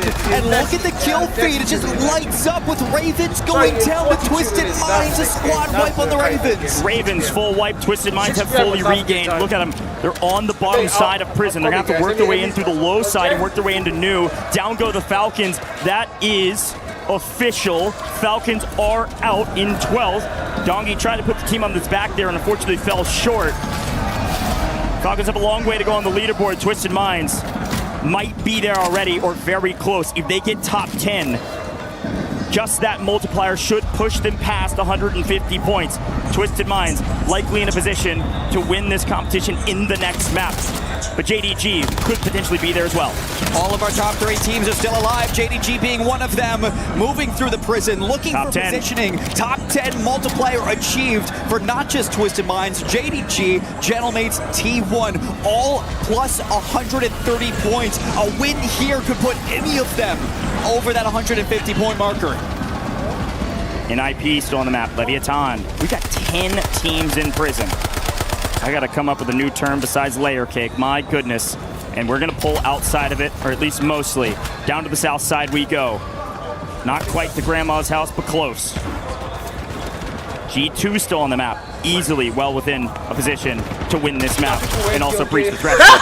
The Twisted Minds, they want to create some margin for error. They want to jump well beyond the 150. G2 gonna play low side, Twisted Minds high side, NIP wiping PBJ. As Anxiety tries to drop down all the way to the low, but can't go over the rocks in time. Shifty, a nice take. Vitality's going to be eliminated. Leviathan still alive. JDG gone. No more number 2 team on that leaderboard, so it's really just Twisted Minds, Gentlemates who are looking to cross that threshold now in this game. G2 still with 1 left alive. If he gets the win here, if he clutches up, then maybe you'll be close, but I don't know if the kills will be enough. Yeah, I don't think so. They haven't had the game we've seen from them. Usually still a solid map, but Ankyo as a solo. If there's anybody that can do it, he can. We've seen it before, right before this competition. But this is going to be a tough one with New Zone going all the way to Factory. It's going to be the team that early rotates. First is Shifty, but unfortunately a full team of 3 NIP who have been basically silent this entire competition in the finals, finally starting to shout at their opponents that they can win this game. Twisted Minds move to the low side, but they get top 5. Twisted Minds likely passing our threshold with that multiplier. Enkyo cut down. G2 does play spoiler in sight. Gonna hold on for dear life with a couple stems. NIP, another full wipe. Top 3, it's gotta be NIP. 3v1v1, G2 going for the full rotation, now left alive. NIP have the pull, have the numbers. This is going to be their map site. Stay alive as long as you want. Yeah, big man. Buy back by a big man, but now Scythe is going to be gone. And he gets vision actually, so hold up, 1 versus 1. Big man, what a buyback from Scythe. Great resilience in a 1v3, 2 are down. King AJ versus Big Man. NIP desperately need the points. G2 within striking distance of being able to pass our threshold. King AJ on 14. Can he make it 15? Yes! NIP, they needed a big map and they got it. From bottom 3 to at least in this competition. It's been a while, but they're back. Something about G2 on Rebirth Island, man. They make it close, but not close enough for AJ. 15 kills in the map. That is unbelievable stuff. And you see towards the end that liver kick in prison, the pull down to Factory. You see NIP recognize that, they get that early rotation, smiles on their face. It may not be the greatest day for your team, but that's going to feel really good. All smiles here for NIP. You can see their coach Wars, formerly on this team, laughing it up with his team, saying it's about dang time. Here's a quick look at that final moment. Big man with a great play off getting bought back, but King AJ just coming in a bit too hot. Nice win. Let's listen in. 1v1. Weak call out, bro. Weak call out. This was the 1v1 there. What player you are, bro? You're the best, bro. What player you are! You're the best You're the best. I love the celebration. A lot of excitement because they know that they're still playing for a ton of cash. And who knows how long we'll play. It's match point at the end. I mean, we could go as long as all night. Here's the thing. Looking at the map, Twisted Minds made it to a top 5 position. There is no question in my mind, 100% certainty, that Twisted Minds have breached that 150-point Warzone match point threshold. What that means is that Twisted Minds are now on match point. Twisted Minds could ace right here. They could win this next map and win it all. There it is, ladies and gentlemen, official confirmation. Gentlemates almost enough to do it as well. But Twisted Minds in a position to win the Warzone Resurgence Series Championship here at EWC 2026. The points don't matter for Twisted Minds now. All that matters is the win. The second page, you can see NIP have jumped all the way up to 10th. Important for prize pool, but they still need to double up on their points almost to get to that 150-point threshold. Taking a look back on this map, things changed. Drop spots changed. The Falcons go down to Stronghold, trying to mix things up, and it's chaos down there. But NIP battle their way through HQ to end up winning out in the central zone. We can see Gentlemates, I mean, they had a great game. Falcons dropped a little bit earlier. A couple of teams in prison towards the end that we were talking about were the Gentlemates. JDG as well, Team 1, a lot of teams that were looking for the win. G2, one of them, if they walked away with the win, then maybe they would have been joining Twisted Minds in this match point final. And a chance to ace going into the next game. 15 kills for King AJ. I still can't believe it. The 1v1 at the end, a feel-good moment for NIP. But to close that one out, not enough to put yourself on the same level as 3's3 right here, and that puts us forward into Fortune's Keep now. And for Twisted Minds, It wasn't the best Fortune's Keep when they went here earlier. It was 14th on the first drop, 4th on the second drop. So gonna have to turn things up if they want to close it out here. Twisted Minds go back where they usually do, on that Keep Terraces area on the north side of this map. Everybody knows they're going to be there. I wonder if we see the Falcons land square on their forehead. Ladies and gentlemen, this could be the last map, or it could be the first of many. You're not going to want to miss it. We'll be right back.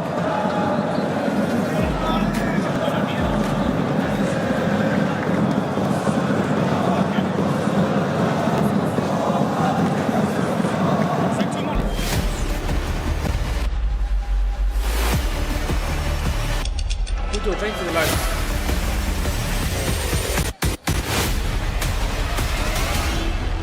Which? Oh, OBS boards. Damn, I think that's good. Damn. The human body was built to move. Not trapped at a desk in one singular posture for 12 hours a day. It's time your chair evolved. This is Secret Lab Titan Evo. Ergonomically engineered for you. Hybrid workers, artists, backing your every move. This fuck which he has to go, guys. He has to go. Secret Lab, here we come. Call this person by the issue, bro. This guy has to go, he has to go, he has to go. He's not Secret Lab, he's not good for me, he's for somebody else. Yes, bro, that he's not showing the name yet. He won't show the name. I'm pretty sure they are also funny. They should have just found the shit, I'm sure.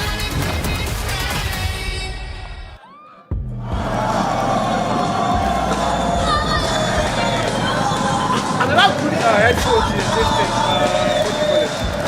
Oh yeah, you can do that on YouTube as well. Just set what the thing and set. I think TikTok does, I don't know. But on YouTube you can do that. Just their spirits still high. Of course, fans absolutely popping off. Nevertheless, now we talk a lot, Luty, about consistency. But when you get a 29 kill win and kickflip your way up the leaderboard, that works too. Yeah, and that's how you just get match points first. Not like it's the only team with match points, so every single team gonna have what they have to watch them, and they have to deny now, because if you don't deny Twisted Mind, they are champions. That's true. Creeping up close behind them, we've got JDG, we've got G2, we've got Gentlemates also really creeping up. It's very, very intense, Luty. Mesdames et messieurs, je vais vous demander aussi de les applaudir. Ils viennent de l'autre bout du monde. There is one team who needs some cheers, and this team is Leviathan! Directly from South America.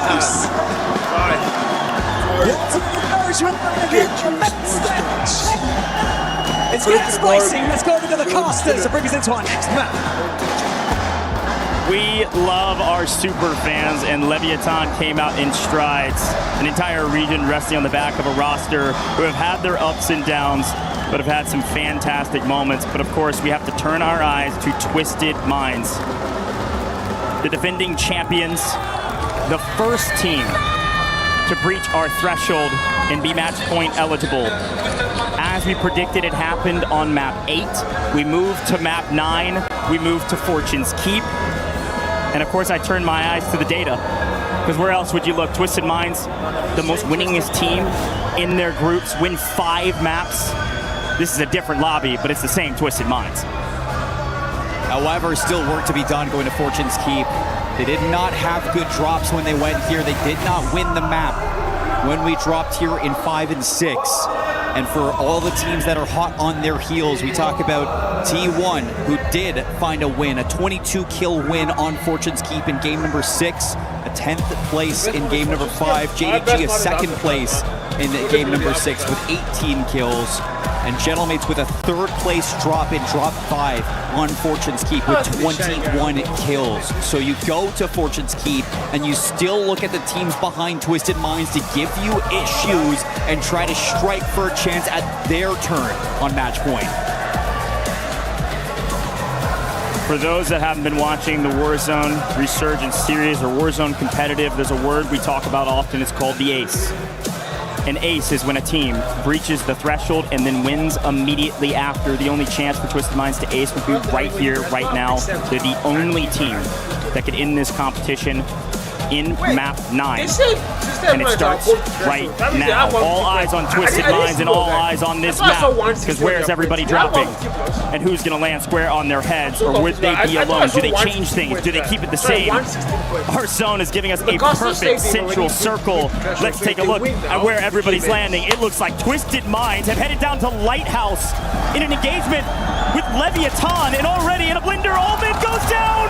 Twisted Minds dead immediately. We go one more map.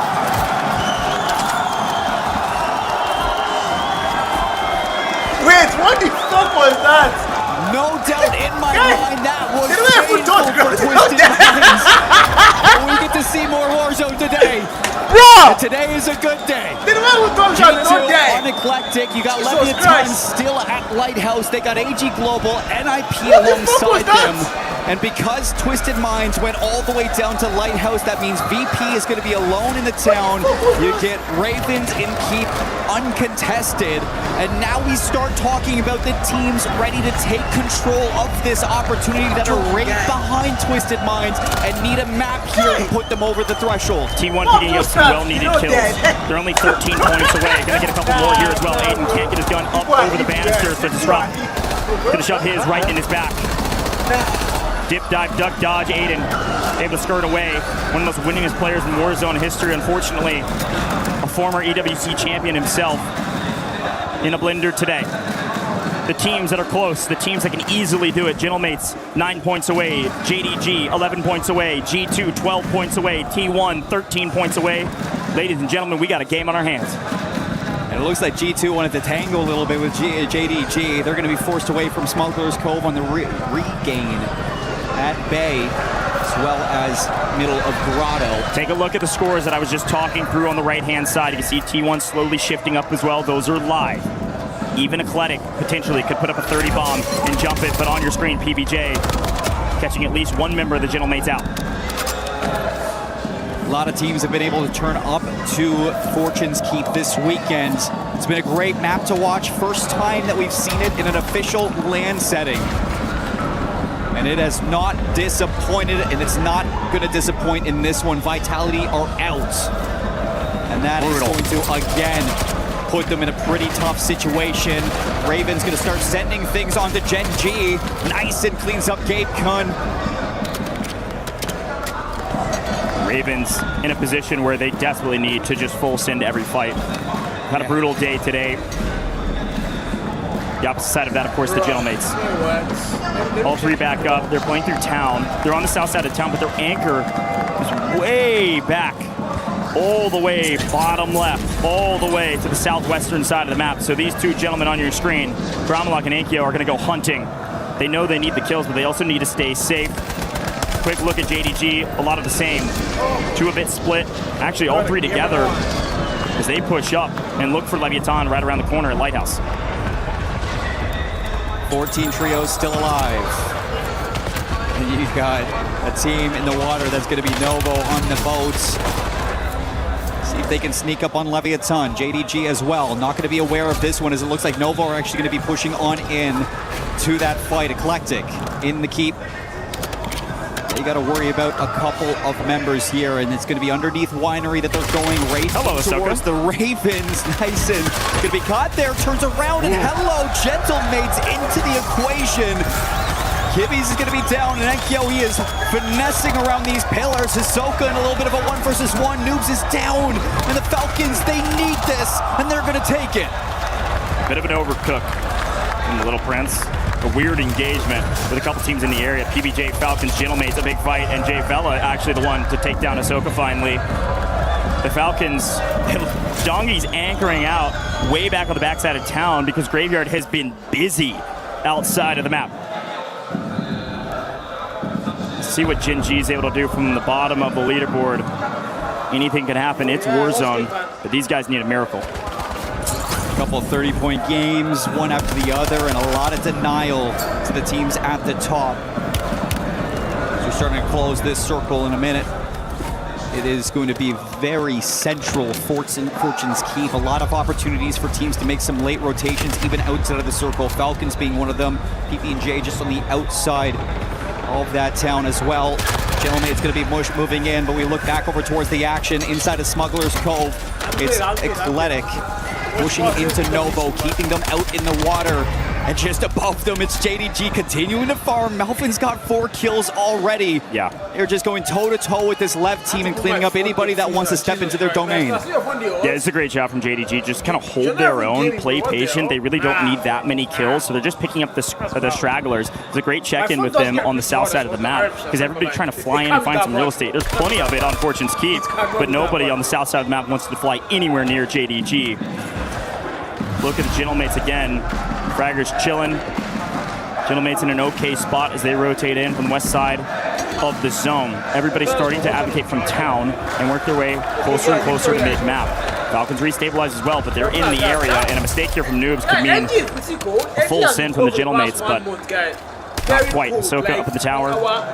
Gentlemates having to decide, do we want to go north or do we want to go south? And it looks like they're swinging hard north. They're swinging right into the Falcons too still.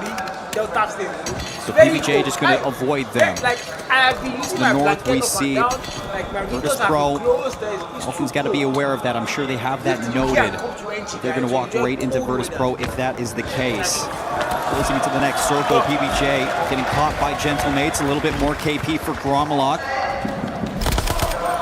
There's another one. Dongi going to keep PBJ on the regain. Finished off. Falcons in trouble. Gentlemates are recognizing this, and they're holding them in the graveyard. Noobs again able to snake his way out of going down early. And Ahsoka gets landed on and gets obliterated. Gromalok, a nice win. Reminder the Gentlemates, they probably need 4 more kills, or maybe some multi. Doing a great job of keeping the Falcons at bay. And even Donkey sells the Falcons. They shot from multiple angles. They try to get out, and they go down in 14th. They can't get anything going. The Falcons are near bottom of the leaderboard. And the circle is not going to be too far from the Gentlemates either, so to hop, skip, and a jump, they can take their time on what to do next. JDG forcing a fight into Leviathan. Melvin now on 6 kills, back over to the loadout. High ground is acquired. Novo starting to creep in from the coast. Off the water, into the action. PBJ gets eliminated back over towards the town.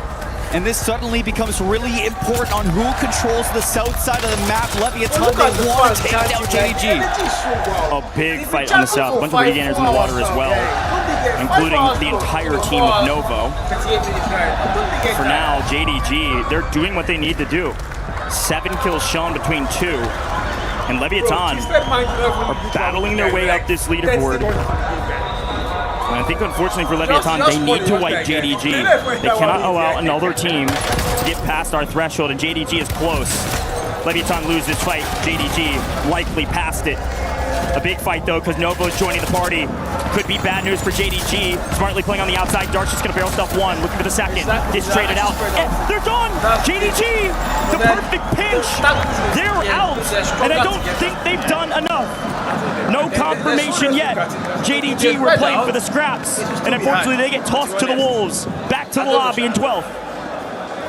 Avoiding the multiplier. G2 also going to be in trouble. 3 out of the 4 teams that can cross that threshold still in this lobby, but only 2 of them are in a safe spot to actually get it done. That's Gentlemates pushing into Grotto, and just on the outside of Keep, it's going to be T1 sitting on the wall. Resurgence still active. G2 just holding on for dear life, and they get their lives back. Again, with JDG out, no confirmation yet whether or not they passed the threshold, but it was really dang close.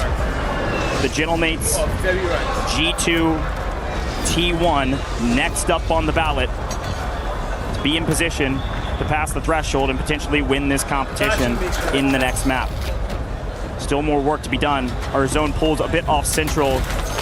Is going to move towards Gatehouse and Spiral. In IP, they heat it up and they're staying hot. Vision's on 6. but they are playing Southeast. They're coming from Winery, and they've got a team right on their back. Watch out for Gen G right behind you, trying to play spoiler. Yeah, Gen G is going to be pushing into this one, and not far behind them will be Leviathan. Still trying to avoid Novo. In the bottom of Grotto, that's big man down, but he was able to get both of his teammates back into the mix. So that double buyback is going to allow G2 to still have an opportunity to cross that threshold as they're going to drop into the outside of Gatehouse, close by T1. That's something you got to think about. They do get their third back, and here they go, right into T1. A big fight. VP finally rearing their ugly head again, finding some kills on Novo. But G2 in a position to still pass the threshold on the edge of Spiral. They're going to have to work their way through Gatehouse. Let's take a quick look at G2's comms and see what they're thinking as they go just full sitting down the middle. Front of me, dead. Just chill. Front of me, get another one for me. Dead. On me. Come. He ran out. Bunker up, guys. Bunker up. I'm grabbing this loot. One back. Let's just hold one side. From top. There's a kid on the buy, on the keep buy. In the garden. How many points we at, bro? Top 10? We're at 6 kills. We're at 8. Okay, we need a couple more kills. How many points do we need? 8, 12? Yeah, 12. We're safe here, bro. My pull back. Comms were all intel. And a great slot right up the middle for them to make their way to the new zone. Zone does pull up towards Spiral. It does pull up towards Gatehouse. And the Gentlemen on edge of zone, yet again, are not being given anything. They got to keep fighting for it. G2 find more kills. We're into our first multi, and NIP are down. Gentlemen's close. G2 extremely close. The Gentlemates have to fight for this new position, and they got to fight through Eclectic. Yeah, look at that zone pull, too. It's going to be a lot of work for Gentlemates, but we've known Gentlemates to do this work in the past for Fortune's Keep. All the way underneath the grotto is where they need to get into this spiral keep. Can they find their way into the circle? We did see Vitality go down. Z1 still battling their way through. In front of them is going to be Ravens, and Ravens now down to G2. Spam gets caught by VP. Disrupt's in trouble, all alone. Needs top 5 multi to have a chance. He doesn't get it. That's 7th. I don't think T1's done enough, but it is extremely close. Too close to call. The mathematicians will have to do the work. And M8 find themselves nearly top 5. Yeah, Gentlemate's going to push into the church. They got VP above them. On the outside of the circle is going to be Eclectic trying to make their way into the safe zone. Look at the pull. And you are going to be a rooftop warrior trying to get through this courtyard. But the only thing that's really going to be blocking you, shrubs, a little bit of natural cover on the walls, and one lonesome building on this cross. And look, G2 should just pick up a car. They're going to go for the early rotation. Great rotation from G2. They're here first with stims in hand. They're going to be here potentially last as well, but we have to pay attention to the top 5. You desperately need the multiplier. Gentlemates are still here. They're still fighting, and they're still not getting a zone pull. They need this multi desperately. This multiplier will push them past 150 if they're not there yet. VP. One more team has to go. Could Virtus Pro be the team that sets them up? Eclectic's gone. Gentlemates have done it. Gentlemates are past our threshold. With the top 5 achieved and a new multiplier, the Gentlemates have made it. They can't win here, but they could win in the next map. But the question is for G2, they made that early rotation and they're just down to 1. They still need to cross that threshold. You still need to do the work. Virtus Pro on a heater. It's about damn time. 10 kills for Grimy. And in a power position, but without the zone, they've got to make a move, and it's on the buy station. Angio barrel something his opponent. They're picking them all up.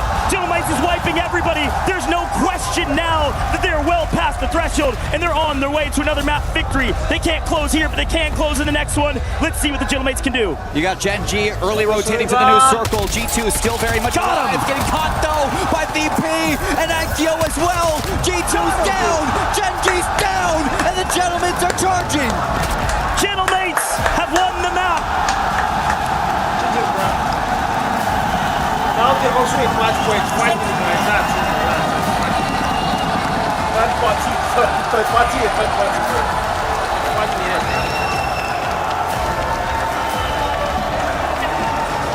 Gentlemates on Warzone match point.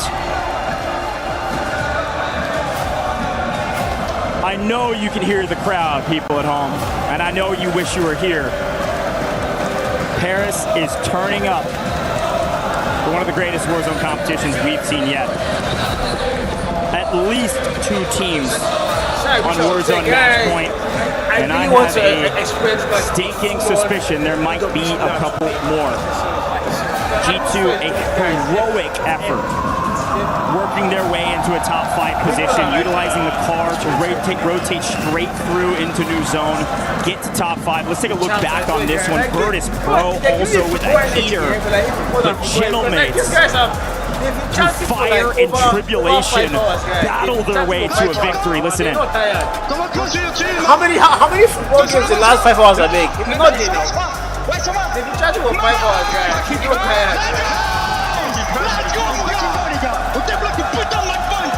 What's this?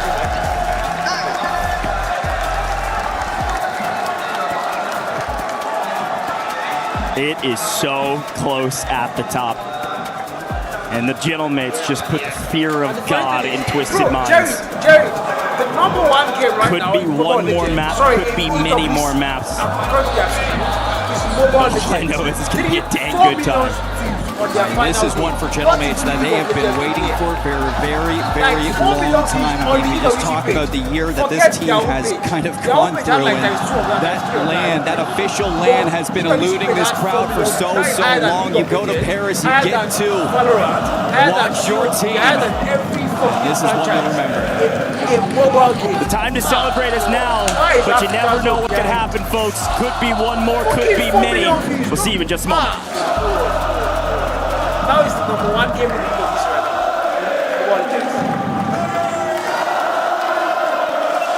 I'm going for a break.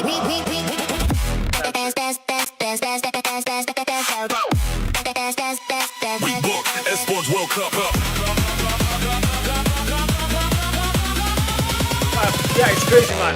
Mobile is actually big. Like on the global stage, biggest sport in the world right now.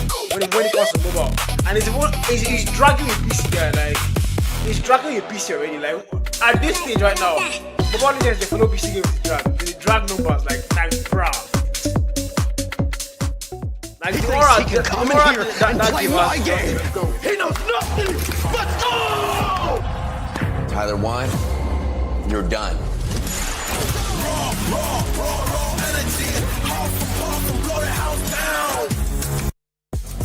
I'm side stage here while the games are taking place, and I thought I would catch up with my friends, the Ghosts. They've had a lovely time so far, and I thought I'd just... Oh, you've changed your... What's with the hair? Who's that? What's with the hair? Damn, Sophie, guy! Who's this? Content creator. I follow on IG, It's bro. Sophie Snaz! Sophie, come here. Win, Sophie, what are you doing? Who let you in here? Sorry, I snuck in through the back. I'm sorry, guys. I had to get in here and see the amazing atmosphere here today at the EWC. It is amazing so far. We're having a really, really good time. Mate, look. No, I follow a guy. I follow You've been in tournaments before. You've had a stressful time. What's it like? It's stressful, and I can't think when I'm stressed. I can't deal with it under pressure. I can't imagine the pressure that these guys are playing at. They're playing so well, calm, collected. It's incredible. True professionals, if ever we've seen them. Well, you've already snuck your way into this tournament. Have you managed to sneak your way around the venue and catch any of the cool sights and sounds? I have. The stage where they're giving away the trophies is insane. Pristine. I'm looking forward to seeing the trophy presented later. Have you caught any of the games? I mean, obviously, you can hear the Gentlemates. They're having a good time so far. Great time. The Gentlemates is amazing. Like the atmosphere from the Gentlemates that they're bringing. The drums, insane. They're bringing a lot of fun, a lot of vibes. Great times. Still games to go here at EWC 26. Thank you, Sophie. Now, get back to work.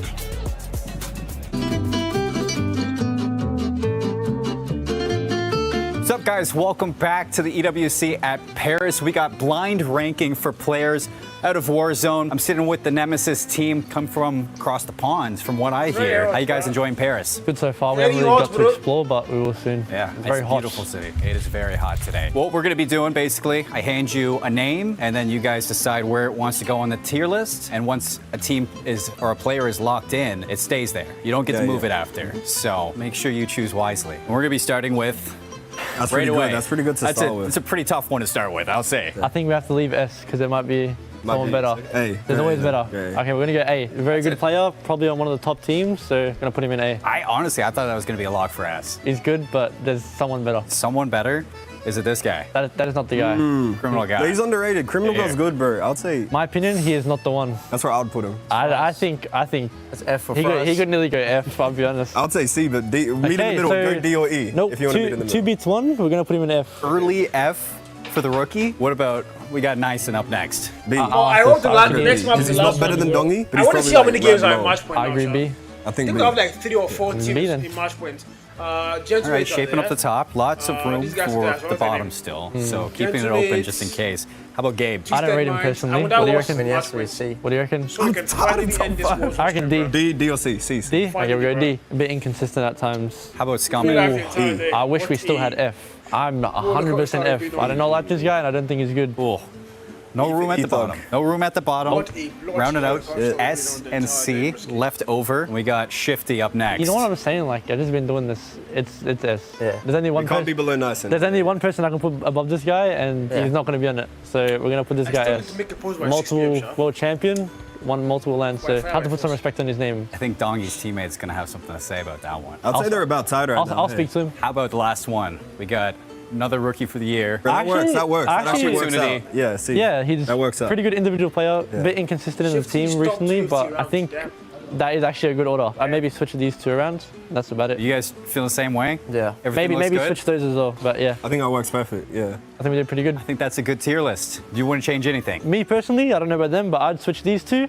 And I'll be honest, I'll put Gabe over Spam. Yeah, I like Gabe. So we switch D and C and F and E. Yeah. All right. Well, there you have it. We got the tier list for players coming from Nemesis. I'd say a couple hot takes, in my opinion. I think I would switch these 2 around. That's in valid. my opinion. That's I would valid. switch them around. This guy's EWC champ. Other than that, it's looking good so far. Chat, let us know. What do you think about the tier list? If you would change anything, make sure you tell these guys.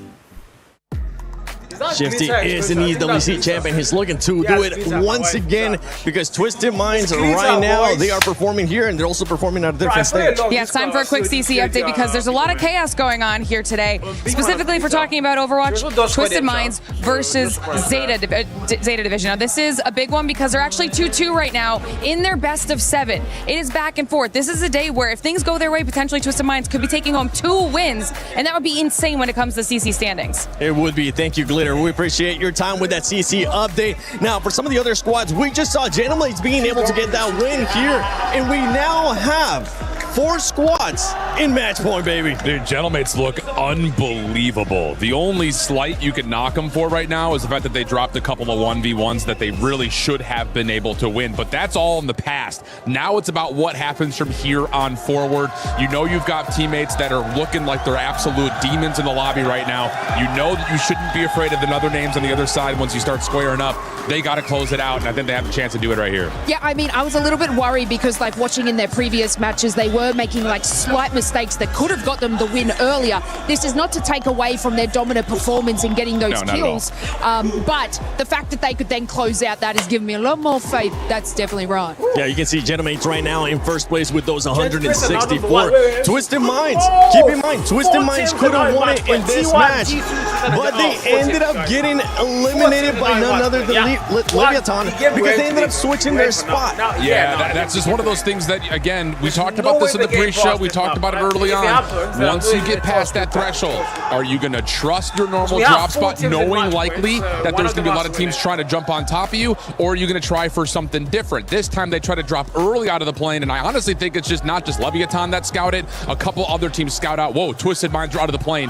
We have to go against them as well. So immediate squad wipe, 0 points for Twisted Minds, and Leviathan going to get a little bit of a boost because of that extra, a little bit of help from the beginning of that last game. And not just taking the fight with Twisted Minds, Leviathan is being a thorn right now for teams that were trying to get that match point, just like JDG. They ended up being able to eliminate them. And I want you to keep in mind, too, Team Vitality and Team Falcons, not because they might be contending for the championship, unless something crazy happens here coming up in the next couple of matches, is because those teams are in Club Championship. And if they want to get points here out of COD Warzone Resurgence Championship at EWC 26, they have to make sure they place within the top 8. I mean, for Falcons, what the heck? Like, you just start to think that they're starting to build a little momentum after yesterday, and then today they've gotten 2 wins, yeah, but it's been like under double-digit kills for those wins, and neither time have you been able to really see any of the pop-offs come through that we're used to, because I think they understand that they're just not keeping the same pace that we were used to seeing in Birmingham and Atlanta, and so far throughout the weekend, they really haven't shown us much except for the survival stage, which, you know, kind of is what it is.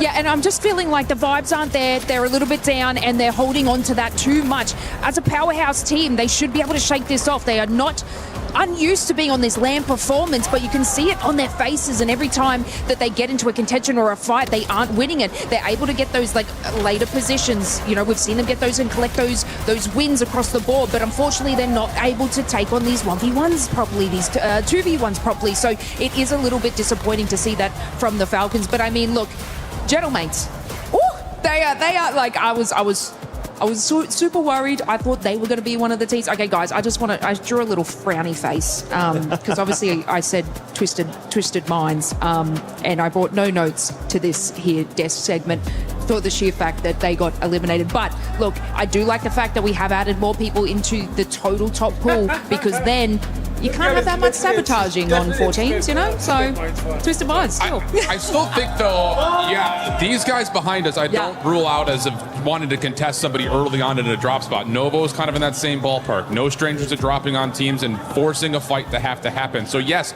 there are more teams, which will mean that, okay, are we going to see as much opening grief? Probably not. But there are squads that are desperate, Falcons included, that are going to want to try to challenge these squads right off the get-go. And talking about squads just becoming a little bit more desperate, we're going to talk about the squads that are also within that range of match point as well. If it doesn't end in this match, we could have other squads being able to come up. I mean, we have Eclectic, VP, and JD Gaming, which are pretty much just right there. VP Gaming, I know you've been having your eye on them for a bit. Yeah, but it's just like they're hitting their metrics, but they have not had a chance to get into a high kill, high finish game as of yet. They've survived into the late game, which is great news for VP fans. They're not finishing in the bottom 6 all that often, but their kill tallies as they get to top 5s have not been up to the metrics of the teams that have already through that wave. So next wave of 150s, I think will probably happen in the next game or 2. It's kind of one of those things of now you're in a rush to have to get those points and then be able to follow up with a win. You get to go back to back. Yeah, and of course, like, even if they aren't sort of collecting those kills, they still have that opportunity to take that win away from those other 4 squads. So they still want to be competing to get to that end zone. You may not have the kills to back it up, but getting that win stops everyone else. Is it going to be game 10 that we're going to be seeing a new champion crowd? Twisted Minds could be back-to-back, even if most of the squad isn't here. This is game 10. It could end here, or we could go one more game. One more game, the ever-favorite saying of everybody in Call of Duty Warzone. Man, we were in the green room. We're sitting there. I'm thinking, Twisted just crossed. They're on fire right now. I wouldn't be surprised if they aced here. And what happens? They go Lighthouse, and they are immediately knocked out by none other than Leviathan. And here's the real question. We're coming back to Havens Hall, a map that they know, they love. It's the bread and butter. Do we see the same mistake, or do we see them just try and play it out of Mansion? Honestly, I think I go back to the map we just saw in order to kind of give us the gleanings of what we want for the future. And for me, Twisted Minds changed their drop spot despite an average placing of 2nd playing out of terraces this weekend on Fortunes. So I think the reason they changed it, they expected Falcon to go and fight them up at terraces, change it up, and Leviathan say, this is actually our home turf, our backyard, get the hell out. So the question for me is, do they want to change it, or is that an admittal to the rest of the lobby that they don't believe they can deal with the contest? The problem with that, though, Enigma, there's 3 other teams trying to take the crown in this game. You have the Gentlemates, you have G2, you have T1. All formidable rosters looking to take the crown alongside those defending champions in Twisted Minds. Gentlemates on your screen right there. You can see Hollow getting the boys ready, hyping them up. They're coming off of a map win. They feel the energy in the crowd. They feel the energy of the arena. They feel the energy in game, because they are shooting as we get ready to load in, ladies and gentlemen. It's a Western zone pull, and when we're talking about what some of these teams on Match Point love, it is a Western side of the map. certainly is. Gentlemen to be immediately into the fray. Nox coming on through. Hallow will drop. Rage, you lost Grommelot go in the process. Hallow's then going to be under pressure. Enkyo tries to dive back out. Timing nearly goes completely against him. PA going to be dropped in from the top just to ensure you stay up. Got to make sure you don't run into your own path line there. And, well, thankfully with the new update, you know where they're coming from. So at least he's able to guide his way to safety. But scary for a moment for the Gentlemates onto T1 under pressure at Church. And they don't actually even land directly at train station for them. It's about let's just land a little bit away from us. Let's not try and take this heads-up fight against Vitality if we don't have to. But here in the mansion, we were questioning it. Shifty slides on out. He's not ready because look who's here. It is the Falcons. They have decided to land in mansion, a spot that they are very familiar with. The Falcons will try and seize this into their own hands to push us one more game, but they have a long road ahead of them if they need to make that happen. Yeah, it's a gauntlet that we have run through here, and this one will feel like a sprint, but much more of a marathon. Got to stay alive till the very end. Spam tucks himself into the wall, just making sure to avoid any trouble for now. Echo brought back into the skies. The two young guns will start to press towards Church, and unfortunately, well, disrupt, and Spam won't get very far. And Echo in trouble as well. T1 all at sea right now. They will just about get one player back into the skies and off to the east of Maine. Either way, another match point team hanging on by a thread. Twisted have picked up a pocket of space on the north side of Mansion. G2, they're doing the typical. They're out at lumber. They will have a fountain of contracts. They will have a amount of opportunities here to stack cash, get themselves all bought in and ready to go for the long rotation. I think if you're any of these match point teams, you're probably happiest if you are G2. It's pretty no man's land on your side of the map. It's a pretty wide rotation in. You can just try and do your best to avoid everybody and just maybe make your way into a power position for that end game side. Because what we've seen from the other three teams so far, it's hectic battles already. Continuing to rage on here at the mansion. Getting shocked. Trying to take it against Shifty. He realizes I don't have to take this fight. Let me go ahead. Let me back on up.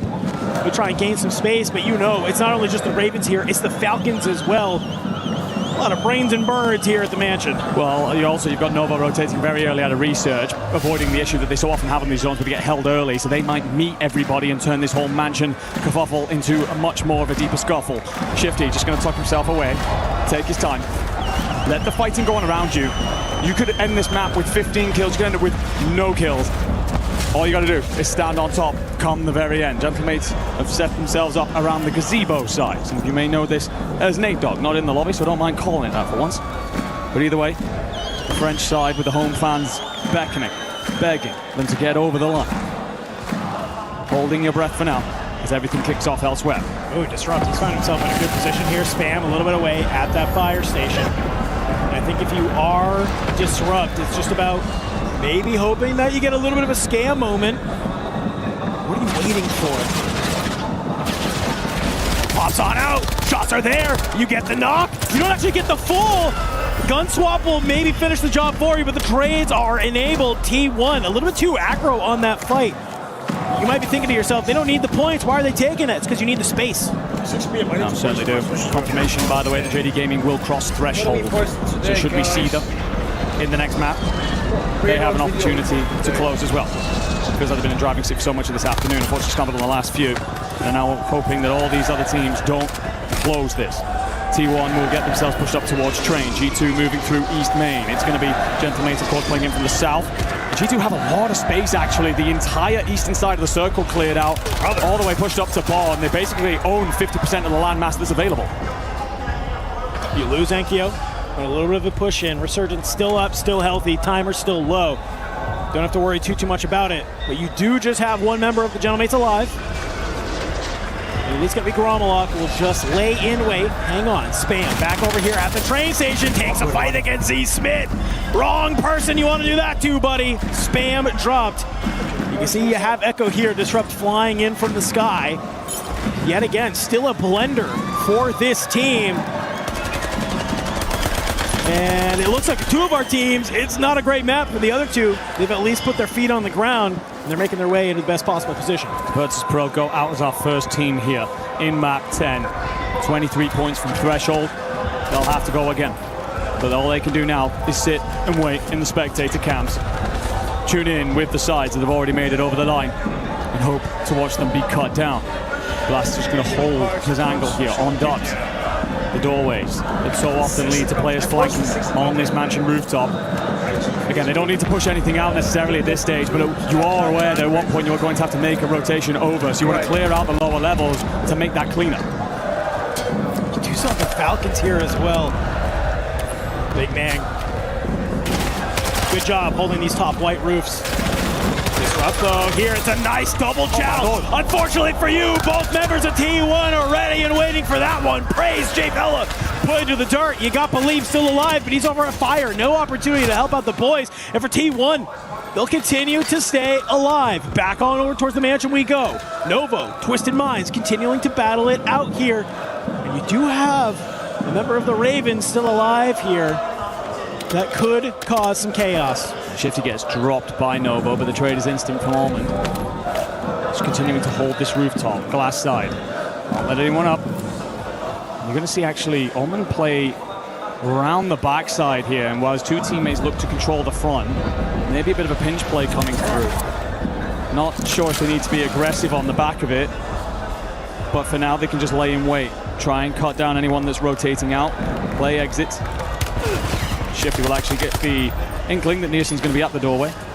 Stays up for now. All three players survive. T1 off the back of that incredible play from Spam and Disrupt. That dynamic duo coming alive, slaughtering PBJ. Will set themselves up at the chapel, hoping it will be the safe haven and answer their prayers for the later stages. G2 have had the easiest rotation in ever. They've just walked their way all the way from Lumber Mill here to Barn. They've taken out a couple players along the way. You saw Scythe getting in the kill feed there with some kills on the Ravens, but it hasn't really been any opposition. The problem is where they are, you have T1 right in front of us, so maybe they finally will meet some opposition there. JDG on that southern side.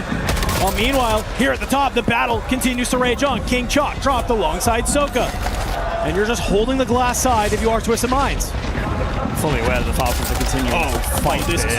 And it goes absolutely bonkers in the kill feed, but Spam and Co are going to tuck themselves in as G2 roll up. Two teams on match point, squaring over center circle. Scythe does a great job to try and order the fight with a nade. You catch Spam in the room there. Anxiety, he's going to use that as an opportunity to push on forward. Spam gets dropped. You're going to replay. Hop on up. You go for the full teammate. Surge on forward. Can you find the trade? It fires in, but you run out of bullets. Thankfully, you do get the knock inevitably. Disrupt, drop. It's Echo. He is sprinting away, trying to stay alive, but look at these blue arrows from G2. They are on the hunt. They are trying to bring him down. Guns up. G2 take out T1. Taking destiny into their own damn hands. They've denied their greatest rivals in the moment, and will claim all for no matter.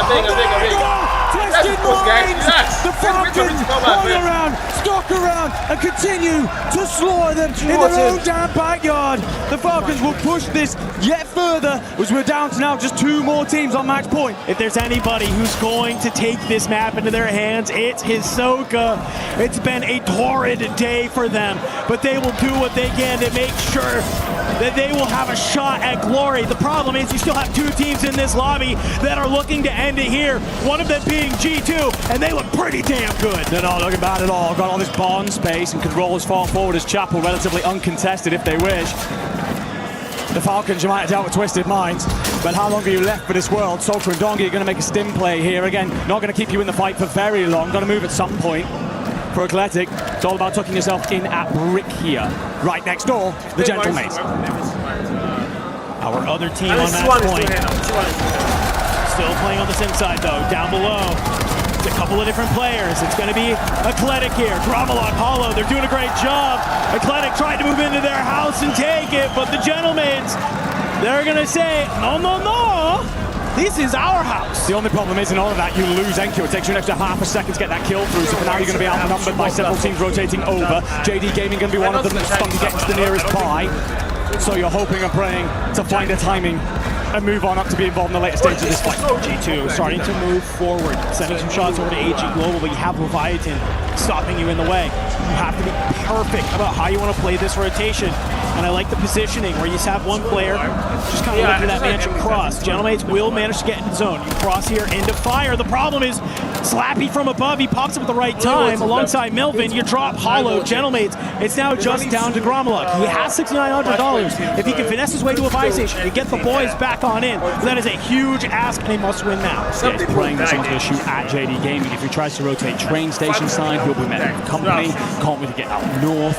It's all banking on the one play where JD Gaming face pressure from elsewhere. For now, taking his time, holding his nerve, the best play. And as the zone starts to creep in, as train station is mostly dissected, as G2 squeeze up towards Chapel, they'll have two other sides nearby.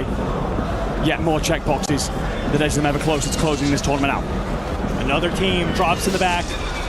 That will be Ninjas in Pajamas. And if you are a G2, you're taking a look at that team's remaining number. And you're starting to feel the pressure as it continues to tick down. You can see on the top left side of your screen there, Zone will pull heavy left. So what stands between G2 and Destiny is going to be a number of teams, potentially one member of the Falcons, Leviathan, and also PBJ. Well, just hoping that the JD players vacate the area. For G2, it's about trying not to attract too much attention, but Anxiety keeps his head out for far too long. Soka cuts him, ensures that G2 bleed going into the later stages, so now none of our match point teams are at full strength. Soka will get found out. G2, they're starting to push forward. Let's go ahead. Let's see how they're feeling. The far right strangled up, bro. You can't even go right. He's holding. You have Sims or no? Yeah, I do it. Drop him in it. Or Sims on top of my body too. I gotta play God. But the far right is strangled up. They're all holding. They're holding everything. I'm done. They're holding everything. Go far right, Ted, go far right. Scythe, he's the last player alive. I'm looking at the kill feed. I think the Gentlemates may have made an exit, and it's just Scythe. Stim just barely will give him the HP he needs. He starts to slide forward. He's not ready for Knight to be there. G2 have been eliminated. We need to ride this one on out because FLS continuing to stay alive. PBJ eliminated. It's Gen G still alive here. It's one member of AG. Of all teams to be stood here with a 4-3 as we go at one more map. Gen G, who have had a torrid time, just waiting to close that one out, but for all the other sides now, it's looking at who else crossed threshold, who else got it done. I can tell you, of course, that JD Gaming did make it over the line. Eclectic were incredibly close. And yeah, we aren't done yet. So much for AGA. Oh, absolutely not. Misery. Aiden seals the deal. Knight is done, points on the board if you want Gen G, and a reminder of the fact that some of these teams will start to now mount massive amounts of points because the match point side must slow down. That'll pick it up for everything else. We could still have a ways to go. You and me, my friend, we cast a match not long ago. It went 14 maps, 12 teams hit match point. There's nothing to say that we couldn't do that yet. No, I mean, that's kind of been the case, right? Everybody I've talked to, the number of how many games are going has been 12, 13. It looked like it might end there, my friend, but like you said, you and I have been here time before, and really right there, if you want to ask what happens, how does G2 not close that one out? That's just good old zone pulls, ladies and gentlemen. You're on one side, you're looking good, but all of a sudden you have to make your way all the way across the church over to what? Wide open train space? Like, that's a tough road for G2, and unfortunately they just meet too much opposition on the way. There's something poetic as well about, despite the struggles that the Falcons have faced, they're involved in cutting down not one but two of our match point teams. Gentlemates will look back at that fight of bricks and grit their teeth a little bit, suck the air through the room as they watch Enkyo fall, to feel the energy suddenly disappear inside of the venue here in Paris. But we will see another map, and to be honest, you and me were talking about this in the green room. We're not surprised to see it go on yet again. All these sides that are not on match point, even if you've had a torrid time, you believe you can get it done. You spot one of those players in the kill feed, you will hunt them down to the last. I mean, you saw it even in that map, right? Even with G2 on the T1. They know that it's only one player left. They know that it's Echo. They say, this is another match point team. We have a chance to make this a lot easier for ourselves. And what do? They just fly, and they're able to take down Echo. So you are probably blessing the stars a little bit for Hisoka. If you are any other team in the lobby, he'll gladly take that, maybe in Twitch gifted subs or any other form of currency. He could be ball. You know, that's there, but able to push us even one more map further. But I want to take a minute to talk about something, because you brought it up, my friend. With that game, very early on, JD Gaming was able to cross. And we got to talk a little bit about them here in a minute. But we'll be right back, ladies and gentlemen, as we get ready to head into the next map, and potentially the last of Number 5. How many teams are match point?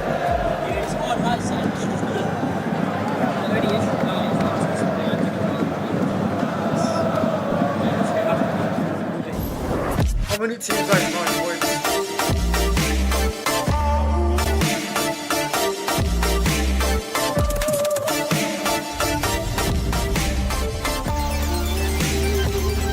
And they show the mic. Sorry, the what you call it, the headphones sponsor. They don't show this chair like 10 times now, guys.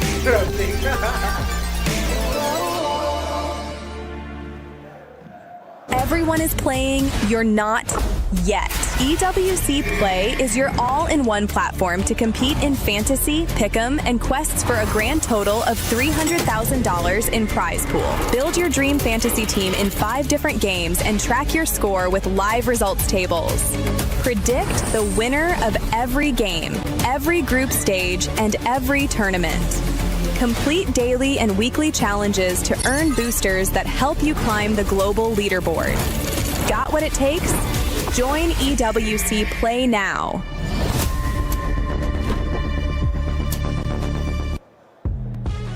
Mars Goach here on stage as this match point marathon continues. A nail biter. A nail biter. Mom, you better get the camera. Holy cow. We've got like 5, maybe 6 teams past our threshold. We'll see that leaderboard here in a little while, but all I know is that we're going at least one more game, baby. I guarantee you one more, an absolute guarantee. But at that point in time, we're going to find out soon how many of the more teams are on match point, because that was a big one, a real big one indeed. Yeah, it was really fun to watch because in the green room, I'm freaking, I'm jumping out, I'm doing jumping jacks to keep my heart rate high because frankly, it was a nail biter. But that zone pull ruined everything for G2 and Gentlemates. A different zone pull, there's a chance for either of those 2 teams. But instead, shoot, it goes the other way. Goes the other way indeed. Well, that is a crazy situation to find ourselves in. Match point finals continuing. As you can see on your screen, for the folks who are in the venue, it's starting to get tough. 5 of our squads eligible to win the tournament in the next game, but they must win it. Coach, pressure's on.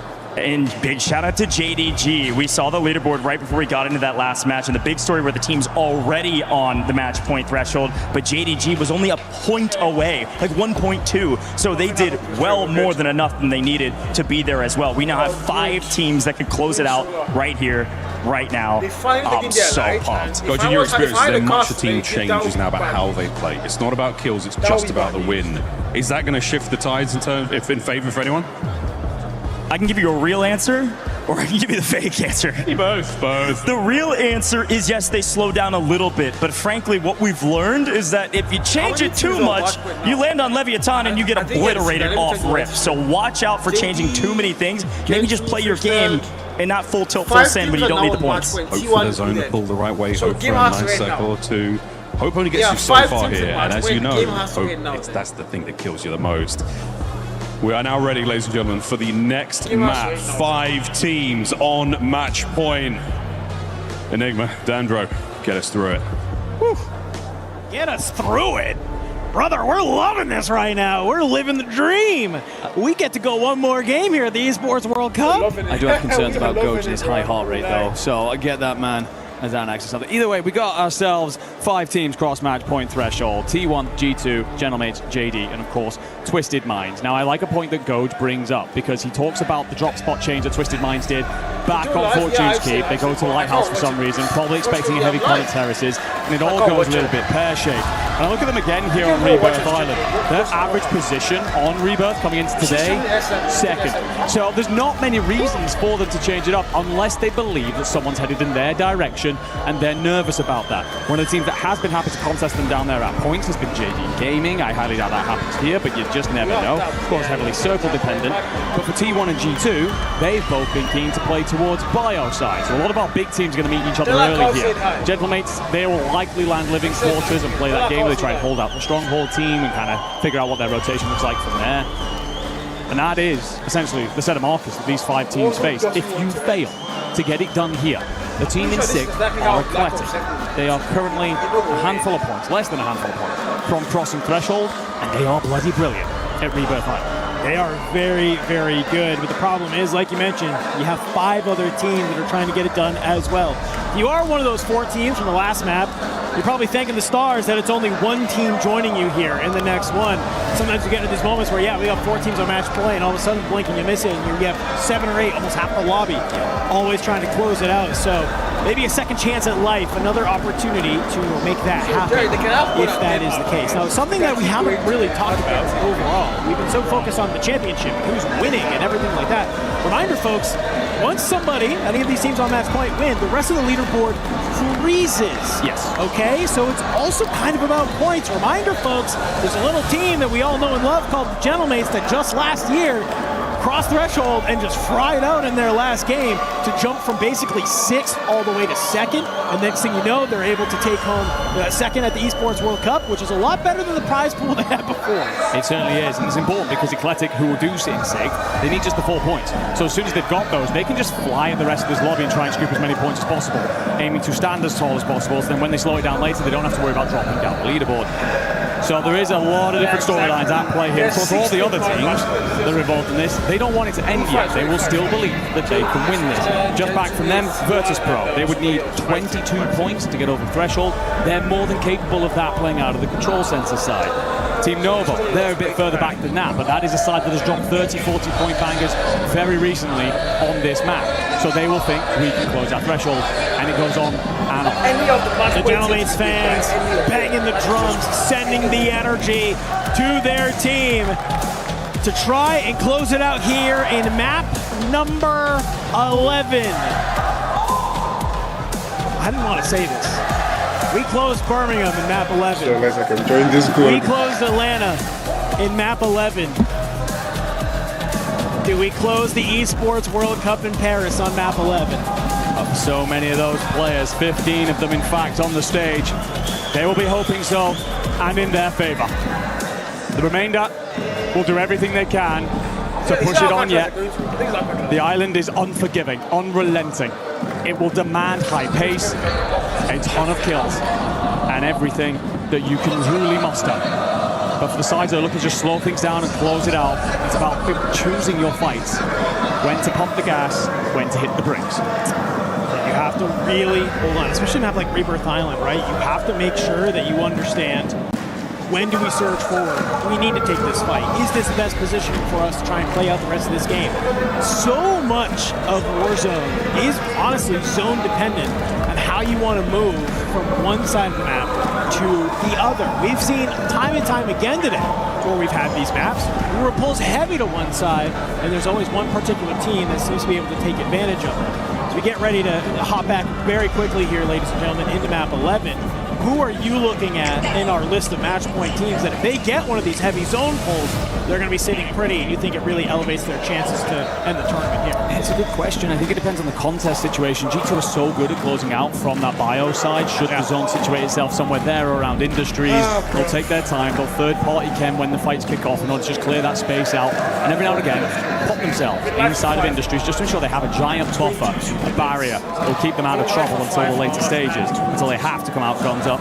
So they are, that's probably the side I'm looking towards. Now whether T1 decides to contest them over there or play Turbine will be interesting from the very beginning. I think from an individual perspective, one thing that we haven't really talked about, top fraggers. Yeah. Top of the list, Enkyo on 56, joined by Shifty on the exact same number.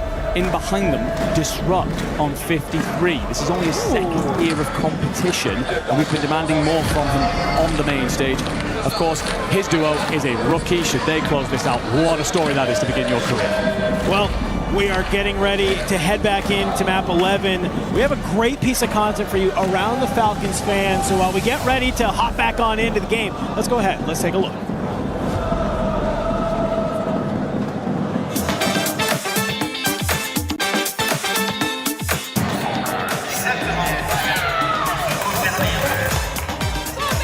EWC is in Paris is different of whatever I've seen. I've always been around football, basketball, baseball crowds. This EWC experience is crazy. The super fan group of Falcons are lit. I mean, if you from the Bay, you know what lit means. Lit means you're hype, you're with it. We make noise, we go crazy, we go dumb. That's what we do. He's insane. His whole family, Hisoka's family is great. I have met his brothers also. Hisoka and his dad and then two small Hisokas. That vibe, they are all great. The Falcons fans have embraced us as a whole, the family, Mama Soka, the kids. They have greeted us with none but kindness, love, respect. Basically put the red carpet out for us. You know what I'm saying? They showed a lot of love to our family as well as my son's teammates, their families as well. We're very much grateful and appreciative to the Falcons. So the stage is pretty. It's pretty big. It's nice. It's a whole nother level of gaming. First off, I want to thank out Paris for hosting this event. Beautiful event, beautiful atmosphere. The Esports Foundation, thank you for all that you've done for us, man. It's great. We love it. And all the fans that are tuning in, we appreciate y'all. Without y'all, we aren't anything. So with you guys here watching us, supporting us, it helps us become what we are right now. Thank you. God bless y'all. Let's go Falcons! I gotta agree with you, Tank. Paris is pretty lit. I'm not gonna lie to you. What's even more lit, though, is we're getting ready to head into map number 11. Certainly are. Yeah, I agree. Obviously, with Paris, City of Love and all that. Not that there's much of that out there on the stage. It's all about a battle to the death. You talked about it before we went to the content piece, and map 11 has been the closing stage of every LAN so far this year. Should we get that again? It's a number that will be circulating forever in our books for future events. Of course, 5 teams cross threshold, one of them right on the precipice.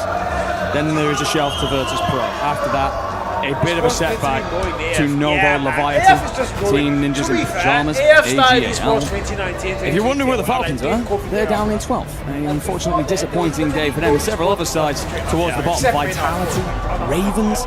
I mean, we all have them in our books as dark horses. These are just teams all year long that have looked phenomenal, just through different points, right? They've all been absolutely lights out. I mean, Ravens kind of kickstarted our first stint of the year leading into Birmingham, like being the team to beat, right? They got to land. We were kind of had our questions, like, okay, you've done great online. How do you do on land? We got our answer very quickly. They were lights out, shooting everything that moved, and really kind of made a name for themselves, right? But now that we're here, in this moment, we know Call of Duty, you could be day-to-day on this, and it just seems like for today, some of the top teams, things maybe aren't clicking in the way they expected. No, certainly not. It is a tough read for some of those sides, but I mean, we'll keep uttering it because it does happen time and time again inside of Warzone. We could go a long way, even still. You're probably thinking, those of you who tuned in to watch, my God, these Warzone tournaments are long. They might not know nothing yet, because the thing is, all these teams are going to want to push this onward. Eclectic, of course, right here doing something historic. Italy, a nation that has slid down the pecking order over recent years, into this tournament with 2 teams that currently sit in 6th and 8th. That is a much better chance than them, but imagine getting them on threshold and on the watch party coming out of that country where all the fans unite behind what they would do to see their side take a crack at the championship. Shout out last 8, man. On their esports page, they have putting on for their region, a region that we've come to know and love. We got to hop into Rebirth Island here, friends. So we have to always ask the question, does it end here, or do we go one more game? I know we got some emotes of that from a Mr. Repulse. I want to see those spam in the Twitch chat that you're in right now. Who knows what can happen here? Rebirth Island has been the birthplace of Call of Duty Warzone Resurgence. Could just be the ending point here. Certainly could. Oh my God, I just got to look at the circle that we are heading off to. Ladies and gentlemen, prepare your eyes for a feast. This is going to be a bloodbath. If you wanted to send it on to more maps, you get a circle like this where it pushes everybody into one corner of the map. BioWare is going to be heavily contested. G2 are going to be squaring down with Leviathan. The whole people who go at them. Right next door, JD Gaming, another match point team. And they're actually going to push this to third party. Ain't no party like a third party, as we always say. How are these teams going to battle it out here? Already kickstarting it. G2, I think they get a little bit of an idea that there's some other players here, more than they anticipated. Very quickly, before we get in, look at the top of your screen, 15 out of 16, Virtus Pro, potentially already wiped off of some early engagements, but back to the action. Melvin takes the fight against Scythe in the stairwell, is able to get the drop, able to get the full. Anxiety Andrews back though, kill on Desart. It's just a nice little trifecta of action here. Diving in and out of the windows. Good shots from Anxiety. You gotta jump in. Self-denied. No opportunity to get back into this. Just for Anxiety. I think he's done enough to stay alive, get the teammates back in. Now the question is, do they fly immediately onto Bio to help secure this power position for this zone? Or do they try and maybe stay alive, play a little bit more cautious? Rotating off towards Chem, where they will meet Gen G. Toward afternoon, AGAL, and the fire team will continue to send it at Bioweapons. The rotation away for JD Gaming only gets so far. Slappy sat down, members going to try and both at low health. Go, trying to and burn. Won't get it. Get cooling and clear things out. FLS off into the ocean. Not a great play from Gen G there. It's a great swing at the right time in order to make it stay alive. And oh my God, yet again, we're down at the factory side, and look who is here. The Falcons, yet again. There's 4 other teams in the lobby that they can chug, but they're putting it on their back to say, we will make sure Twisted Minds do not make it further. They will not be the champions of this event. Screams are so cold if ever I saw one. If you want to know where the rest of the match point teams are, you will see Gromlock in the feed, knocking the lead. That is over at Stronghold, where the Gentlemates landed and have now begun a wild swimming route all the way up the northern side of the map. Not sure about that game plan, not one we see very often. T1, they're fighting a turbine, have garnered themselves a pocket of space. We already know about JD and G2, and of course your Twisted Minds, they're trying to deal with that Falcons pressure. So much action happening elsewhere around our map, but down at Bio, JDG taking a fight against G2. Scythe, he's still here, playing cleanup. Slappy, Melvin dropped yet again into the blender. Does JDG continue to go? FLS taking absolutely zero risks. The deepest breath of your life into the floor of the seas we go. Gentlemates on this swimming route that I was talking about. To be fair, if you don't run into trouble, it will literally lead you all the way to bioweapons. It just depends on where they want to get off, where they do want to head back to shore. Twisted Minds move through factory, breaching, clearing, looking for threats. Speaking of which, G2 have dealt with all of theirs so far, and as JD come back yet again, Big Man, Anxiety, and Scythe are locking this down. I mean, this is a power position for where this zone is pulling. They can ride this till the wheels fall off. And I love this Anxiety hip fire, rev in hand. Take down Slappy. You're just not giving JDG an opportunity to even try and stay into this tournament. A little bit of a do-si-do around the shack here as you were trying to bring one of these members of Gen G down into the line of sight of your teammates. It's going to be Gabe inside. Good armor crack from Anxiety, but you've already done what you need to do. That's back Gen G down. Give over to Bio with your teammates. I love his positioning in that fight. Very disciplined from the young man. Decides to back off, put himself where the windows of bioweapons are exposed, and it allows Scythe and Big Man to cover his retreat. We'll get back together as a 3. Try and, again, lock down that northeastern corner. They've done so well through this year. Swatting away all comers. T1 will dodge a precision airstrike. Great shots out of Spam in the end to cut key bays. Twisted Mind trying to move through Harbor here. Looks like they have dealt with Falcons on a day where they can seemingly do no right. G2 continue to just mop points out of JD Gaming. Again, it doesn't matter how many points you put on the board. If you close out, you win. So for JD Gaming, this isn't a bad thing necessarily, but you can't build your way into the map. You can't get advanced UAVs, intel, etc. You are fighting from behind. G2 currently have 13 kills. JD have 5. Give you any sort of an idea of how that contest is going back and forth between those two teams. I don't even know if I can call it a contest. Feels like a feeding frenzy for G2 at that point. Everybody was excited for NG qualifiers. Great defense coming out of G2 here. Like we said, it's going to force so many of these teams to have to get pushed to this side of the map. Look at the Gentlemates out into the water, and I'm seeing shots coming out of Z-Dark down into them. If I'm the Gentlemates here, this is not the position I want to try and be in. Honestly, I just don't understand this rotation. Maybe they pulled it off and call them geniuses, but felt risky to me. And Gromlock now, he'll be sat down next. Harlow's under pressure out in the waters. Can you stay up? Just about dodges a bullet or two. The new velocity mechanics in the water probably cutting him clean, but we will just about burn through the Resurgence timer. Should get NKO back up momentarily. Grommelot a couple of seconds after that. Yet again, you do not want to be just trying to rely on water physics for your tournament dream to stay alive. And the problem is when you're out here, you have about 6 different teams looking out into the water, looking to cut you down. Next circle pull absolutely massive, by the way, not only because we soon approach fire sale and the advance and everything that goes on with all these sites being forced into a small area due to the way the circle works, but it will tell people whether we're heading more towards bio, industries, chemical, etc. And they'll all have to get on their bikes, put themselves in win condition. Shifty tries to lurk his way up the stairs. However, for you, the Ravens controlling top prison, they get a little bit of a peek, and they will bring you down. Blast is the last player alive from Twisted Minds for the moment, playing top red. You do have a couple members of Gen G in front of you. At Harbor, at Chemical. Oh my god. Good shots from Big Man onto FLS. This could actually be huge because the other 2 members of JDG, they're still not even on the floor yet. Well, the reason why JDG oh my god, he gets the self off. What? I think Big Man expects him to just bleed out, so doesn't bother taking the remainder of the shots, hits the reload, and FLS just about gets himself back alive and swimming yet again. But this is the reason why JDG can continue to suffer, why you're seeing Slappy die in the feed and such, because FLS is out there, so it's safety for now. Grommelot into the water. Twisted Minds under pressure. And it will be JD Gaming wiped. They're done here. Over. One of our match point teams finished.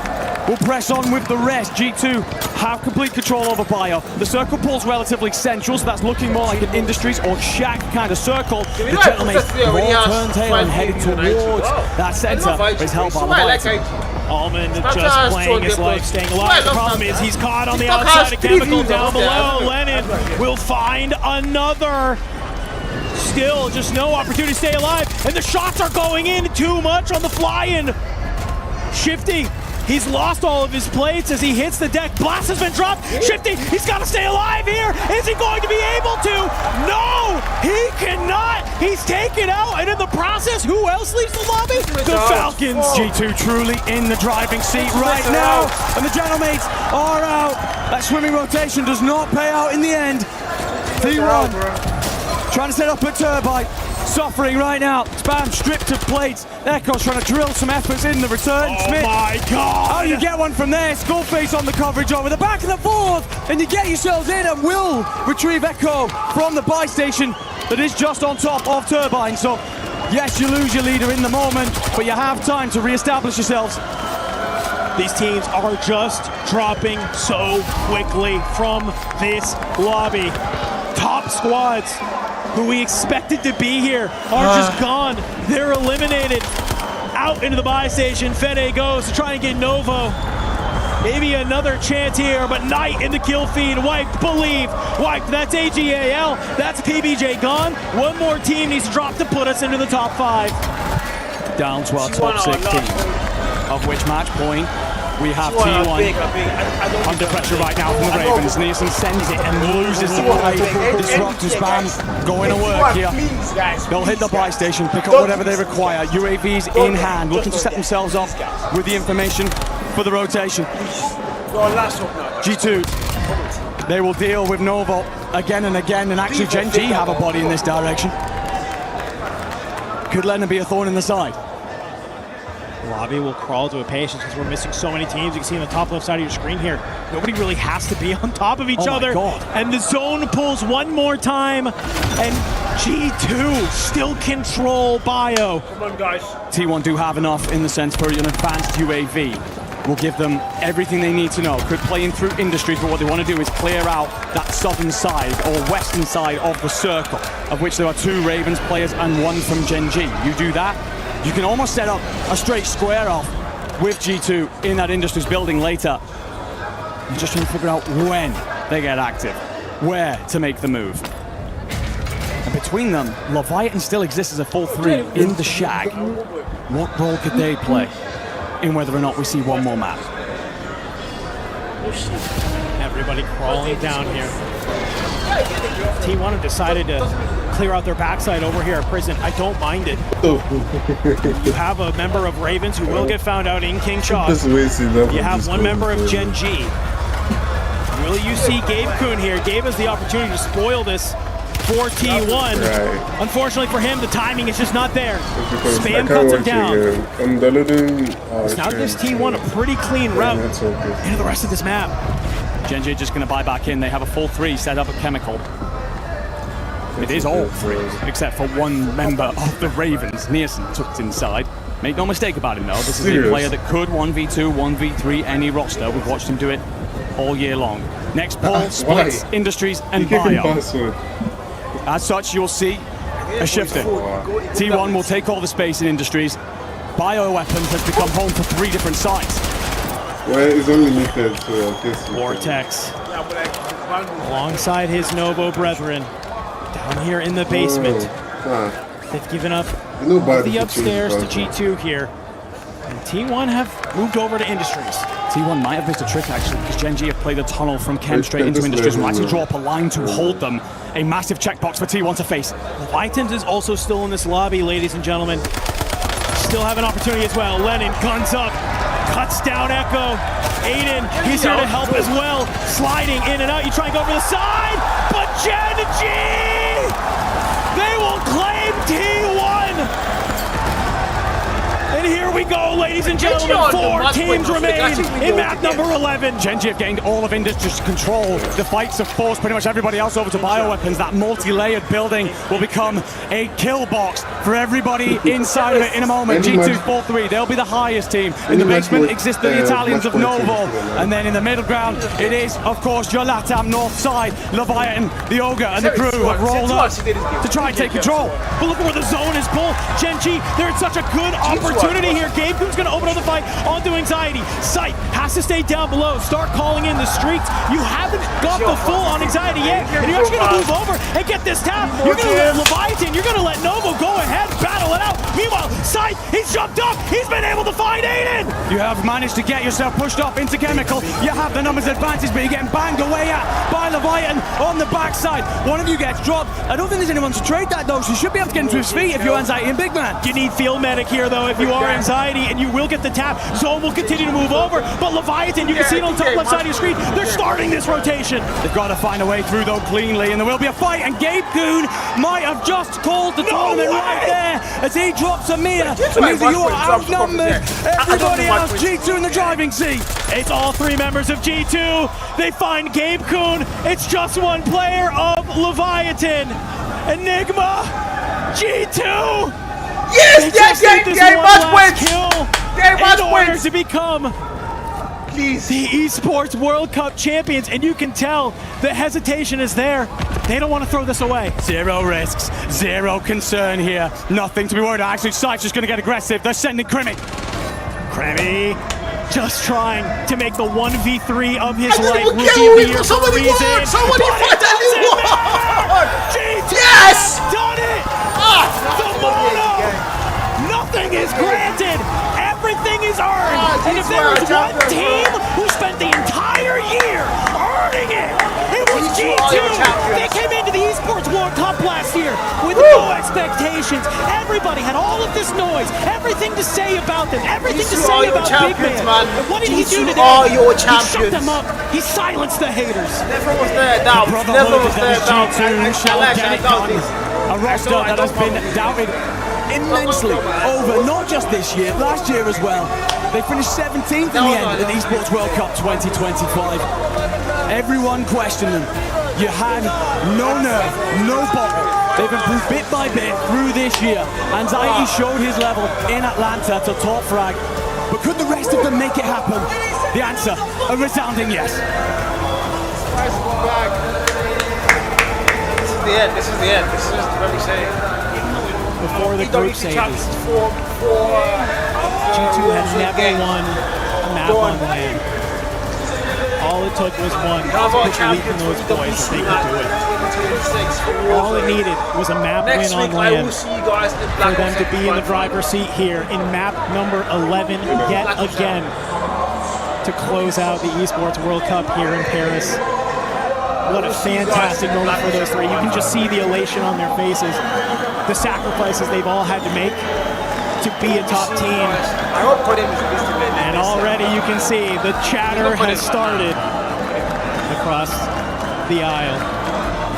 Soka's going to do his damnedest to try and get in the head of Shifty, but I'm going to be honest with you, one of you had a day where you had a chance to close it out. There will still be those closing questions, of course, but I think for Soka and the Falcons, this is very much a walking away with your tail between your legs. Again, going back to G2, like all the questions, everything that they have faced this year, no one took them seriously. They couldn't do it online. Online Reapers, that was the title. Yes, but here in Paris, they have been so incredibly consistent. It's the balance as well between the roster. The kills, Anxiety and Scythe, 52 apiece. Big Man, 46. If you need your brothers, if you want to put your arms around your friends and ask them to drag you to glory, that's how you do it. 26 kills and a win to end map number 11 here for G2. They were not going to go quietly in the night. You saw them. You get the zone pull. It's been a year of controlling bio for them. They see that and they say, great, we don't got to move here. We know exactly what we have to do. Everyone else around them had to move. They had to go from one side of the map to the other. For G2, it was let's plant our feet strong. Let's hold the line and make sure nobody can take this from us. And by God, did they hold the line. I don't think about how many teams sent them. At least 5 that I can think of off the top of my head. JDG went again and again and again. And even in those late stages, you had a lot come through. Instantly Anxiety, Big Man raised Scythe to his feet. We're not done yet though. Let's get this one done. Let's close this out. Aside with incredible spine and just understanding that they were never the side that we all said they would be. That they would get here underneath the lights in front of these fans. They would feel far too much pressure. And you can see for a lot of those players under strain, Blast from Twisted Minds. You know, they're giving some props where props is due, right? They're saying, hey, you know, you guys have been a competitor all year long. Like, G2 is not some random team that came out of nowhere. They were top of the board. They were always top of the line. Sometimes being the first team to cross match point threshold, but they just were never able to close it out. So I think for a lot of these competitors, they're giving respect. Respect is just saying, hey, you guys went back to the lab. You figured it out, right? You're here. You are now Esports World Cup champions. But we got to talk about some of these other teams here, my friend, because yes, G2, they're going to take the title, but we have so many other teams. Because we got to talk about second place here, man, in T1. Surging from behind out of nowhere. A team that started the year, incredible, had a little bit of a lull in the middle. And I understand you don't get the championship, but you do get second place. So let's take a look at some of these final moments here of how G2 was able to close it out. I mean, it just comes down to a 3v1v1, my man. I have the bike. He's tunnel. Do you want to apron? Yes, let's go. Apron, I'm watching the bike. Go. He's not here. He's reaching those stairs. Yeah. On the bike. He's running deep. Hold. Alright, guys, this is time to end the stream, man. They're going to give trophy like 30 minutes. I know waiting for that. So I will be next celebrations stream. When is our next stream, right? echoing out. Hugs with shockwave so loud. The mics are picking them up from meters away. Deserved champions in the end. So many other things to say, but what we want to know right now is exactly how those boys are feeling. So let's send it on over to Paulie and interview G2. Wow! In one of the most nail-biting and exciting and chaotic match point finals that we've had here at EWC, G2 Esports, you've managed to do it. Anxiety, trying to put into words how you're feeling right now, bud. I got no words right now. None. I'm just shocked that we won that game. There's just no words. Good night, guys. There's no words, there's always words. Come on, Anxiety, let's do this side, my man. To be able to do this, to be able to accomplish this at the Esports World Cup 2026 alongside these boys, I mean, give some props to your teammates. What an incredible show out they've had. I mean, bro, I've been playing with them for the past 4 years. Last year at EWC, we almost got dead last. And for this year, just prove all the doubters wrong, especially for this guy on my right. It doesn't feel real. Just to keep it honest, it's crazy. Big man, I'm coming over to you. To perform like this on the main stage when it matters the most, that's got to feel good, right? Yeah, it feels good, especially from last year. I was laying on rock bottom from fucking everyone calling me a cheater, all this shit. And now we won, so it was literally just the storyline meant to be. It hasn't hit me yet. It doesn't feel real, but they'll hit me later, but it just felt like a scrim to me. Felt like a scrim.